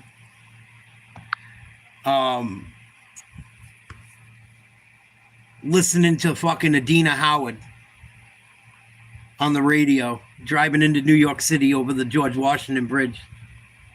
I will be a freak until the day, until the dawn. And I thought I was the shit. I was driving into New York City to play basketball from fucking against all inner city kids and shit. I was listening to fucking all different rap songs on the New York City radio channel. It was wicked cool. I still remember it. But I came down on this kid, Pat Conroy's fucking foot. We're doing layup fucking drills and he's fucking being a big goof underneath the rim. And I go and take a layup. I come right down on this fucking leg. My whole shit went, came down and went right on top of his foot. Fucking Pat Conroy destroyed my ankle. Being a fucking retard underneath the hoop. We were only kids. It's really not his fault. But he was always doing dumb shit. Fucking around underneath the rim while everyone's trying to warm up. Came right down on his shit. Oh.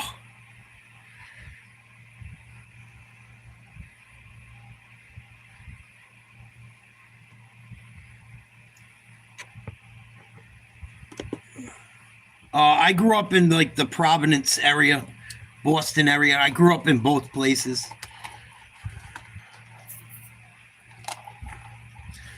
I spent a lot of time in the hospital in Boston, and I grew up near Providence.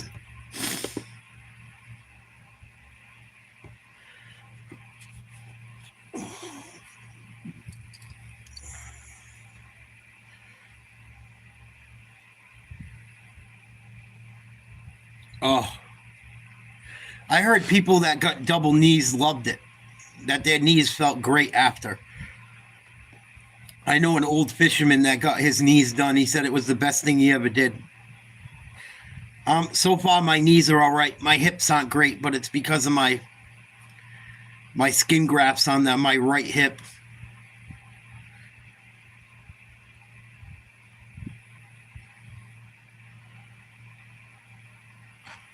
This fucking dude's got to stop. Stop trying to poach my fucking people watching. Yeah, I heard after it. I heard they do knees really well nowadays. I mean, of course you want your own knees, but I know someone that had horrible problems with their knees, got them done, and they were like fucking kids again. And he was like 80 when he did it.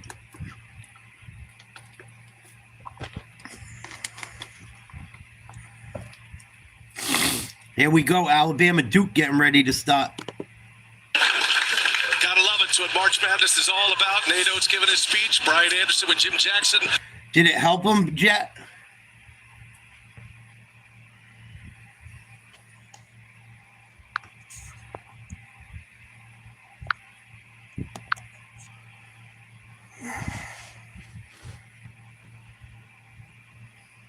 But the thing is, it's not their scoring. It's they make other players better. Which team can kind of take that I'm a away? little nervous about this game. Has a chance to win this game. Duke's got James, Proctor, Knipple, Flag, and Malawak. Sears, Youngblood, Phylon, Nelson, and Amarai for the Crimson Tide. Number 1, Duke. Number 2, Alabama. Getting ready to go at it. John Shire, 3rd season as Duke's head coach, 2nd straight Elite 8 appearance. Nate Oates, 6th season as Alabama's coach, his 2nd straight Elite 8 appearance. Oh, my fucking heartburn's going to get going. Here we go. Yeah, Undertaker seems like a really good dude, Jet. From, like, what I can sense. Like, all the guys that they say were, like, classic, like, class act guys seem to like Undertaker. I've never heard anyone shit on Undertaker. I watch a lot of interviews about it. Yeah, I like Cooper Flag a lot, being from New England as well, Chris. Yeah, I've watched it a few times, Jet. It's pretty good. It's not bad. There was a couple episodes that were a little blah, but it wasn't from Undertaker. It was kind of from his co-host. Flag right away, hits a 3. I love it. Cooper. 3-0 Duke. Come on, motherfuckers. You know, with that young man at Cooper Flag, uber confident. You let him set his feet, he's going to beat you every time. And now we'll see how Alabama goes offensively. High octane as it gets. 51 3-point attempts. Duke playing good game. 16 victory over BYU here Thursday night. Hold your ground now. Sears long 3. I'll live with that. And did not hit the rim in a shot clock. Duke's defense can be stifling at times. I told everyone this entire tournament, if Duke can play this well defensively against the number 2 and number 1 seeds they'll play, if they make it deep, they will be in good shape. Duke looking really good to start this game offensively and defensively. James goes to the hoop, dribbles, doesn't want to force anything, gets it to Flag. Pick and roll with Knipple. Flag one-on-one mismatch. Picks up his dribble in the low post, and he's going to get called for a travel or a double dribble. I don't know what he was thinking there. Shouldn't have picked his dribble up. He had him. Hopefully he's not having issues with anything, that ankle or knee.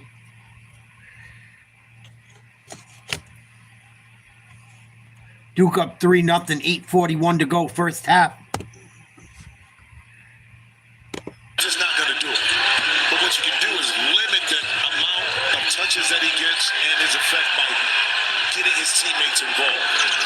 As Flag Go goes, away, Nelson on the fuckface. other end as well.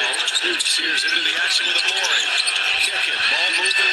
Good this time. Bama down the lane. Alley-oop. Tipped up and in. Cliff Amore, the New Jersey native, playing in his hometown and able to put Alabama on the board. Knipple. Nice move. Contact. No call. Layup goes. Maybe the X factor. 5-2 Duke. I love Tyrese Proctor, but that young freshman is not afraid of a big moment. A lot of attention will be on Cooper. Amore can't finish it. Went for the left-handed jam. Malawat's there defending. Come on, Con. Nice play. Tough jumper. Long. Malawak rebound. Knipple 3. Splash cash money. Con Knipple. No fear. Not afraid of the moment, Ryan. Bama hits the 3. Fuck. It's going to be one of those games. And again, this is going to be a stressful game. Really good defensive team, but you have a lot of. This is going to be a stressful game. And sometimes that great offense is going to out-trump a very good defense. Duke has won 14 straight games. Proctor 3. Yes. Duke another one. Gets into the action. You've got Proctor and Knipple and Flag all with threes here in the early going in the first 3 minutes of this game.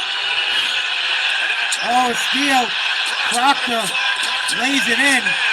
Duke 13, Bama 5. Up 13-5. Come on, Dukies. Turn it up defensively. No fouls. No good. Malawak, you gotta get that. Knipple, good hustle. What a play by Con Knipple. Here comes Proctor. Pick and roll with Malawak. Gets it to James. Loses it.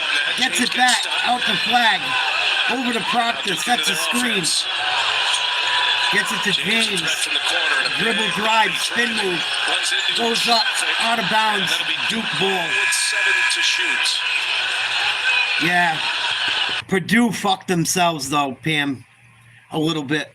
It should have been an offensive foul, I thought. On Houston with 2 seconds to go. But they didn't guard the inbounder. Purdue didn't guard the guy inbounding the ball. He got a fucking dunk to win it. I called the play. I couldn't believe it. I go, watch. They're not going to know how to they're not going to cover the inbounder like idiots. Flag goes to the hoop. Throws up a runner. No good. Alabama back the other way. Fast-paced game. Knipple goes to the floor. Another steal, Con Knipple. There goes James to the hoop. Loses the ball. I think he got fouled. 13-5 Duke. Defense looking good. Offense looking good. 15:53 to go. All Blue Devils so far. TV timeout. Manuel Torres getting ready to fight UFC. He's got Drew Dober. Drew Dober's a fucking animal. I thought Drew Dober might end up being a champion at one point. He's fucking tough. And he throws violent punches. But I've seen him get hit with some fucking awful punches as well. He might be worse than Justin Gaethje. He just goes out there throwing. Let's check out this fight, the beginning of it. Dober versus Torres. We'll go right back to the basketball game after the timeout.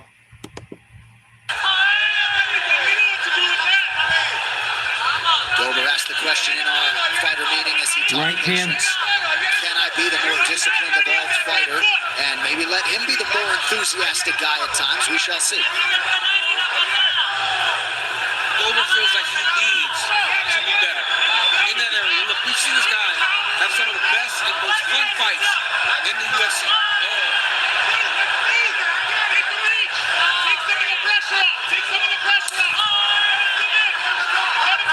Pretty sharp start for Torres. Torres goes everything to put you off, man.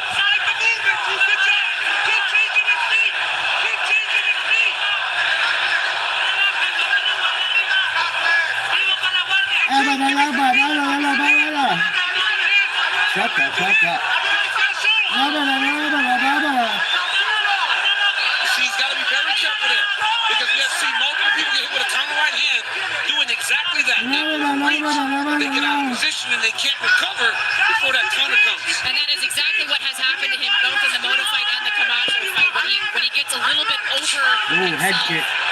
So watch for Drew Dober to potentially land a counter left hand.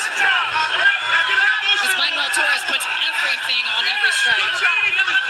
Dober tonight trying to become the all-time leader in Dober got caught as usual. Dober's done. Dober's done. He does this every fight now.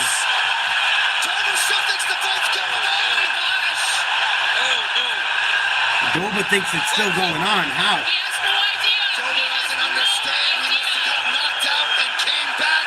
Until he sees the replay and sees himself, he'll know that was a great stop. I think Dober's got fucking, what do you call it? He's been hit with so many big punches. He didn't even know that fight was over. Dober gets knocked out in the first round. Ground and pound. I think Drew Dober needs to retire. I think he's got CTE, man. He didn't even know the fight was over after he got punched fucking 12 times in the head. And almost knocked out on his feet. I think it's time for Drew Dober to call it a career. He hasn't won in a long time. He just gets beat to shit every fight now. Let's go back to Duke. Knock down the free throws. 10-point lead for Duke. 15:53 to go, first half. Come on, Dukies. Yeah, I think he's got CTE, dude. I really do. I pray he doesn't. I wouldn't wish it on anyone, but I don't know how you can get fucking beat up like that and don't know the fight's over. When the ref's standing in front of you going, here we go. Tide knocks down a 3. Back to a 7-point game. From Detroit. And that could be huge for the Crimson Tide. Thing that will force, if he hits a couple more, turnover. In the first kind of Tide's ball. mistake by the Cooper Flag got to get the ball in his hands. Listen, early in the game, Duke is going to say, Sherelle, I know you can make this. Make it comfortable before we come out. Look at the key. If he misses, it's an opportunity for Alabama because Malawash is contesting the shot and not underneath. It's fucking in there. Diabate, Holloway, Stevenson, and Sherelle. The 4 off the bench, and Sherelle is coming and ready to fire. Nate Oates. Wow, another 3. To his freshman running back down the 4-point game. Back threes makes it a 4-point Duke lead. Duke has Caleb Foster. There you go. Get Flag some touches. Step back. No foul, no call. Rebound, Malawak, stolen. Here comes the Tide. 3. No good. Nice box out, Duke. He's a key defender off the bench. And there is Layup, Flag. Oh, we'll see, Jeff. I think there's only one fight left. Multiple ball handlers.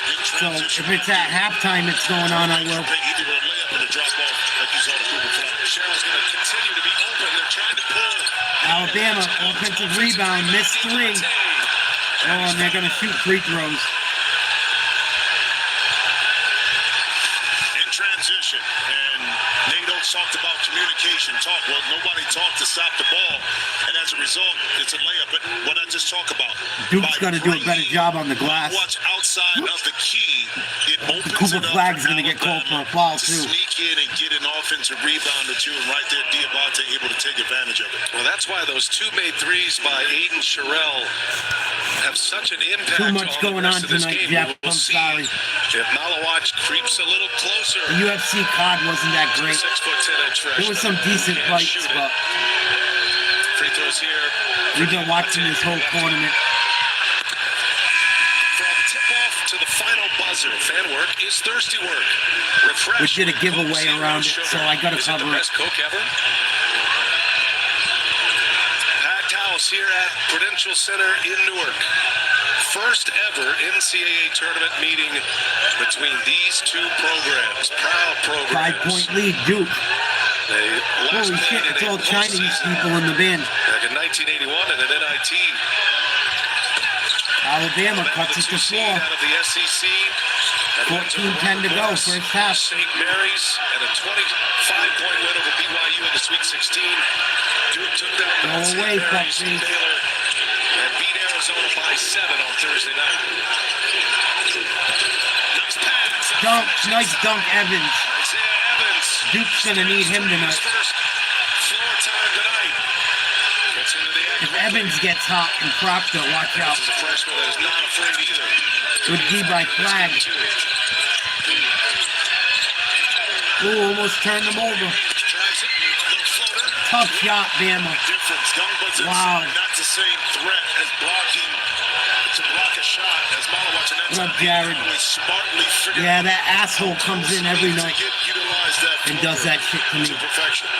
Fucking scumbag. Proctor getting going too.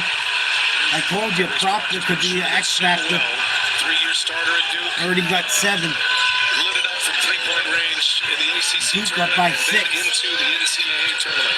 Bama hanging in there. Nice cut. Travel. That's going to be a walk. Proctor was off his feet, but a travel and a turnover for Nate Oates' Crimson Tide. It's the 4th. Well, discipline spacing. You're going to see here, be able to come down, but the back door is going to be here because What up, what up? if you look at Duke the up by screening part, 4 or as 5 it comes right down now. for the straight, boom, there's the back door. And the reason why that works is because Alabama if you don't hanging tough. communicate, it goes back to what they 21-15 Duke. 12:50 to go, first half. especially because if you don't, the slipstream is going to be available. That time got beat. Evans hands it off. They get it to Flag. Over to Evans, 3. Short. Rebound, Bama. Tough take to the hoop. Going to be fouled on the floor. Out in front prior to the shot. Proctor picks up the foul. Picks up his first. Alabama has terrific guards. They're small in Bama's going to stature, but they inbound can on the light it up, side. especially Holloway and Down by Sears. 6. Well, I think that you have to use that to your advantage on makes and misses. When Duke scores, Nado's talked about getting the ball out quick and attacking. Now, you may not get an initial shot, but what you do is preserve seconds on the shot clock. You push the defense down. If you don't have it, you can set back up with plenty of time on the shot clock. Nice layup, no good. That was a tough shot. Duke back the other way. Coast to coast, what a block. That might have been goaltending. Got away with it. Flag gotta watch out. You don't want to pick up 2 early. Evans, good D. Flag defends the guard. Nice move. Jumper at the baseline. No good. Rebound, Cooper Flag. He's a beast in there too at 6'9". Flag turns it over. Bama lays one in. Gets a turnover and a bucket in transition. Fast-paced game when Bama gets the ball. Cooper Flag, undisciplined with the pass. It should have been a bounce pass. And that time, Alabama's showing you how devastating they can be out in transition. Read my mind. Nice backdoor lay-in. Good action by Duke. Duke back up 6. Inside. Bob Gunga being the initiator and then the facilitator inside. Amore fouled. Alabama doing a good job on the offensive glass. And relieve pressure. You're going to deny. I'm going back door. The second one for Duke. Alabama has to make an adjustment on that.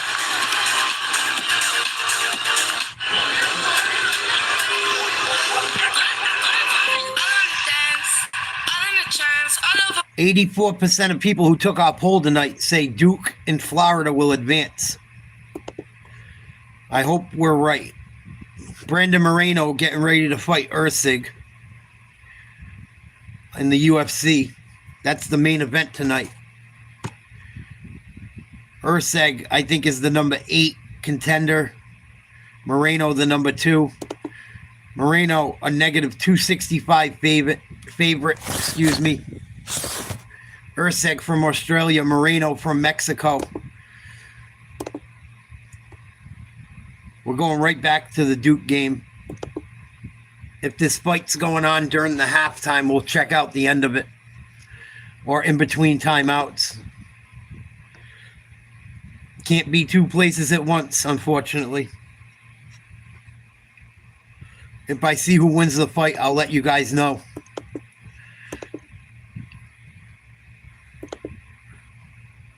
I think Moreno should win.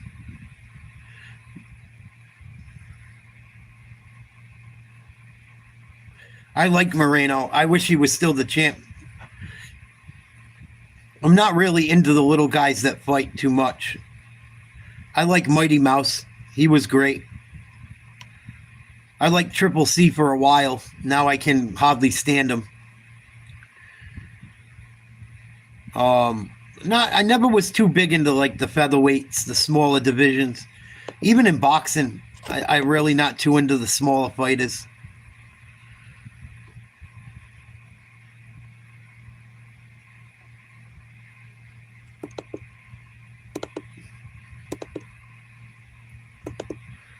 But I think Brandon Moreno should pick up an easy W tonight. If he's the Brandon Moreno that we're used to. Go away, fuckface. No one wants to go watch your fake fucking bullshit stream. Go to some big channel with thousands of people in it. Why do you gotta fuck with mine? You gotta be a real scumbag. I don't get it. I get it because people are pieces of shit now. You shouldn't be able to go into another channel and try and fucking rob their people hanging out watching them with the bullshit spam. And now we settle in here in this regional final. A moment ago, Ali LaForce with John Shire of Duke. Well, Coach, yesterday's practice was all about steady. What do you need to see more of? Well, I think we are being steady. They're a really good team, and it's a game you can't relax because as soon as you score, they're pushing it right down. It's such a long game. We just have to continue to get back, set our defense, and fight for good shots down there. Thank you, Coach. Thanks, Al. John Shire, Jimmy, 8 years as an assistant under Mike Krzyzewski. They won a national championship as an assistant coach in 15. He won a national title as a player. He was a captain of that 2010 Duke team.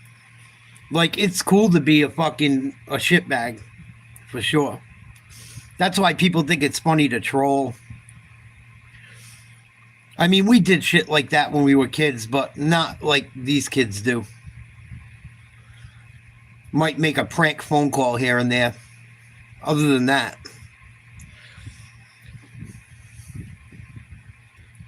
Here we go. Duke up by 4. 11-10 to play. First half. Knipple.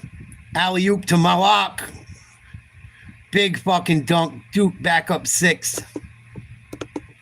Extremely difficult to stop ball, be a presence, and not allow Malawak to get right behind you for that lob, but executed to perfection out of the timeout by the Blue Devils.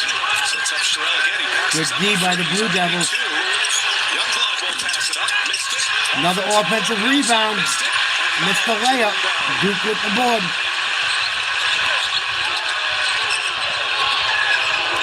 Approaching the halfway mark of this first half. No doubt, Jeff. Duke got off to a fast start. Alabama had an answer. After a while, you know it's not fun anymore. James, strong move for Duke.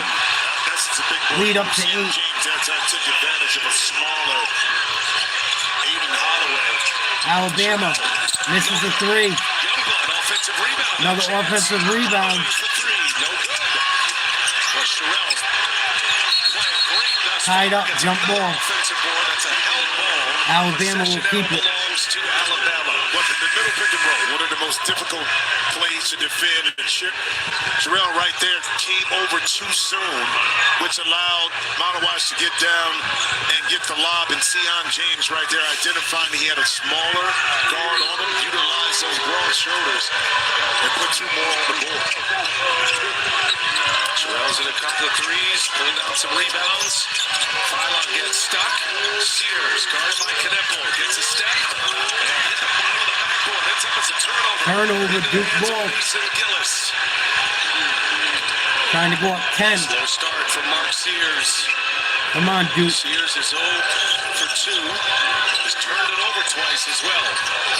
Nice job by James. Kicks it. Knippel. Oh, big three. He's a 3. Duke up 11. Come on, Blue Devils. But the quick decision making by the Duke 11-point lead, 9:20 to go. First half. in the quandary right now because they can't guard the entire real estate on the floor. Duke is getting some really good open looks. 7-0 Duke won their second 7-0 run of this first half. Alabama can't hit the threes so far. Can't get a step. Sears gets it. Oh, big D, Malawak. Block. I told everyone Duke defensively looks amazing. This entire tournament, Duke looks like the best defensive team I've seen yet. They are well coached. They play disciplined basketball. They play smart fundamental basketball majority of the time. They don't take a lot of bad shots. They don't cause a lot of they don't create a lot of turnovers for themselves. Alabama just hit a 3 from about 25 feet out. If you're Duke and they hit them and you lose, you got to tip your cap. Alabama 4 for 11 from 3, down by 8. Knippel goes to the lane, missed, rebound, Bama. Bama comes out of the pack running. They don't even have numbers. They just run. They don't care. It's going to be a foul on the floor on Duke. That'll be their 5th team foul. Something to pay attention to. Cooper Flag on the bench and Duke's up 11. He's coming back in the game right now. They were able to give him a little break. I think he's only got 1 foul so far.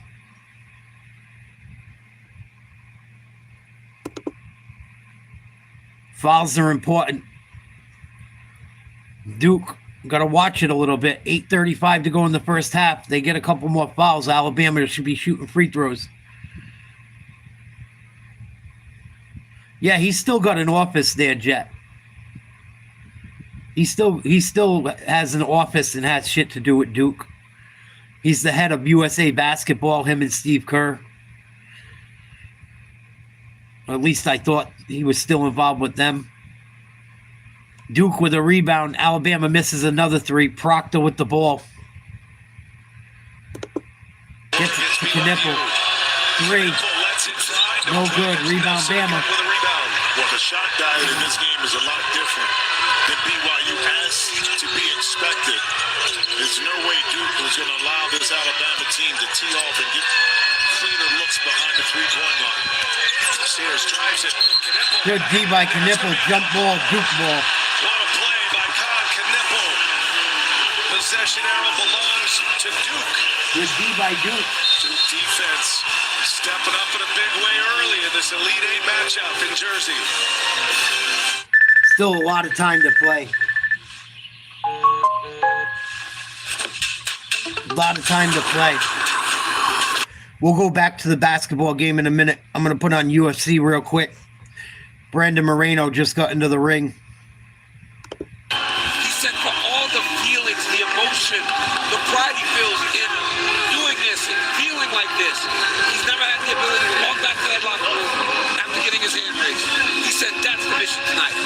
For the Amir Albazi fight, he did the whole camp in Vegas for this one, a full month here at altitude. We'll see if it helps the decorated former 2-time champ produce the desired result here tonight. Whitetail on the tape for the main event looks like this. Brandon Moreno near 2.5 to 1 favorite. He's 31. Steve Ursek 29. Ursek taller by an inch. Moreno trying to get back to that belt. For the assassin baby, Brandon Moreno. All right, now for your main event introductions. Here's Bruce. Ladies and gentlemen, this is the main event of the evening. Sanctioned by Comisión Reguladora de Artes Marciales Mixtas. Our 3 judges scoring this contest an octagon sidearm. Fight bell, Saudi Amato and Chris Lee. And when the action begins, our referee in charge of the octagon, Herb Dean.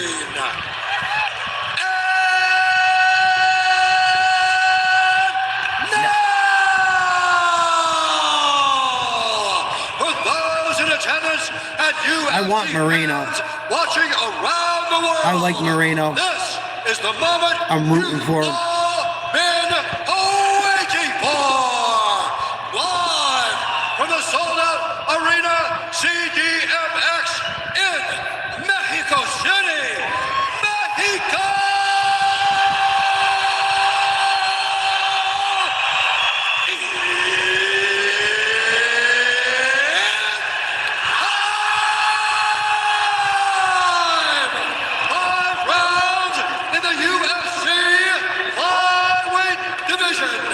Introducing folks, fighting out of the blue corner, a professional artist, only professional woman, 12 wins, 3 losses.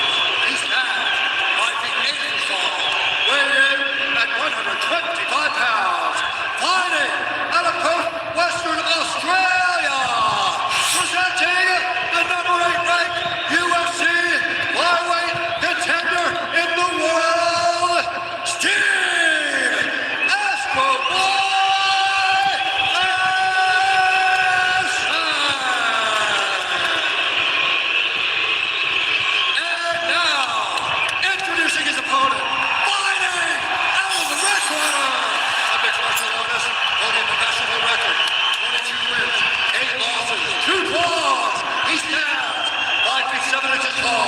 Weighing in at 125 pounds, fighting out of Tijuana, Mexico, presenting a former UFC flyweight champion and the number 2 ranked Yeah, they don't care, Jet. flyweight contender in the world, Brandon the Assassin Baby.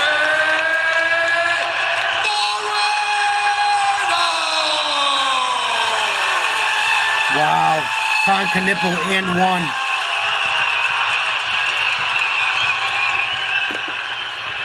We'll go back to the fight in a minute. I want to check out Duke. Conca nipple, nice spin move, gets fouled, lays one up and in. Duke looks fucking great. I don't want to jinx him. Knipple with 10 points already. Fashion 3-point play. Just smart basketball in transition right there. Ali LaForce, Colin Knipple, one of the 3-star freshmen for Duke. Yes, and one of the stars in his household Knocks as it well. down, Gets back a lot to of talent 11. from his mom, Sherry, who's the leading scorer for the University of Wisconsin Green Bay. Has her jersey retired there as well. She has racked up the frequent flyer miles the last 2 weeks. Colin's brother, Pager, and Kinston were both in the Wisconsin State Championship game. So Sherry flew from Raleigh to Wisconsin to watch them bring home the championship. Back to Raleigh to catch the first round. She's here tonight. And don't forget about the youngest brother, Cash, who also won the 8th grade championship. They didn't have enough bodies to get to that one, though. One of 5 boys, Colin Knipple, Nelson, late clock, and flag. Another 3-point miss. Get the rebound. Yeah, that's just the mom's side of the family. Flag. Easy lay-in. Nados wants a timeout. So you got elbowed in the face. 13-point lead. Clapp took a shot. Pulled down the big rebound. Played 4-on-4. And it's a no contest for the likely national player. Wow, 13-point lead for Duke. All right, we're going to check out the UFC during the TV timeout. Ursig Moreno, first round, minute into it.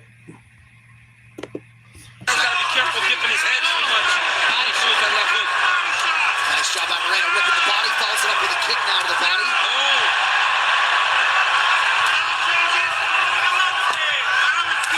Ursig trying to answer the hot start from Moreno.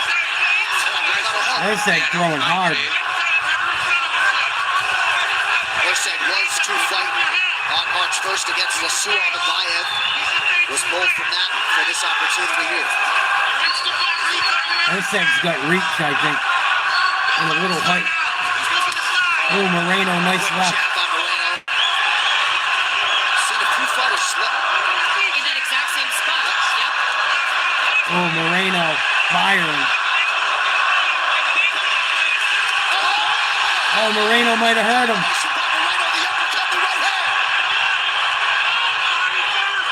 Ursig's chin being tested acutely here early on. Brandon Moreno's hands look as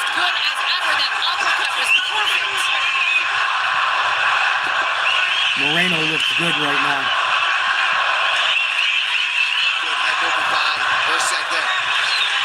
What up, Louis? Moreno's jab splits the goal. Well, Bama can't get out and run when Duke scores. Sneaky little right hand from Moreno. That's the problem, Jared. When Duke scores, they can get back on defense. You can tell Bama wants to run. Bama tries to run even when they're inbounding the ball after a Duke bucket. And Bama's not shooting the ball as well from three. Duke's very good defensively. I've been saying it all fucking tournament. They've played... Going into tonight, I haven't seen a team play good man-to-man defense like I've seen Duke. Even their big men can guard guards. Their big men can get out on the guys on the wing and force misses. A team like Alabama is used to getting those open looks because they force teams into switches. And when Duke switches, they got guys that can cover at every position anyone on Alabama's team. Who do the Celtics got tonight? The Spurs, Luis? Or Luis, I'm sorry. I don't mean to butcher your name.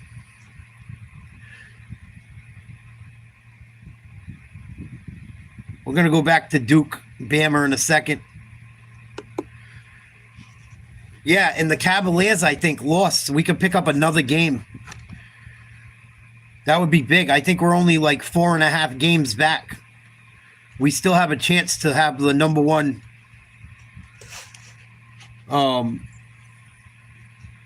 We still got a chance to have the number one record. I think there's 8 games left and we're only 4.5 back. And I'm pretty sure that Cavaliers lost last night or today. I'm pretty sure.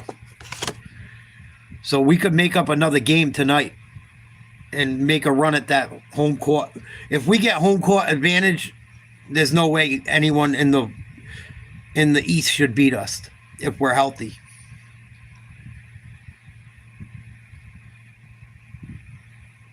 (35-22) Duke.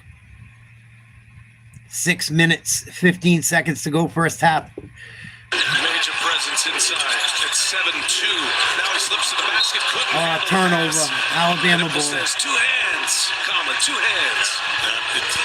You got to resist the urge of wanting to catch it with one and then finish and turn. Catch first, establish yourself, and then put it in the basket. Saw a shot there, John Shire with Chris Carrawell as associate head coach. Yes. In the corner, 3-pointer. Alabama misses another 3. Stevenson, 1 and done. His flag. Get Cooper the flag, the ball. James. And he lost that. Oh, he turned it over. Come on, James. On the break, Reed off the Oh, tough shot. Looked like he was out of control, but he got it together and he scores a transition basket. They get it right to Cooper flag. 5.5 to go first half. Kamala walks to James. Duke run. Proctor throws one up. What a slam, Malawak. Holy shit. Proctor just threw it up. Malawak went and got it. Looked like Neon Bordeaux. Call that in the NFL, catch radius. That's a big time catch radius there. But I don't see Alabama shooting deep threes. Wow, got it to go.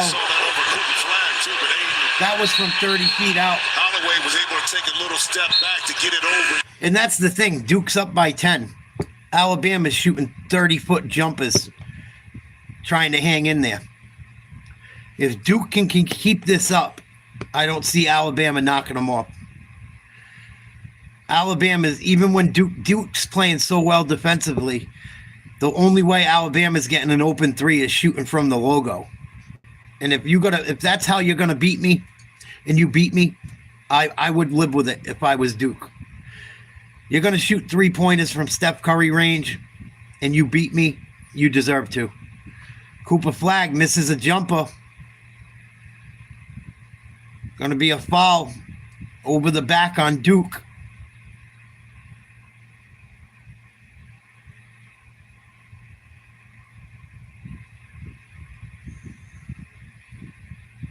Yeah, I don't bet on the Celtics ever because you never know what you're going to fucking get. But I bet on the Celtics. Last time I bet on them, I won with like 30 seconds to go in the game. It was against the Bulls. I had an over or under of like 235. And the Celtics and the Bulls, neither of them could hit a shot. There was 5 minutes to go. I needed one more point. It took like up until 30 seconds left for either of those teams to get a fucking point. I almost pulled my hair out. So I don't touch it. I don't really bet on my own teams. Alabama just had a nice slam dunk. We got a timeout. Yeah, and the thing is even last game they were making them from deep.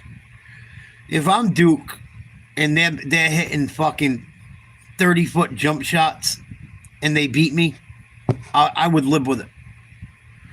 I wouldn't even worry about it. You guys are going to shoot them from the fucking 30 feet out and you beat me. I guess you beat me.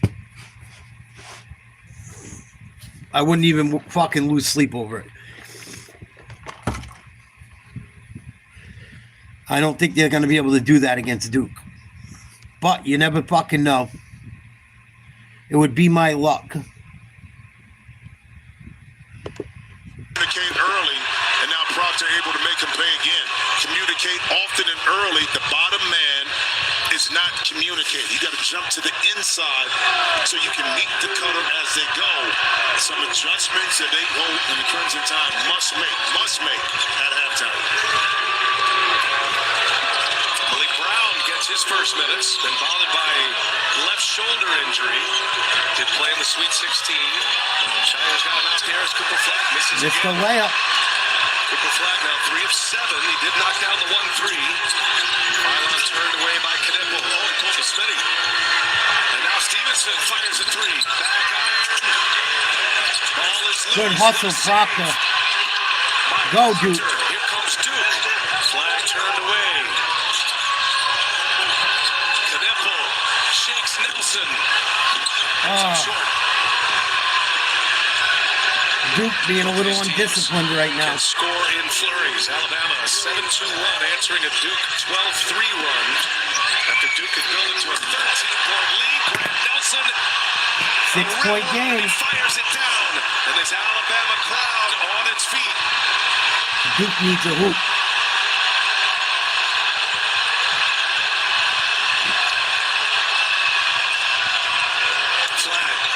With Nelson on him now on the switch. Flag, missed another one. That was a bad shot. Brown gets it back, sets up another chance here for Duke.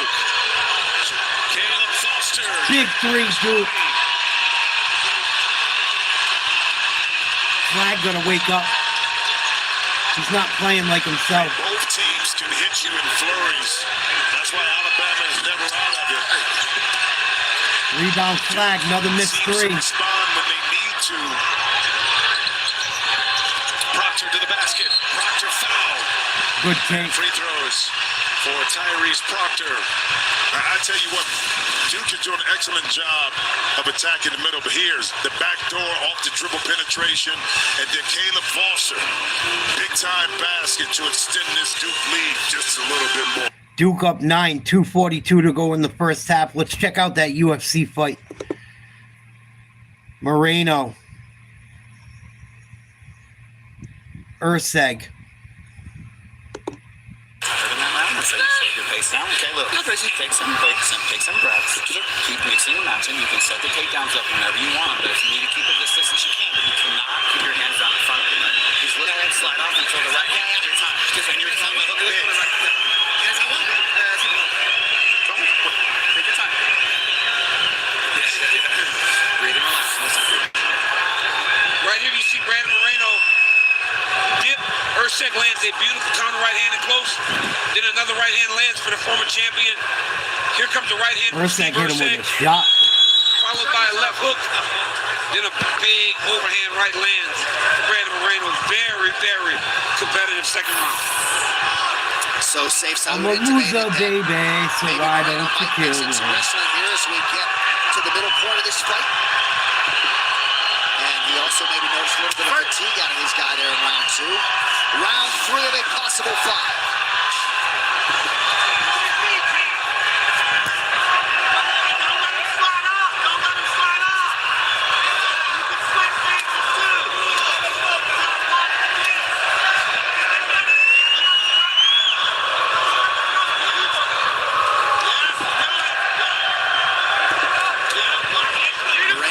A lot to look at here, early round 3. Yeah, Safe wants him switching stances though, as well. You can switch stances too, not just him. Yeah.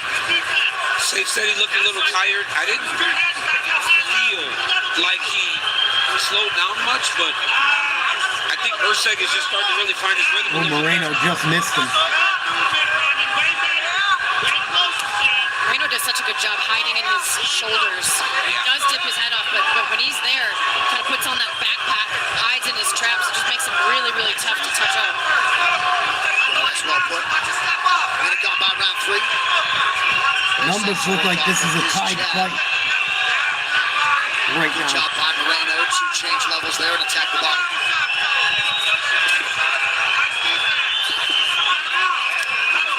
I love what Safe said, more body shots. Because right now, because he's not able to get to the body, Urseg is fresh. He's got to get some water. Oh, nice uppercut. Urseg. This pace is too good for Steve. Urseg really starting to see shots well, too. He is. He's really figuring out the range. It looks like 1-1 on the start card right now. When I looked at the numbers. He's really putting it on the shot. I mean, missing is just so exhausting.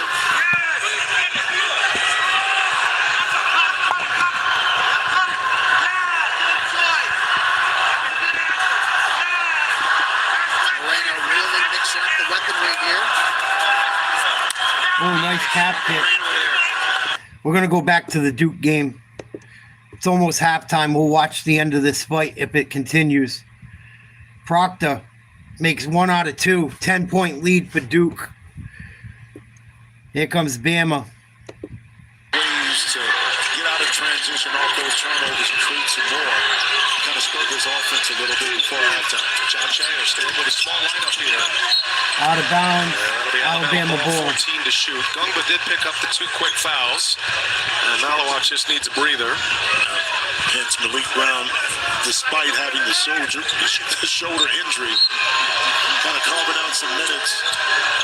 It's great that he's back. Yeah. Dislocated that shoulder in mid-February. Tried to give it a go in the ACC tournament. Had to leave that game as well. Sears pull up mid-range, and Duke is going to be just fine with Mark Sears shooting mid-range jump shots. Well, they are. And listen, make a team make tough too. That's the same philosophy NATO wants to have guarding Duke, okay?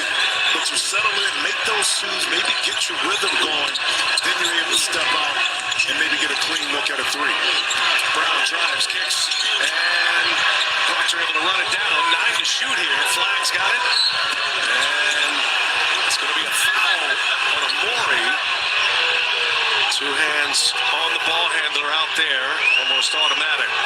But listen, Cooper Flag. Oh, Moreno just got hit with a wicked knee. If you don't see it, on the drive, he kind of used that right hand to loosen up Amori. Watch the right hand right there, okay? So you don't catch that one, but the Mori's hands, when he sticks out, gets the foul. That's a pro move. And that's just smart and intelligent right there, how to pick up a foul. Cooper Flag is added to his game. He reclassified, remember, went to Montverde Academy and reclassified so he could graduate early and get to Duke early. He should be a senior in high school right now. He just turned 18. That's what people don't realize about Cooper Flag. He graduated high school a year early. He's supposed to be a senior in high school right now, not a freshman at Duke. Con Knipple looking for a foul, no call. And he's going to get called for a foul of his own going after a loose ball. Knipple got to stop looking for calls. He's done that a few times tonight. Got to keep playing.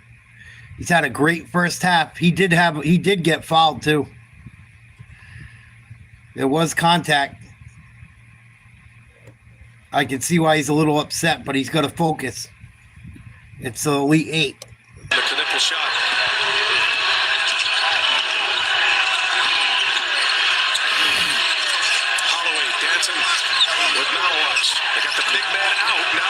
drive, Sears kicks. And Holloway, no. Missed another one. Proctor, loose ball. Good hustle. Caleb Foster pulls it back. Duke, good hustle. Foster now drives. That's a foul. Contact there. No shot attempt. Fouls on the floor. It'll be the 5th Alabama foul. And talk about what Duke is pushing Alabama into. Look at the minimal mid-range jump shots. Alabama's Just 2 made in the mid-range. There was a few in the paint, but Jimmy, most of the work for Alabama came that was their from last three-point game. range in the Sweet 16. It's been a different story here tonight. Well, different defensive philosophy, different personnel on the floor. Hence, you're going to get a different shot profile from the Crimson Tide. Knipple. Alley-oop, Malawak. Got fouled, no call. Layup up and in. Duke back up 10. I tell you what, Brian, it's something in the scouting report. Malawak can play, man. That John Shire saw, because they're constantly attacking the middle of this Crimson Tide defense. Sears can't buy much room here. Youngblood with Knipple on. They switch it. Youngblood lays Nice it in. take by Youngblood. Terrell did a great job of sealing and occupying Malawak. He could not go over for help. So that itself opened it up for Youngblood with that nice drive to the basket.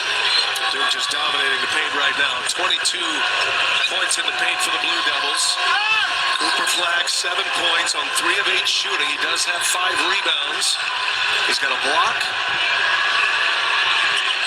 9 seconds separating shot. Game Flagg drives. And one, Cooper Flagg.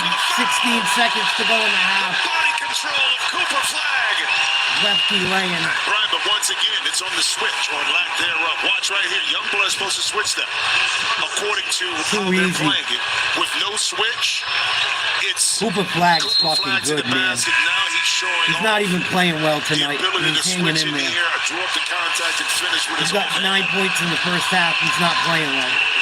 5 Flag at the rebounds. line to try to finish off a 3-point play. Guys would kill to AT&T have at the half stats coming like your way. that. EJ, Clark, Kenny, and Charles. They're standing by in New York. Their insights on our first half, highlights of today's other Elite 8 game between Texas Tech and Florida. What a Knocks game it that down. was Alabama, in 16 San seconds. Francisco. Last shot. Duke Down leads 11. by 11. Shot clock is off. No easy threes. Alabama has a chance at the last shot here. Sears turns the corner. Hot pass, Nelson. Nice catch and a finish. And that'll take us to the end of the first half. 9-point lead for Duke. Quiet first half for Mark Sears. Just 2 points, 1 made basket. But he goes playmaker mode. He sets up Grant Nelson. Sears with 4 assists. 46-37 halftime. Duke up by 9. Nice play to end the half. We're going to check out UFC during the halftime of the college basketball Elite 8. Duke up by 9 on Alabama at the half. We're halfway through round 4. Moreno Urseg, close fight.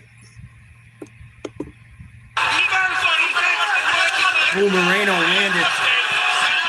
I was just going to say, there he was able to cut him off. I mean, that's what Safe is asking for. Don't allow him to slide off and look for that right hand. You got to cut him off. I'd like to see Urseg sit on something a little bit, though, man. Right now he is doing it. But he's got to hit him with something hard. Well, the knee from earlier, I mean, every time that Brandon throws that big shot, puts his head down there, Urseg, the much taller fighter, all he's got to do is lift that knee up.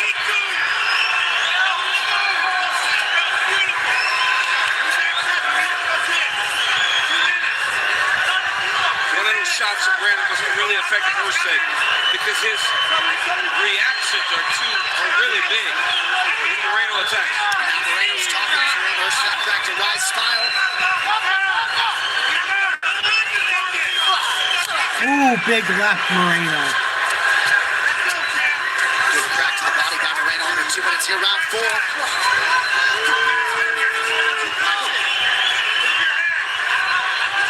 Urseg has been cut open on the right side.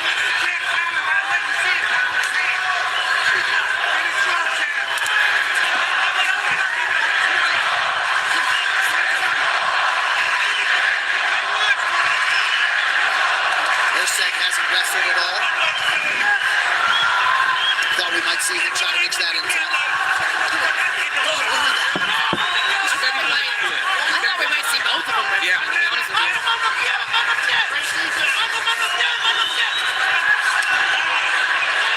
Urseg blocks that left hand offering from Moreno. He's blocking the vast majority of them. But I think when Steve Urseg will look back and see this fight, he'll see what his coaches are seeing. Coach is like, I know you see everything. Let's see you take advantage of it. Yeah, you gotta act on it. Yeah, right now, seeing the shots, but it's not in the tone. And to your point earlier, DC, really sit down on something. Everything right now is clean, it's straight, it looks really good. But at the end of the day, this fight is about damage. This game is about damage. Yeah. Moreno going to the wrestling late round 4.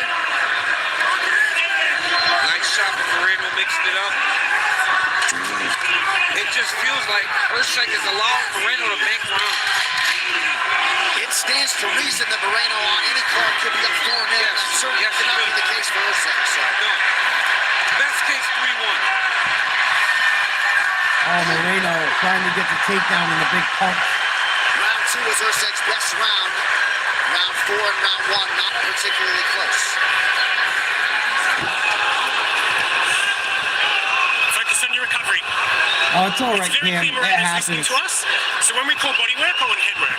When I call head work, I want body. It's probably because I'm getting spammed to death. It's either that or just fucking I'm shadow banned. I don't know. Because it tells me I have 5 people in here and then I got 10 people sending me a fucking message in chat. So I try not to pay attention to the numbers anymore and just do my thing because I never know if they're accurate. And it sucks too because who knows if YouTube's even fucking giving me accurate payment for my views and shit. It's pretty fucked up. But there's nothing I can do about it. I like hanging out, watching sports with everyone and talking about life, so I continue to do it. Hopefully I'll win out in the long run. If not, I still enjoy it. Round 5 looks like Moreno's up by the side.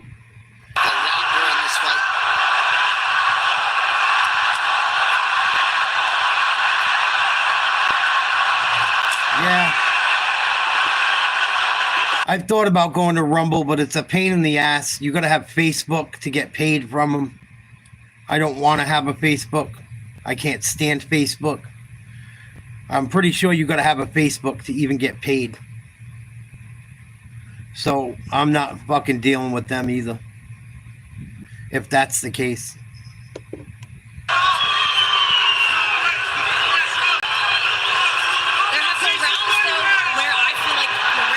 Also been missing a significant portion, at least of his big power shots. Yeah. Like that. Yeah. And Urseg does keep his hands up well. But I just wish Urseg was strong. Moreno coming with some triumphs. Because he's so good, man. Started 3-0 in the UFC. Another calf kick, Moreno. Now trying to avoid a 3rd successive loss. Both of them having success with the kicks. The front kick from Urseg is just on his back foot the entire fight that I've watched. Nice check there by Urseg. I wish Urseg went back to those leg kicks. Those were working for him early in the fight. More kicks by Steve. Well, that's something that Moreno has struggled with in other fights. Those leg kicks. And Urseg, there it is. Urseg has thrown a lot of shots. He's landed. He's fought a good fight. He has. I'm just enamored with the kid. Watching him and knowing how good he is. Yes. It feels like there's more. And there's a world in which the scorecards are 2-2 right now. Yes, there is. And he has got to go, both of them have to go out there and do something this run. Oh, nice job by Moreno. Nice sequence from Moreno. Hit him with a 3-piece and a biscuit. Good job. It's been there all night. Left, right, and a body kick. There's a difference in their jab. While Moreno's throwing the jab at the glove, Urseg is landing the jab.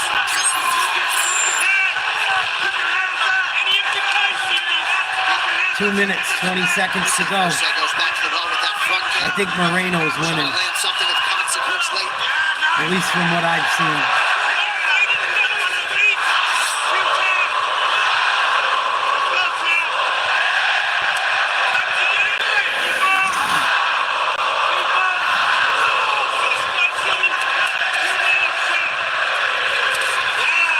Moreno, another right.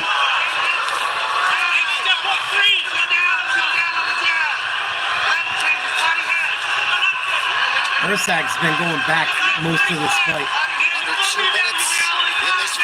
Moreno's been the aggressor. Both of them land. This round is even on the table. Yes. But I don't think it's too easy.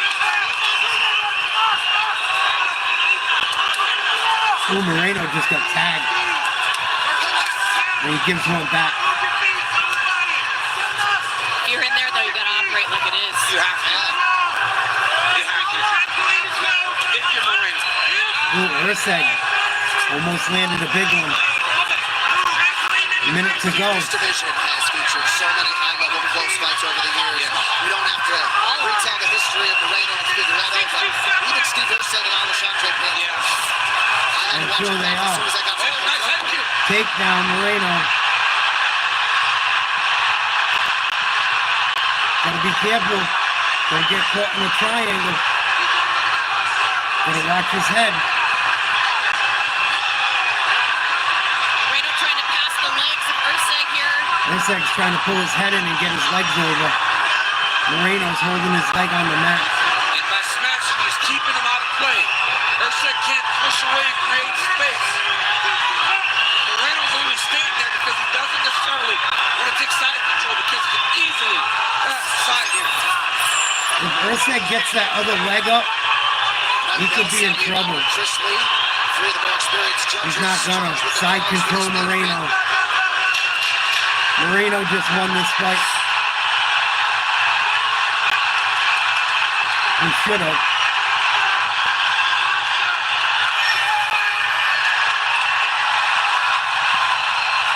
Moreno looked pretty good.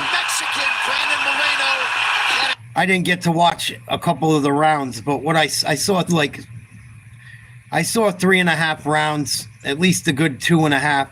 I think Moreno won from what I saw.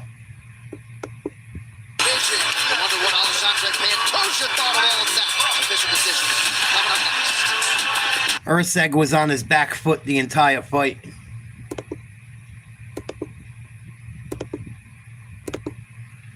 Oh, Duke, please hold on. Please hold on, Duke. Alabama scares the fuck out of me.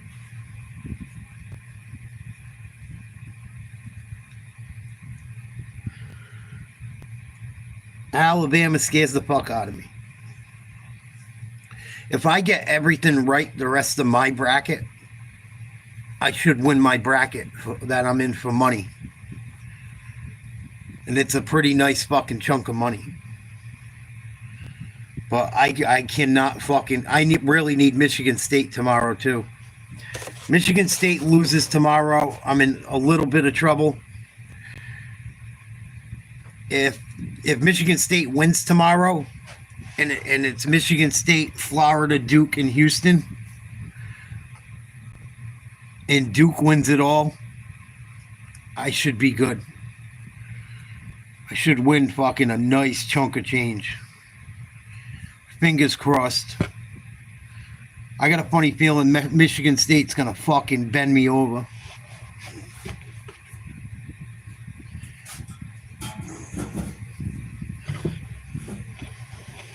I hope I'm wrong, but I got a fucked up feeling. Orban got so many calls in that game yesterday.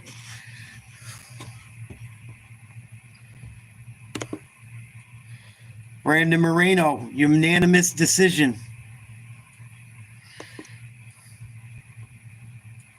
Tantas veces, pero ahora fue acá, enfrente de la afición de toda la raza, todos.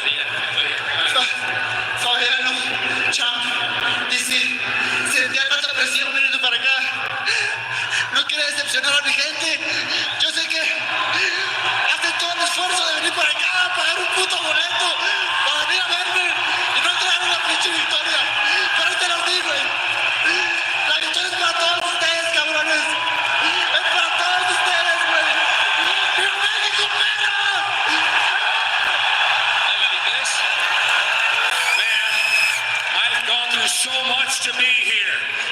much dedication and so much effort. I know how hard it is for so many of you to get a ticket to be here. Don't understand.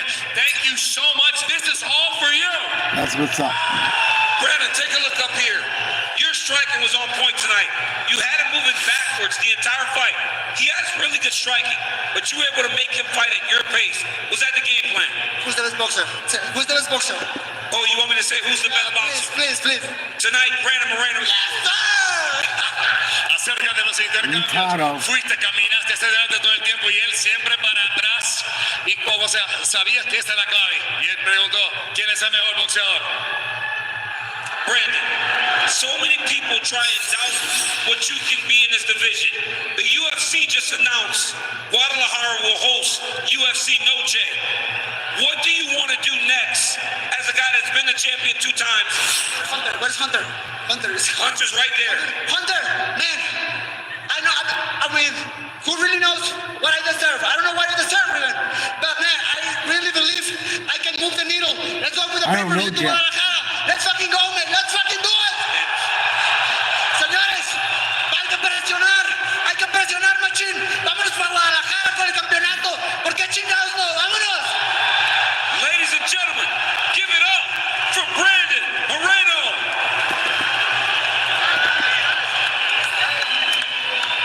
I'm here with Steve Ursay. Steve, that was a fantastic main event. Was there anything surprising in there with Brandon Moreno? And what are your initial thoughts after the fight against the former champion? Acá con Steve, una pelea, esta era tremenda, una gran pelea contra un duro Brandon Moreno. ¿Algo te sorprendió de lo que Brandon te ofreció? No, nothing surprised me. I thought I landed pretty well, but obviously it wasn't enough. I had, from what my corner said, more volume, but I went 5 rounds and I'll keep getting better. I'll get back. Nada me sorprendió, en verdad. Creo que lo encontré, lo toqué varias veces, pero en verdad seguimos y vamos hacia adelante. Creo que fui 5 asaltos con ellos y que fui bien. You've done a great job. We know you'll be back. Ladies and gentlemen, give it up for Steve Ursay. There is no doubt Steve Ursay will be back. He's going to be a real problem for a lot of the elite fighters, but tonight belongs to Brandon Moreno. And Laura, what a difference in your mix. I mean, absolutely. Last year in Mexico City, losing a razor-close split decision to Brandon Royval. He talked about how difficult it was to go back to the locker room after that fight.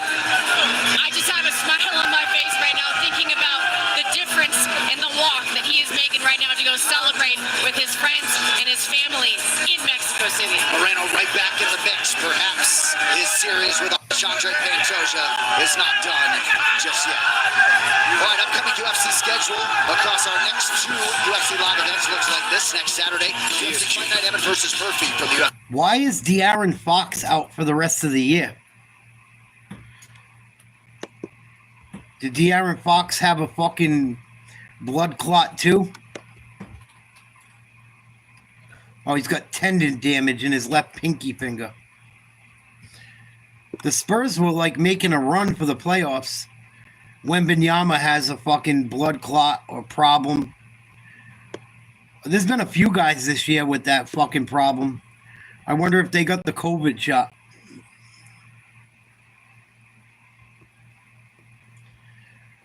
I think it's because of the fucking vaccines yet. I think that's why LeBron's kid had a heart attack too.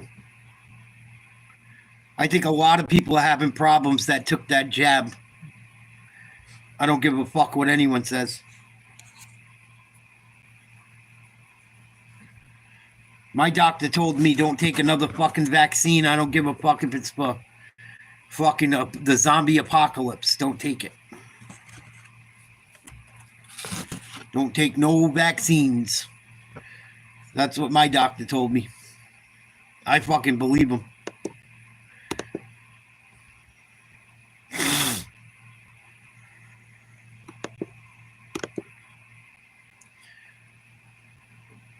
Fucking dude's he's got a doctorate from fucking Creighton and Providence College. I'll take his fucking word for it. Yeah, the Grizzlies are fucked up. I don't know what place they're in, but it wouldn't surprise me. Yeah, that's what we do. Glad to see Tatum back in the lineup. I would have liked to see him get a little more rest, But at least his ankle looks all right. So that's a plus. CBS Sports HQ, your free 24/7 snapshot of all things sports that matter to you. Catch highlights, in-depth analysis, and breaking news anywhere you are. Download the CBS Sports app to watch today. Duke in front. Second half of this Elite Eight matchup coming your way. Chargers phone up. Any given Saturday. And a little work.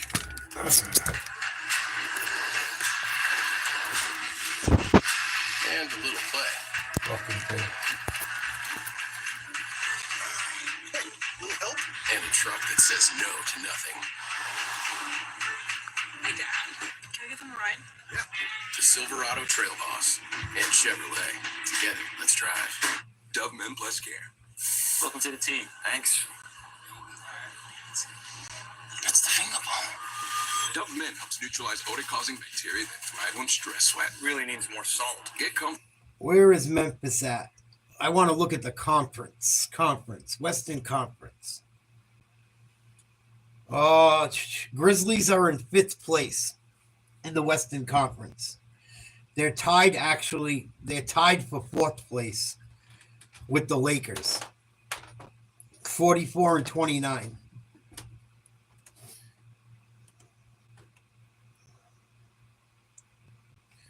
I don't know. Maybe they found someone they like better.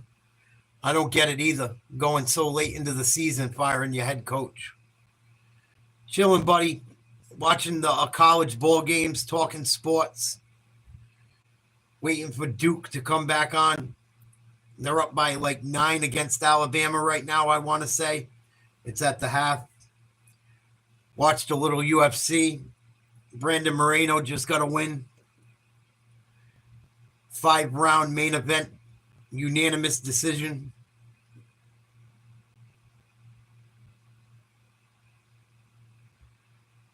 Yeah, I don't know what the deal is, Jet. Maybe he did something bad. I don't know.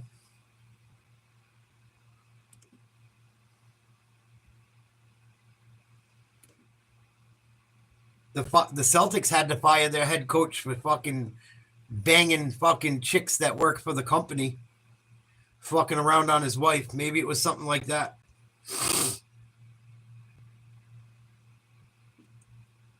The GM says there's no player input on call to fire Jenkins. Grizzlies GM takes sole responsibility for firing Taylor Jenkins. Shams Charania joins NBA Today to detail why the Memphis Grizzlies parted ways with head coach Taylor Jenkins after 6 seasons.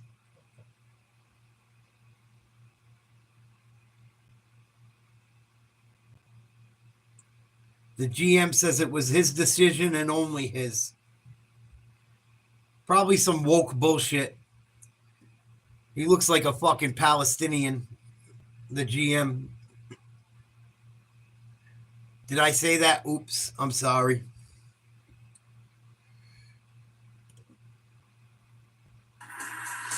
We start the show with some breaking news out of Memphis. The Grizzlies announced that they have parted ways with. They lost 4 of their last 5 games. Jenkins spent almost 6 years by in Memphis 16 points. Most wins in franchise and 8 and 12 12 in their last 20. President and GM of basketball operations. He said it's because of the bad losing streak. About Jenkins, quote, "I'm genuinely appreciative of Taylor's contributions to this team and the city over the past 6 seasons. This was a difficult decision given the consistent and tangible development of our players and overall success under Taylor's leadership. I wish Taylor the very best going forward." Now joining us, our senior insider, Shams Charania. Shams, this news was shocking to us all. But he left them in a much better place than where they were when they got him. But he's not good enough to coach him anymore. Isn't that sweet? Yeah, he finally took us to the playoffs for a couple times. Got us through the year. Fucking John Morant got in trouble waving guns around. But he's not good enough to keep. Bullshit. But they give the Patriots shit for firing fucking Gerard Mayo with a losing fucking record that was terrible. But fire the white guy that gets your team to the playoffs every fucking year.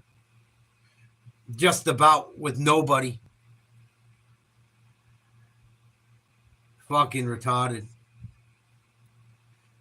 Duke 46, Alabama 39, 9:20 to go in the second half. I think there was a loose ball foul on Malawak.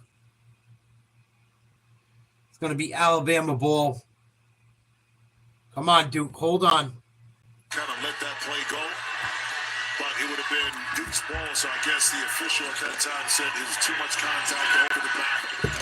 Fucking nuts. Watch his first foul. And that's a three-pointer down. Three-pointer. Here comes Bama.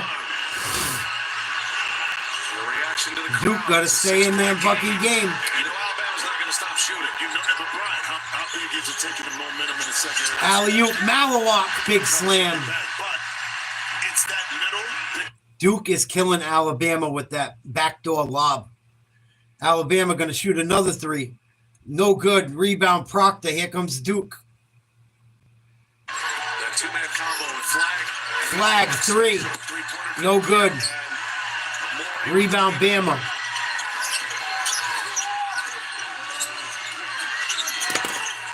The Barrett Philon, the freshman. Sears. There's one made field goal. Tough shot. Bama, no good. Malawak clears the board. Here comes Once Duke. again, running Sears off the three-point line, forcing him to his off hand.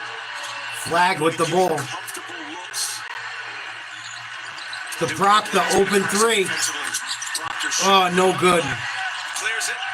Alabama throws it out of bounds off Duke. Youngblood's upset, thought he was fouled. Yeah, but I'm telling you what, Mark Sears took a chance on that last play with Proctor. He shot the screen and got beat. He was fortunate that Proctor didn't knock it in. And that's the defensive discipline that Nate Oates is talking about. Stick to the game plan. Don't improvise unless you have to at the last minute to get under a screen, but that time too much space for Proctor.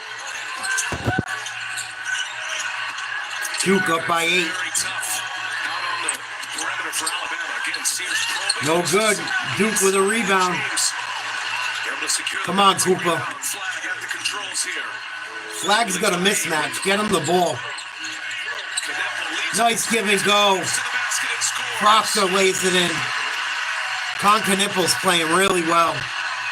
What a pass. Duke with the high expectations to start the year.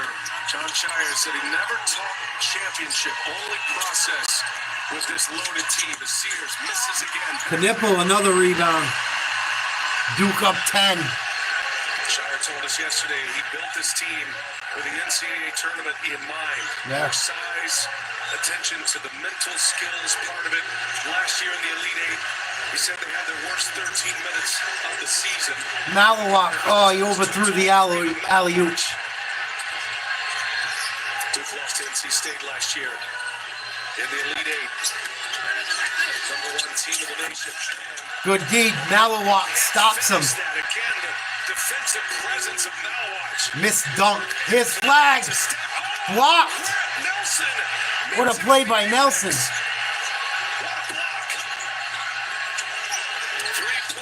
Good. Alabama, big three. Alabama hanging around. Brad Nelson getting back, taking that dunk away, and that initiated a much-needed fast break, more importantly, a much-needed three by Mark Sears. Huge sequence for Alabama. Duke up 7 with the ball. And now Knipple drives on Sears, shakes it. Nice shot. Easy as it gets. Nice little bank shot. It's an easy game when you know how to play it. Knipple is 6'6". He can put it on the deck, and has a big body. Cleared the space, easy money off the glass. Youngblood into traffic and foul. And one. I think it's an and one. Chris Youngblood. Alabama. Able to get himself an and one opportunity when we come back. Well, it's the defense first. Grant Nelson, not tonight, young fella. But then inside the pump fake, contact and one. Alabama making this one. Alabama hanging around. Timeout. See if the Celtics are still on. We'll check out that one a little bit too.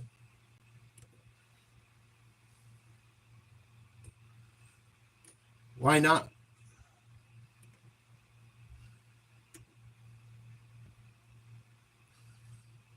What the fuck's up with the floor in San Antonio? They're going to make it all corny for the tournament, too.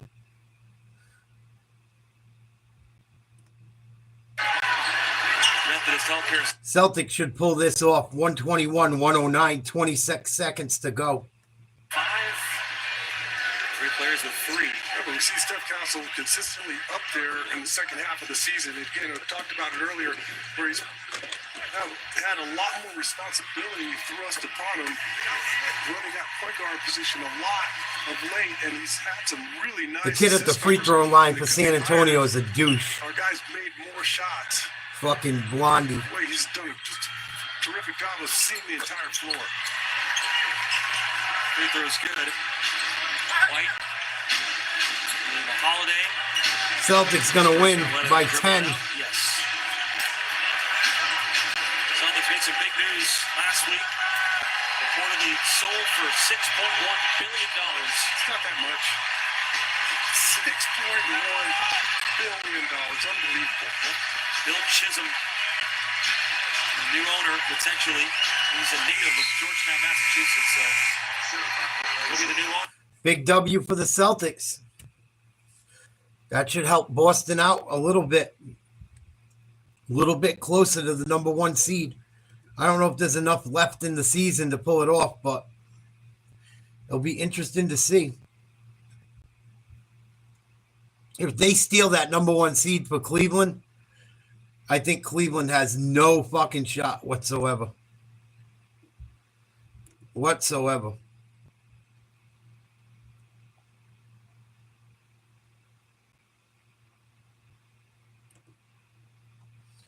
The only chance Cleveland has to fucking have home court to beat Boston. And Boston should have made a game up tonight. It still hasn't updated. But I think Boston will only be 3.5 games back now.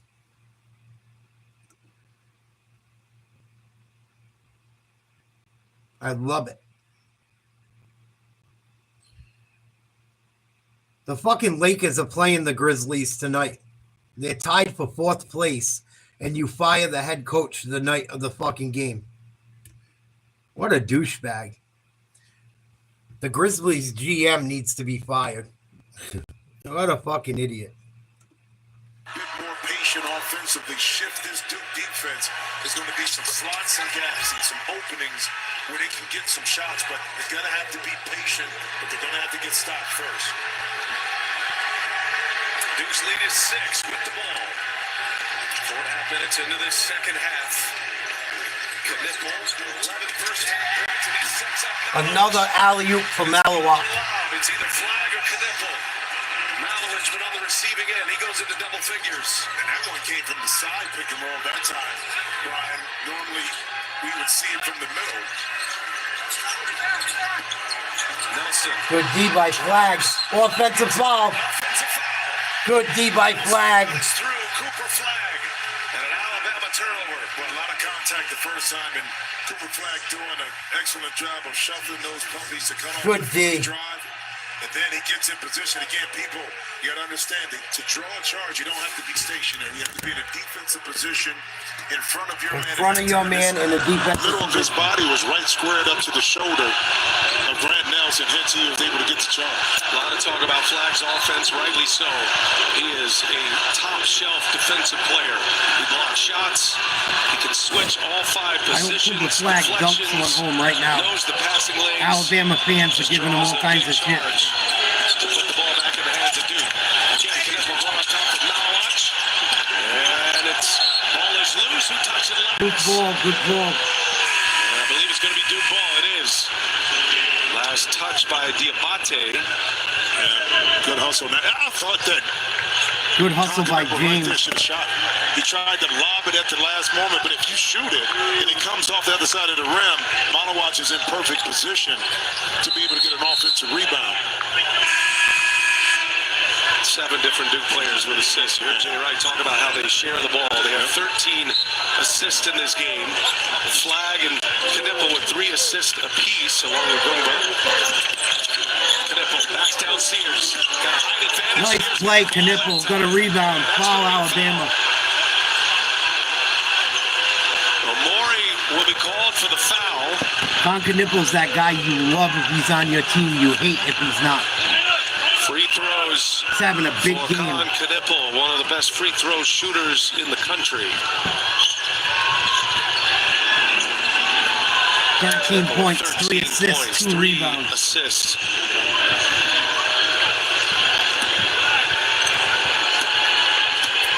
Come on, Knipple, Knipple, excellent from the line. And knocks the first one down, shoots it at 91%. Headed to San Antonio, download the Men's Final Four app presented by AT&T. It's available for iOS and Android. I tell you one thing, with Cooper and both Collins and Knipple, you know what they are able to do? As young players, go to their offhand, utilize their left hand so they can attack either side. So you can't just shade and take away their strong hand because they're very adept at using their offhand to their advantage. Here's Holloway dancing with Cooper Flag. Holloway baseline kicks it.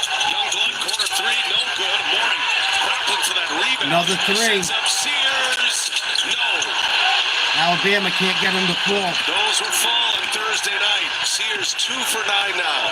He's 1 of 4. Sears was on fire the other night. He had almost 40 points. 2 for 9 tonight from outside. But without having that rhythm, that even begins to be a little tougher. Not physically, but mentally. What up, doggy? Been able watching Duke to knock it in. Flag to the hoop. Block. Good D. Here comes Youngblood and Bama.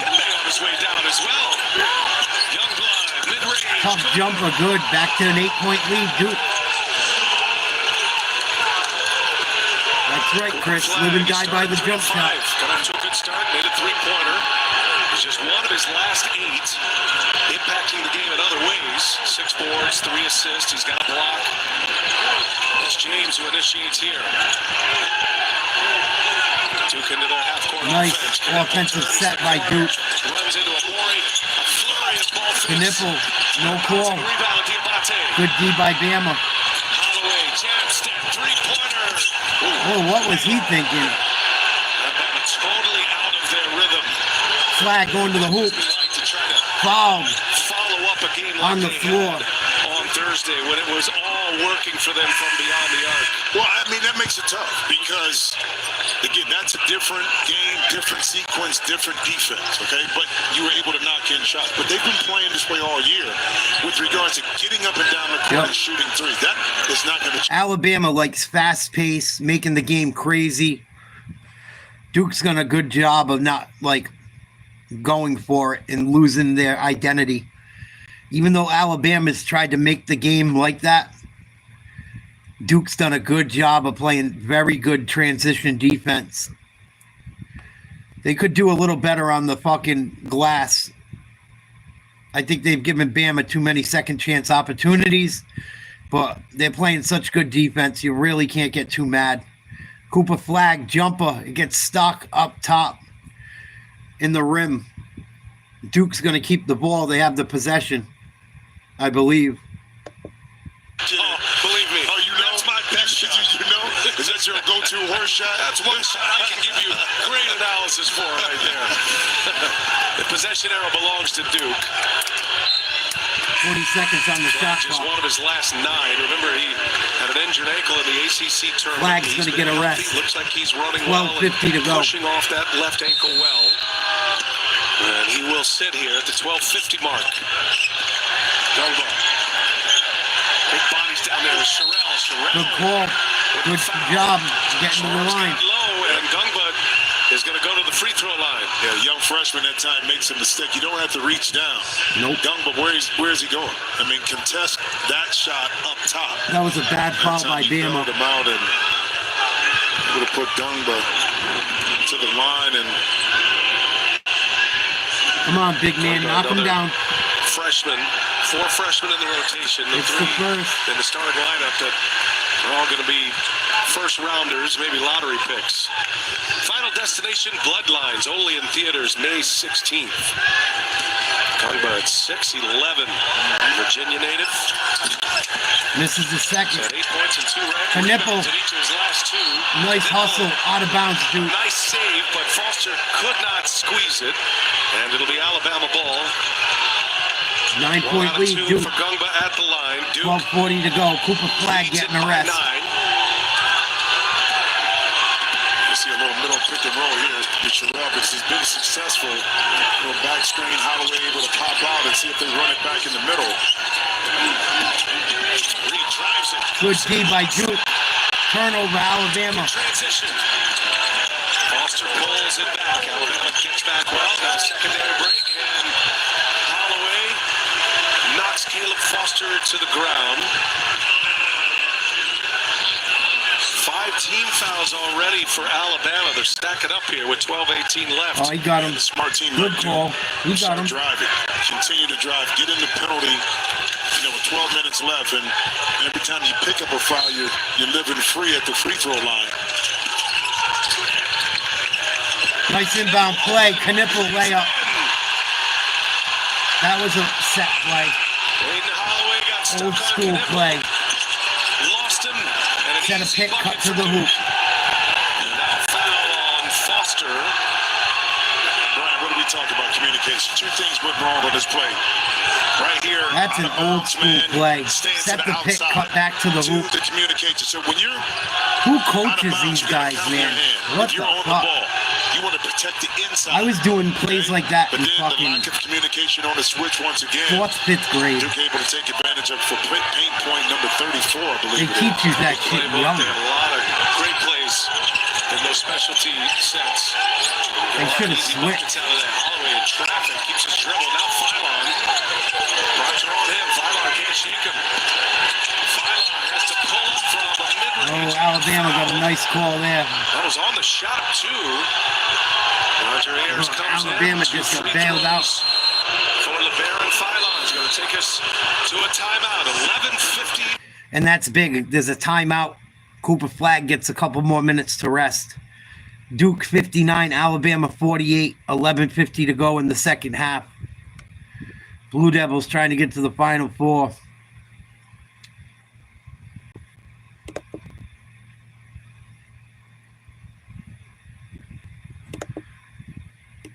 Bama's still hanging around, though.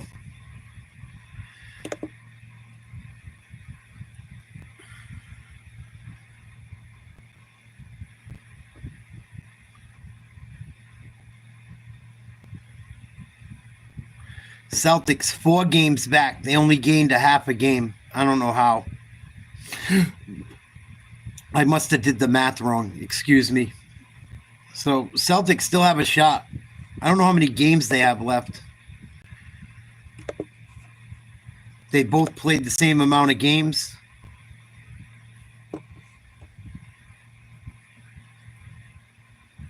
They got 8 games left. The Celtics could take home court advantage away from the Cavaliers. I want to see who the Cavaliers play. Celtics play Memphis, Miami, Phoenix, Washington, Knicks, Orlando, and Charlotte twice. Not the worst schedule. Celtics should win at least 7 out of 8. At least. Let's see who the Cavs play. I will laugh my ass off if the Cavs fucking blow it. Oh, I will laugh my ass off. Because I don't think the Cleveland's as good as everyone thinks they are. I think a lot of teams don't show up to play Cleveland. Because they forget they're a decent team. Because they were bad for so damn long.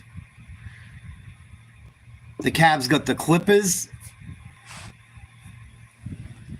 the Knicks, the Spurs, the Kings, the Bulls, Indiana twice, and the Knicks. I think the Cavs got a tougher schedule than the Celtics. They could lose to Indiana. They could lose to New York. They play New York twice. They play Indiana twice. Chicago is battling still. They've been playing good lately. Sacramento's still in the mix. And the Clippers as well, I think. So Cavaliers could fucking choke. I would laugh my balls off. I will laugh my balls off if the Celtics steal home court, as they've rested their team most of the year. I think the Celtics are good as long as they're healthy. As long as they're healthy, they're good. I really fucking think that they're going to go back to back. I'll be very surprised. Crimson Tide, 7 for 26 from outside tonight.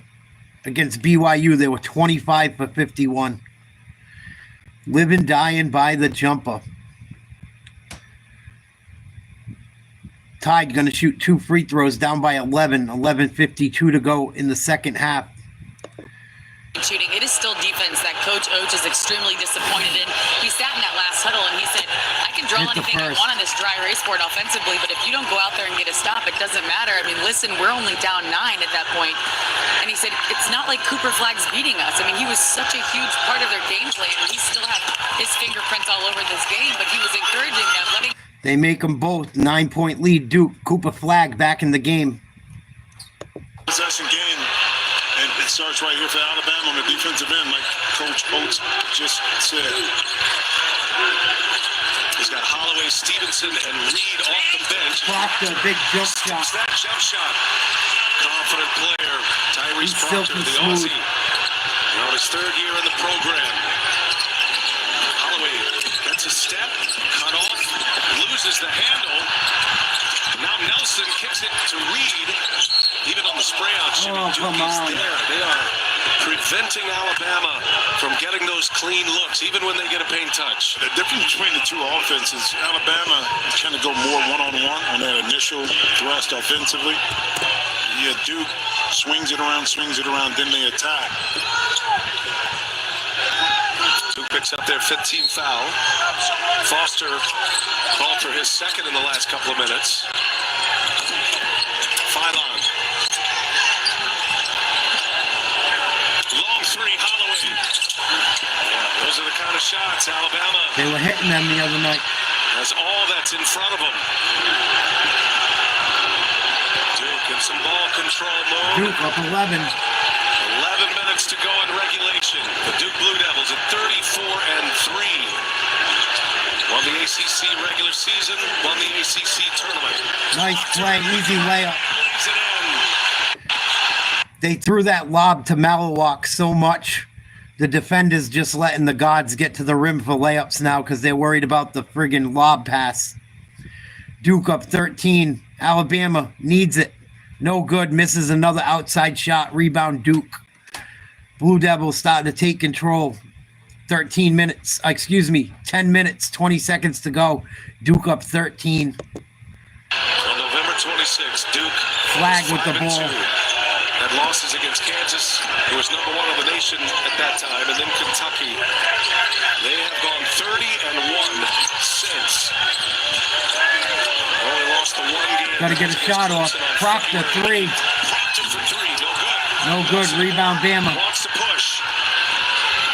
Holloway wants it. Holloway steps into a transition 3. No good. Deep 3. Another 3. Phylon for 3. Good. 10-point game. Fans look to the heavens and say, finally. But that's where that quick transition 3 can work for you. Quick enough, you miss it. Bodies are not set. Offensive rebound available, and then they were able Game ain't over yet. Duke's going to call a timeout. John Shire wants the timeout. They're going to get James and Knipple back in the game. The final 9.5 here in this Elite 8 matchup between Duke and Alabama. Does Bama have a run at them? They're down 10 to the number 1 team in the nation. Come on, Duke. Fucking every other 2 minutes, there's a timeout. Every 2 minutes.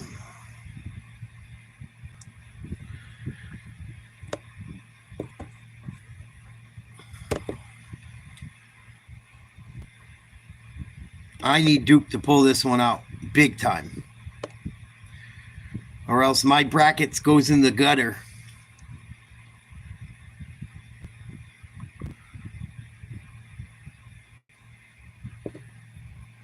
If Michigan State wins tomorrow, I'm fucking looking really good.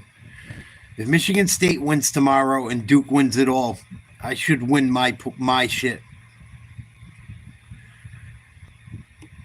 If Michigan State loses tomorrow, it might fucking be that's all for me. It's going to be very hard for me to win.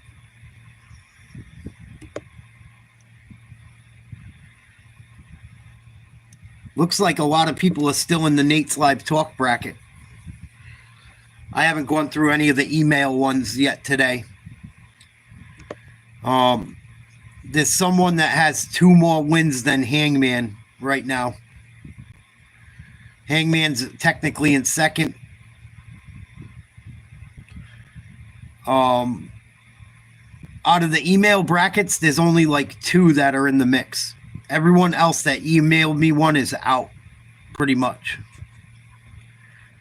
So basically, the only people left are the ESPN people that filed for Nate's Live Talk giveaway, and 2 brackets that were emailed. I got emailed 12 brackets. There's only 2 left, and then whoever's left in ESPN's in. But there's someone that has 2 more wins than Hangman right now. Because Hangman missed a pick last night, and they got it right. I can't remember who it was. Hangman fucked up something, if I'm not mistaken. If it wasn't Hangman, it was someone else, and I'm fucking it up.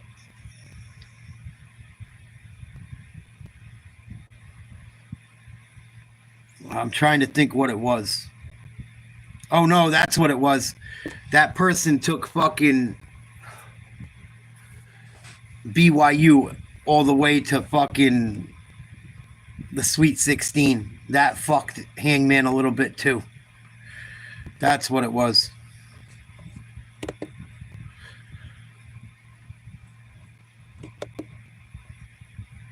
Here we go. Getting down to crunch time. His joke is that's why he's a comedian now. That's not what you would say. He has a heck of a story, being a comedian and a licensed physician. 10-point Duke lead. Cooper Flag working with Proctor here. Come on, Proctor. And a turnover. Phylon knocked it out of his hands. What a block. They called the foul late. No easy buckets, and Cooper Flag made sure that there were going to be free throws and not dunks. Beautiful defensive play here by Fowling to get the pick, but also the smart play, go up and try to dunk it. Oh, he fouled him. Knowing that good call. Cooper Flag was in your rear view, was not going to give up on the pressure. 2 good plays by both. A lot of time left. Phylon and also Cooper Flag.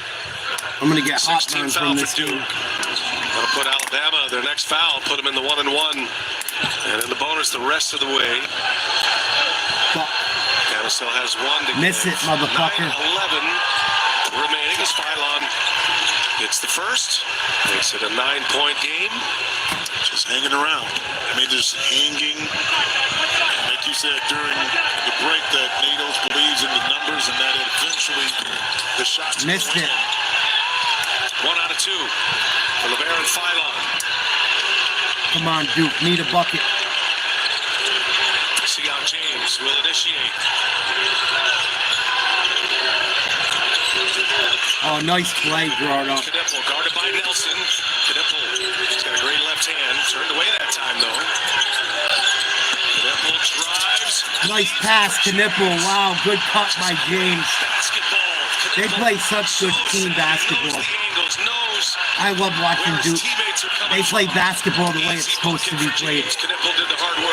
They play old school smart ball. You don't get it too late. Again, it's not there. At least they seem to. Oh, goaltending on Flag. And because they called it, they can take a look. Multiple players on this Duke team can make plays, okay? What a pass by Knipple. Good cut, smart. Easily to Sion James, and then Cooper Flag just a little bit too late there. on the goaltend. 9-point game again. Come on, Duke. Flag guarded by Diabate. Again, it's Knipple. Nelson on him. Knipple spins. Knipple. Tough layup, missed it. And that's going to be a foul. Phylon lost the handle, but there was a foul there. Oh. Fans don't like that at all. Called by Greg Gibson. How was there a Slap foul? on the arm knocked the ball out of Phylon's hands. Yeah, on the move here, anticipating maybe a little contact to Nipple, and then at the end here, and that's the second time. No one touched him. Caught kind of with that, and it's his third foul, but that's the second time. First half, after he missed a shot, picked up No a one foul. fucking touched him. And that time, you got to be a little bit more discernment there, because now that foul puts Alabama at the free throw line. Knocks down the first one, Phylon. He's still upset about Here we that last fucking go. miss. 76% free throw 8 shooter. minutes, 3 seconds left. Aaron Phylon, 8-point game. Mobile, Alabama. True freshman, SEC all-freshman team, top 35 recruit. Hits them both. 7-point game. A year ago. 2 free throws. Duke's lead Come on, is 7. Duke. And we go under the 8-minute mark. Elite 8. East region winner to San Antonio in the Final Four. Houston or Tennessee await. They'll play tomorrow on Come on, CBS. Duke. Take it to the hole. Cooper Flag with Sears on him. 2 first-team All-Americans going at it. Flag with 3 to shoot. Flag up and Tough shot. Wow. Too big. And you called it. Mark Sears did everything in his power to prevent Cooper Flag from getting Big closer. shot by Flag. As he got closer to the basket, size wins, and Cooper self-touch on the baseline. Diabate lowers the shoulder. Good D. Offensive rebound. No good. Duke with the rebound. Certainly affected that shot. Big stop. He didn't get the block, but Nelson had to put it up a lot higher than he was comfortable with. Cooper Flag with his first points of the half. Ball in his hands. Take it, Flag. Take it. He stays with him. Trying to get the ball to Proctor. Proctor lost the handle.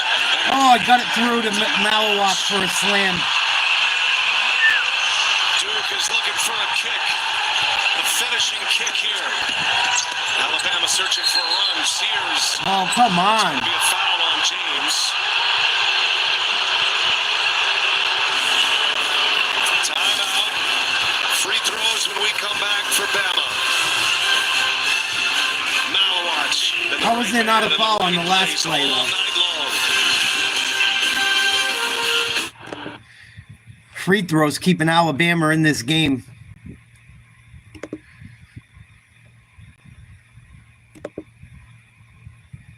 .6:39 to go. Duke up 11. Alabama shooting free throws after the TV timeout. Cooper Flag, 12 points. Malawak, 12 points. Conca-Nipple, 17. Proctor, 14. James with 6. James has played some really good D. Had a couple nice cuts to the hoop. Played really good on the glass as well. 4 rebounds for the guard. 5 rebounds for Proctor. 8 rebounds for Flag. 5 for Malawak. 4 for Knipple. Team effort with Duke, man. Phylon, 16 points for Bama. Youngblood, 10. Nelson, 6. Amaroy, 4. Sears with only 5 points tonight. 2 for 9. 1 for 4 from 3. Does have 5 assists. Nelson and Phylon lead Alabama in the rebounding department, I believe. 7 and 5.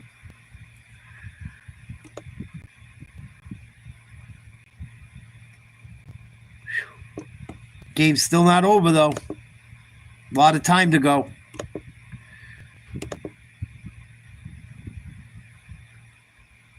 Bama's in the bonus the rest of the way. I think they'll be in the double bonus very soon. Another foul or 2.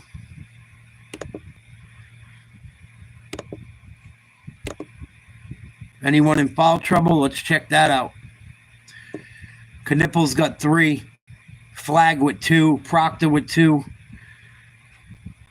Shouldn't be a problem with under 7 minutes to go. Phylon with 2. Amaroy and Nelson with 2. I don't know if anyone on the benches are in trouble. I doubt it. Duke 38 points in the paint. Alabama 22. Duke 5 for 12 from outside. Alabama a dismal 8 for 30. Sears had 34 points last game. He's got 5 tonight. In the tournament was brilliant in the Sweet 16, and this is going to be his time here in the last 6.5. No, it will be. He's smart enough to understand that getting to the free throw line while the clock is stopped could play in favor of Alabama, but shot selection is going to be critical down the stretch for Alabama. This Duke team can beat you in so many different ways with so many different people. It's kind of tough to take everything away from it. Tallest team in college basketball. Sears can't hit it, but Stevenson goes up for the offensive rebound and gets a timeout. Missed the free throw, got the rebound, and they had to call a timeout. And Alabama gets the timeout. They burn one, but they save the possession. That's all right. By Jaron Stevenson. It cost them something. If you're traveling to be surrounded by... I think that's the only thing Duke hasn't done well tonight. They've given up a few too many offensive rebounds. Other than that, they've played pretty damn well.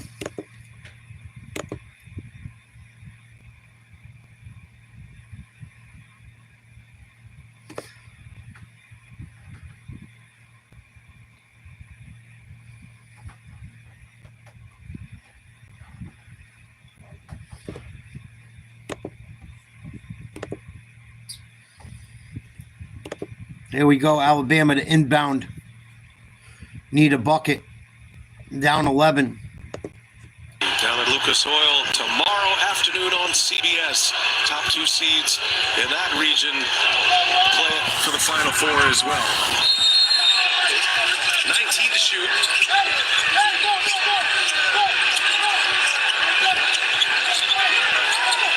Phylon will get it set up. The screen from Youngblood.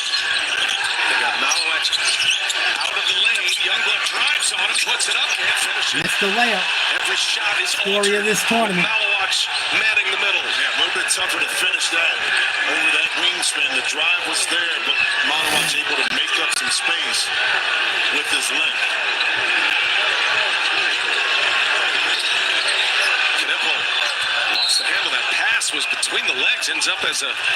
Knipple's got to do better on that one. Alabama has possession here. A characteristic of Duke. Spacing wasn't that good right here in the pass. Knipple tried to get it. That should have been to his outside arm, but excellent defensive pressure by Youngblood right there to be able to tie him up. Yeah, give credit to Youngblood. He got a hand in there.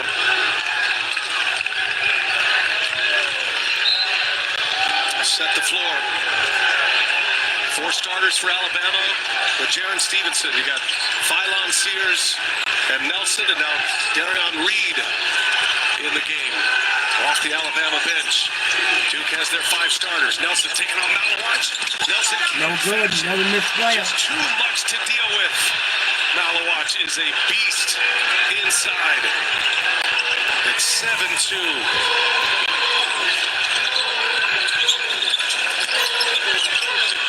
Flag to the hoop. Flag behind the back. James drives. And foul. Oh, that was a tough Nelson. ball. Duke just attacking, getting paint touches. I don't know if he got fouled on A lot that. of that clock each possession. Well, Malowet's able to guard in space. Got a little piece of that wrist right there. Could have been called for a foul. The officials didn't see it. And then watch this. You attack the closeout. Ooh, flagged Nice it away pass with a that bump. time by Cooper Flag. Grant Nelson a little up out of his stance. He got him with the body. James able to pick up the foul. Duke's lead 11 with James. Big free throw. First, Deion James, Tulane transfer, 4 years at Tulane. And then Duke bought him. John Shire had this great class of freshmen coming in, but spent a lot of time finding the right pieces, Jimmy, to surround this terrific class. Veteran players coming up, many of them from the mid-major 12-point level. lead, 5:20 to go. James, one of them, 1 out of 2. Also, by inserting Zion probably in December in the starting lineup Alabama needs a hoop. in place of Caleb Foster to kind of provide a little bit more stability in the backcourt. Good D by Duke. I think also helped this team, which are Deep three. Sears. No good. Miss. Rebound to Nipple. To the crowd, it's going to be a foul on Alabama. And Duke shooting the bonus now. Alabama has no answers for Duke. Connectivity on the defensive end, you're talking square. The Nipples had a very good game. Letting guys get into the slot, and that's a shot that was being made in the last game for Alabama, but I've been able to see it only 8 for 31 behind the three-point line for the Crimson Tide. The Nipples having a Alabama shooting big just game. 26% from three-point range. Knipple automatic, knocks it down. Most wins, first 3 seasons all time. Brad Stevens on that list. Brad Underwood and Stephen F. Austin. There is John Shire trying to join Brad Underwood and Brad Stevens. Make it to the Final Four. What an impressive job. And the 14-point shoes lead, 5 he had minutes to go. And bringing his own substance to this job. Trying to go dancing. To be the guy after the guy, but at Duke he's been able to keep the talent loaded. 3 straight NCAA tournaments, back-to-back Elite Eights. He's on the doorstep of his first Final Four. No good. Another rebound, Malawat. And it's going to be a travel. So Malawat and Diabate both had hands on the ball. John Shire cannot get this game to the finish line fast enough. A lot of contact. Good call by the official. They'll reach in there, but there's a lot of contact in this game. Big bodies.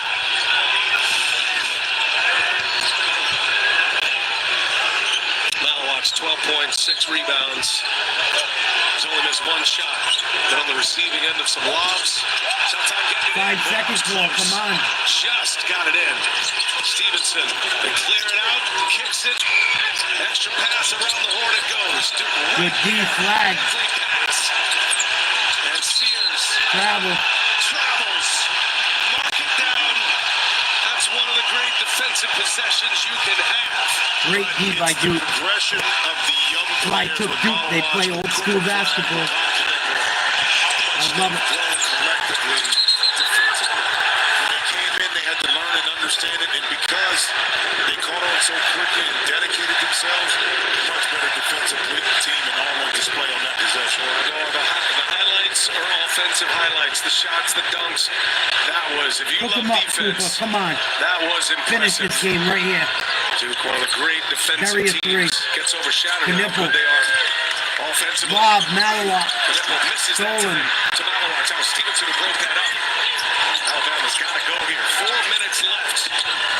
Offensive foul. He pushed off. Yup. It's an offensive foul. Good D. That was an offensive foul all day. Alabama will turn it over You again. can't go like that. 5th turnover for Sears alone. They should have called that same thing on Houston the other night. Last night. Unfortunately, Alabama got the right call. Unfortunately, Purdue didn't. Offensive foul on Sears. I'm surprised. Duke, I knew Duke was good defensively. I didn't think they'd hold that kid Sears to 5 points with under 5 minutes to go. He had 34 in their last win. Fucking dropping threes from everywhere. I figured he'd hit a couple. Duke has put the clamps on that motherfucker. He's pushing off, fouling, losing it. Having a fucking meltdown. Good teams will do that to you. He's 2 for 10. 1 for 5 from 3. 5 points, 5 assists. No rebounds. I bet he's got a boatload of turnovers if I look. See how much they fucked with him with that. 3 turnovers. I didn't even have to look. I could tell. Can tell he's fucking seeing. He's stuck in the Twilight Zone right now, Mox is. He's stuck in the Blue Devil Twilight Zone.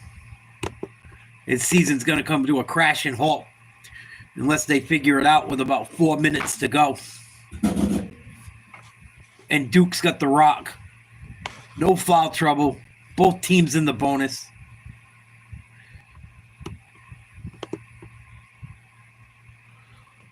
Oh, my God. I can't believe the Celtics might steal home court. I would love to see the Knicks and the fucking Pacers knock off the Cavs a couple times each down this stretch. I don't think the Cavs have been playing well either. Their last, 10 games. I'll look into it. But I got a feeling the Cavs are going to fucking choke.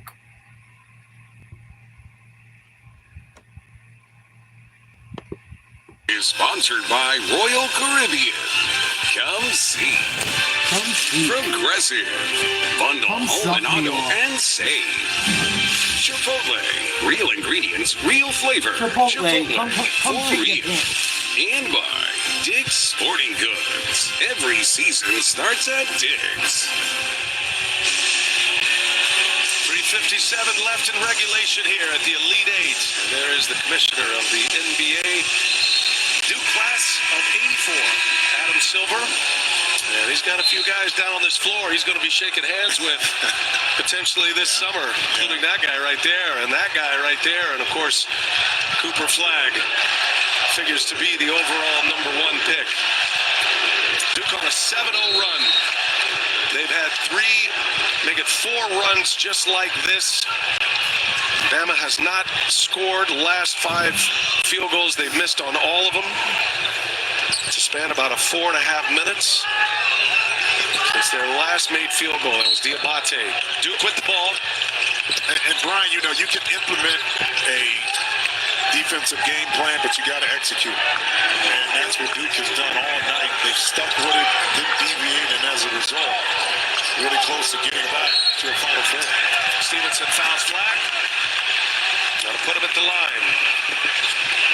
9th foul, 1-1 coming here for Cooper Flagg.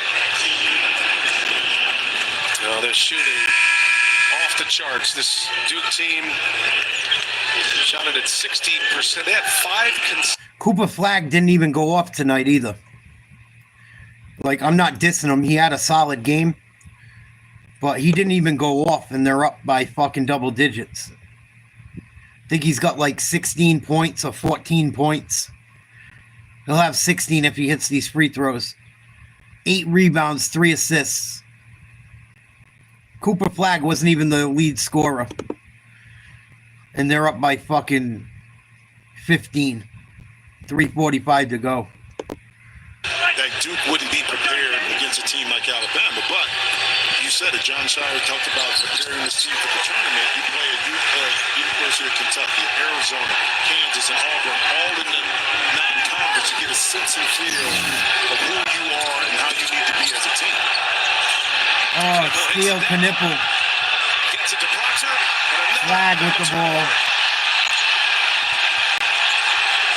Alabama just cannot handle the Duke pressure defensively right now. They are long, they are quick. And they have been on top of their defensive game here tonight. You hold an Alabama team at this point to 58 points. You've done something special. Flags too much. Wow. A flurry of moves. Just bullied the point guard. Duke up 18. Turn it into a victory lap right now for the Blue Devils. Sears drives. Sears can't even hit a layup. Tried to make a foul. Sears is out of his mind. Reality starting to set in. Sears is having fucking TDS. He's having DDS. Poor Mark Sears had 34 points for Alabama in their last game. Could not miss. Looked like Steph Curry. 5 points tonight. Tries to make it look like he gets fouled. Misses a 2-foot one-handed floater. He's got Duke derangement syndrome tonight, boy. I didn't think Duke would be able to do that defensively. That kid can shoot. Malawak at the line. Duke up 18. Make it 19. Even the 7-footers hit free throws on Duke. E.J. Clark, Jay Wright, Kenny Smith, and Charles Barkley. They have all the highlights and analysis inside March Madness presented by Buick right here on TBS. Duke, the lone ACC team, still rolling. In the year that the ACC was down, but their top team, anything but 13-0 run here for Duke. I guess so, Jet, right? Called for the foul. Shot is low. Duke's just fucking good. I knew they were good. I didn't know if they were this good. Coach. We had a great chat with him yesterday. And Jimmy, you guys go way back, and he was there in Las Vegas when Cooper Flagg was on the practice squad against Team USA, the Olympic team, and he said, first run he had, held his own. Remember, he's 17 years old at the time, matching up against the best players in the world. And then he said there was a 4-minute stretch when he tapped John Shire and said, we got us a real one. Indeed, but he also told us the story of Compton Nipple as well, about him being able to fit in.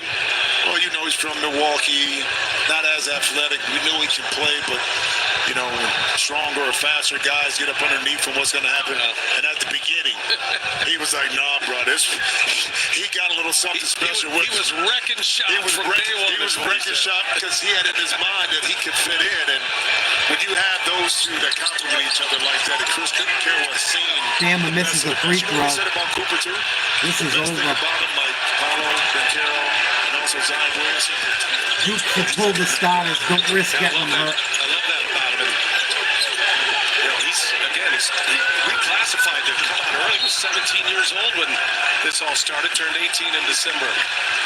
He's not going to be around long. Duke's going to call a timeout. Get a good look at him while you can. If I was Duke, I would pull the starters. We shouldn't blow a 20-point lead in 2 minutes. Pull a couple of them. I'd pull Cooper Flagg. I wouldn't risk it. I hope I don't jinx him. I really think Duke should be careful. You're up by fucking 19 with 22 minutes and change. You really want to risk it?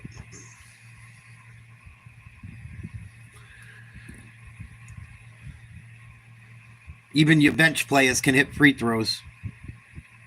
I don't think they're going to bury fucking 8 threes in 2 minutes without allowing you to hit some free throws. Special. And outscoring your opponent means something. But there was a saying back in the day, defense wins championships. And that's not to be taken lightly. And this Duke team put on full display not just their offensive prowess, but their ability to lock into a defensive game plan, stay with it, and frustrate a very, very good Alabama team. 2:28 remaining. Florida has already advanced on a comeback win over Texas Tech in San Francisco. That was denied by Diabate. And Diabate puts a wild one up and scores. Wow, Alabama got lucky with that one. There are going to be 2 top seeds to advance tonight. Much different story than last year for Duke. They got to the Elite Eight. You can run the baseline. There you go. NC State. Allie LaForce, John Shire said it was the worst 13 minutes of their season. Oh, turnover. As Nelson steals it and lays it in. Layup. Allie said we addressed from the NCAA Guy is backwards pissed after that performance in the Elite Eight last year. That's right. He said when we needed to be our best, we were our worst, and it led him to analyze every part of the program. He said it wasn't physical. It was not X's and O's. It was all mental. Having that connectivity together to do the job in the moment. From day one this summer, they went back to teaching the game fundamentally, and they also focused on mental wellness. He started laughing and said, I won't say that's the focus when I was at Duke. But it's a different time. We've come a long way. So they added meditation. They have a saying called Kaizen, which means basically basically in Japanese, improvement or change for the better, getting 1% better every day, not just on the basketball court, but mentally. And I would say that mental toughness really came through tonight. Bringing his own signature and own style. Thank you, Allie. Good stuff there. And, he felt like they needed to address some issues. Number one, they needed more size, and they did that in a big way. They became the tallest team in college basketball, and the attention to the mental skills part, how to perform in the clutch when you are stressed. And obviously that's a big topic now. A lot of teams are going to that, and Duke under John Shire has embraced that aspect. I got a Kaizen for you. Improve, right? Once you signed Cooper Flag, that's right. Everything got better. Everything got better. There's a lot more things that you can do and meditate when you got a Cooper Flag on your roster, okay? Yeah, truth. That's your rap. Yeah, that's the first piece, right? And these three fabulous freshmen. 80-63. What a performance by Duke. Very satisfying for John Shire and his staff. The defensive performance today. No good. Duke the rebound. Alters been doing that all night. He might show up with just 2 blocks, but he's had at least 5-6 altering of shots as these Alabama guards get inside. Well, your reputation precedes you, and all of the 80-63 Duke. have that. Minute 26 to go. It's tough for you to attack him. You see him, even if you don't see him. Bam is done. He's back there somewhere lurking around. But the ability for him to play defense without fouling, also blocking shots and keeping it in play. John Shire wants a timeout. This game's over. 80-63, minute 26 to go. Stick a fork in him. No way Duke blows this fucking lead. So Duke's going to advance.